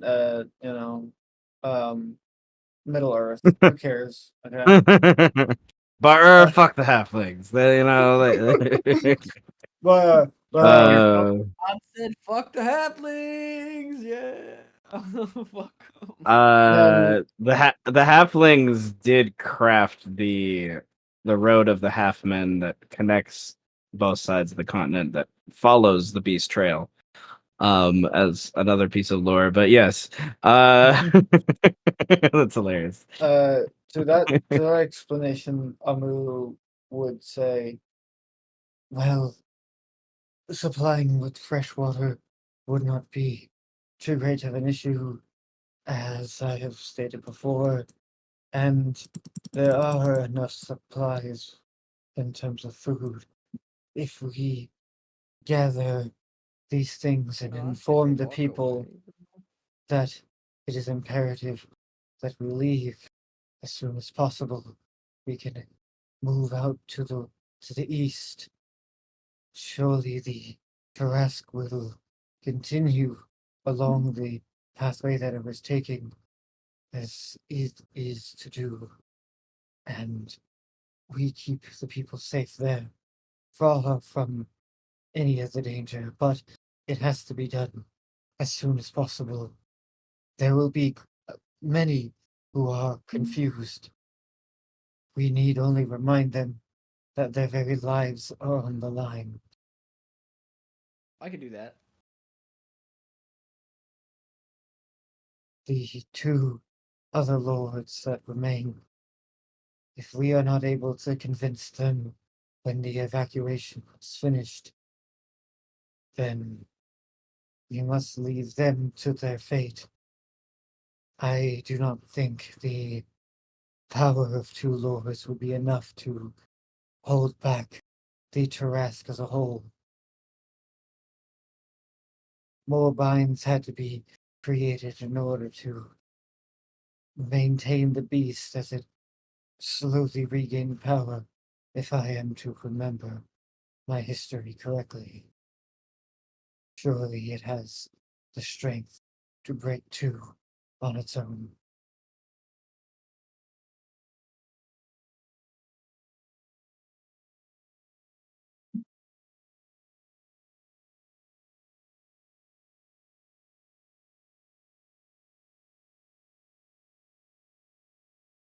Okay.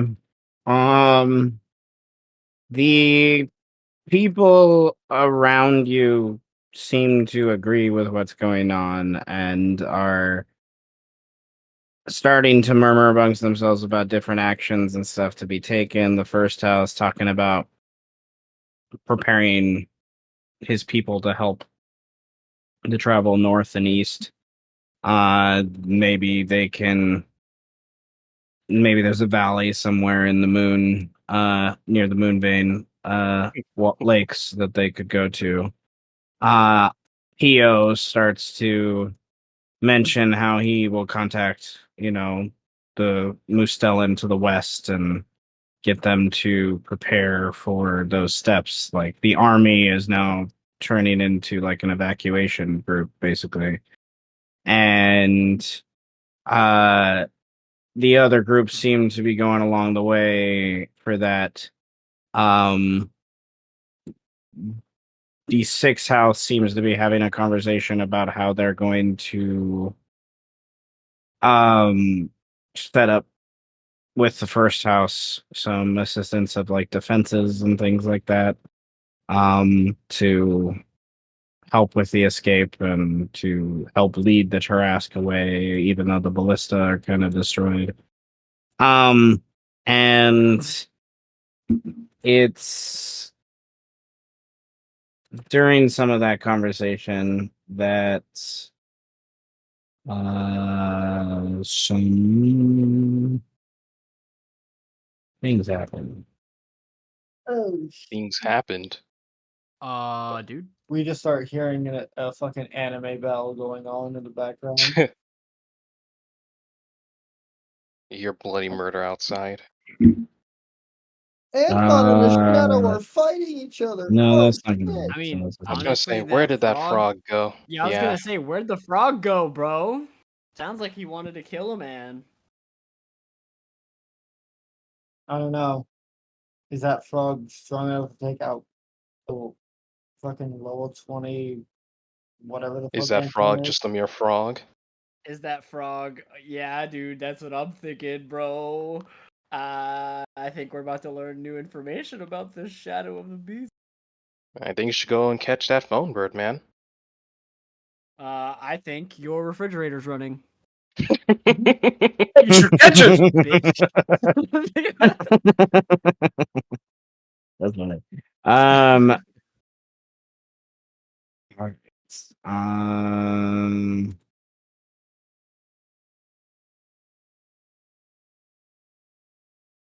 Your hair's too white.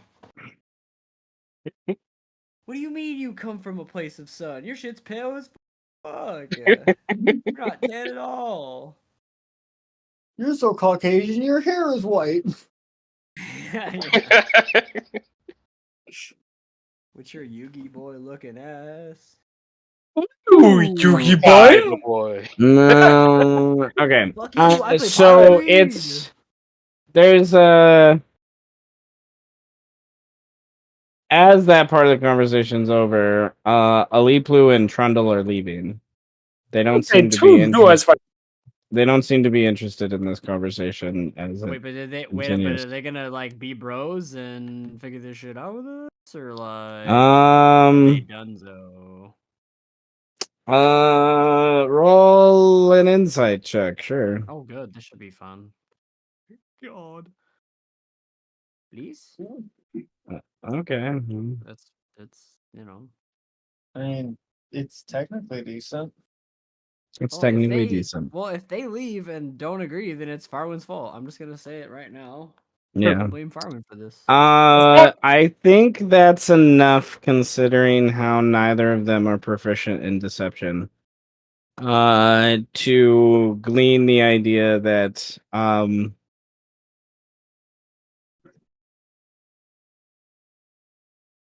do I word this? If given the choice in the long history of the fourth house, no matter who's been Binder Lord, if given the choice between friends and money, they choose money. Well, yeah, that's just a fourth house principle. I mean, but at the end of the day, like, if we Kind of all thing. live, we get to live another day to make more money. So yeah, there's that idea. Nevertheless, I think this constitutes a better than none. You all gain 1 sanity. Yay! Okay, thank you, I guess. Okay. Hell yes! You have an alliance that you didn't think was possible. Hell yeah! Also, I refuse to lose the sandy point again at Mars Runner because that's my thing.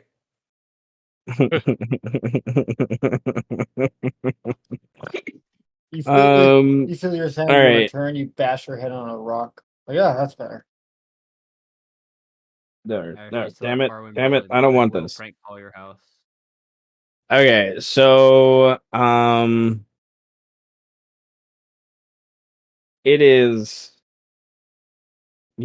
like 2 a.m. by this point, right? Oh god, we've been down for so long. 2 a.m. I was gonna It's still say, 2 hours until 2 a.m. we've It's been good. playing Dungeons and Dragons for a long time. If it's 2 a.m. Yeah. like in game. Nevertheless. I was You literally should have me for like 5 hours. What the fuck? Holy shit! Where's the time go? I know. It's like, yeah, it's a zoom by. Just keep on for another 5 hours.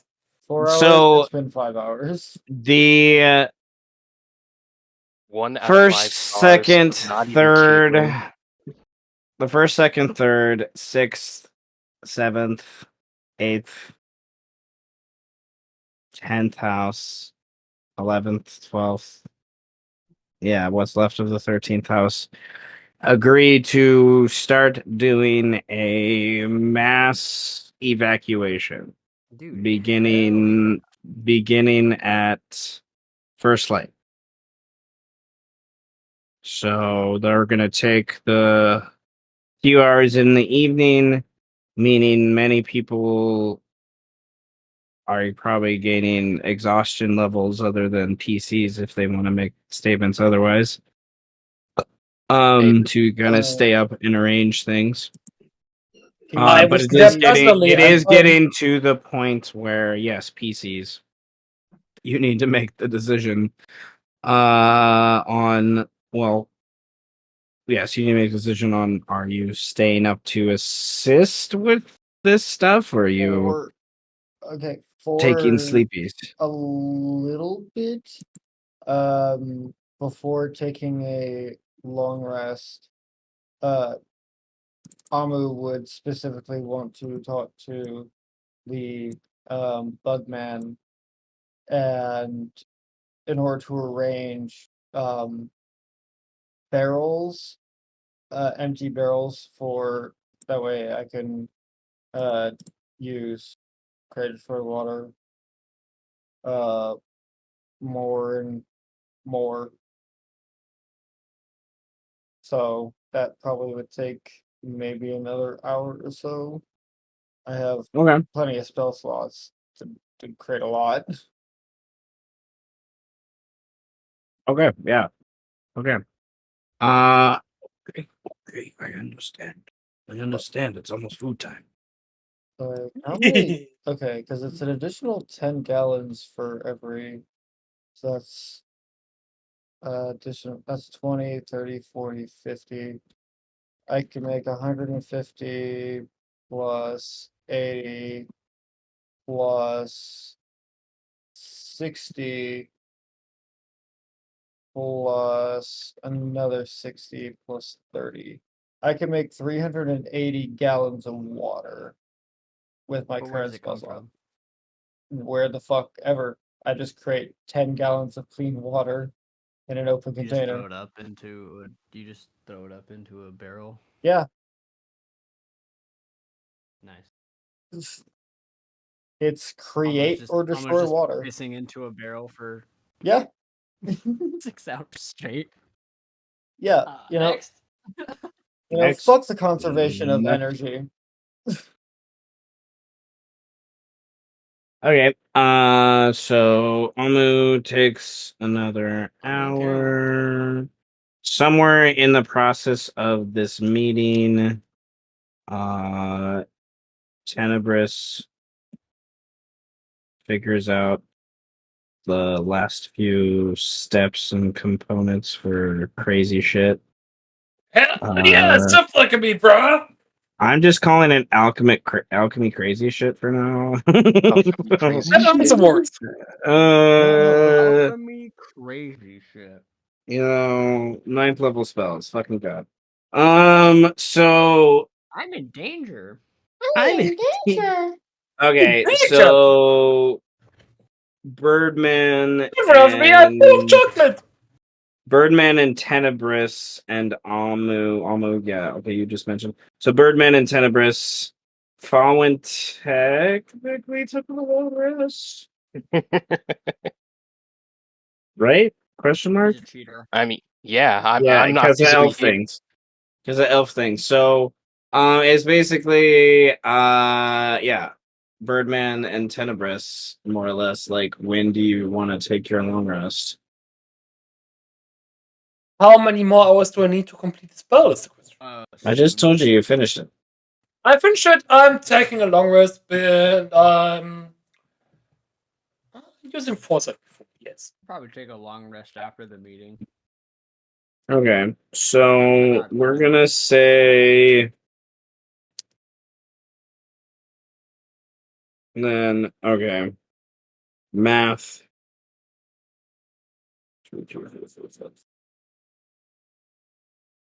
Okay. That means long rests will pick up about somewhere between 7 and 9 a.m., depending on. Actually, I would like to make a little retcon. I want to create a new dragon before I long rest. Oh man. That's good help. Another one?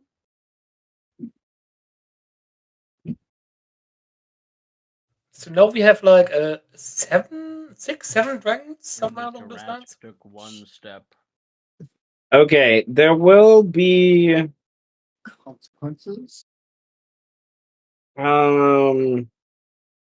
Birdman, where do you take your rest? I am gonna go sneak away from everyone and go do that thing I messaged you about. Okay, then. I would like a stealth check. Yay.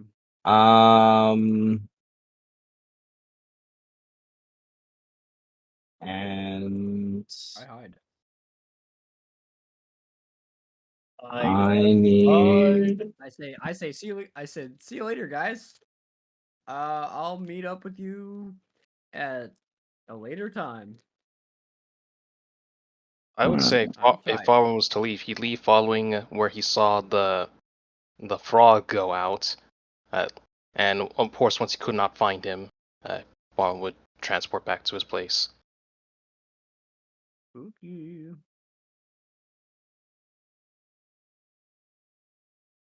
What's the matter, Faurwiin? Frog got your tongue? Matter, motherfucker. Tongue got your frog?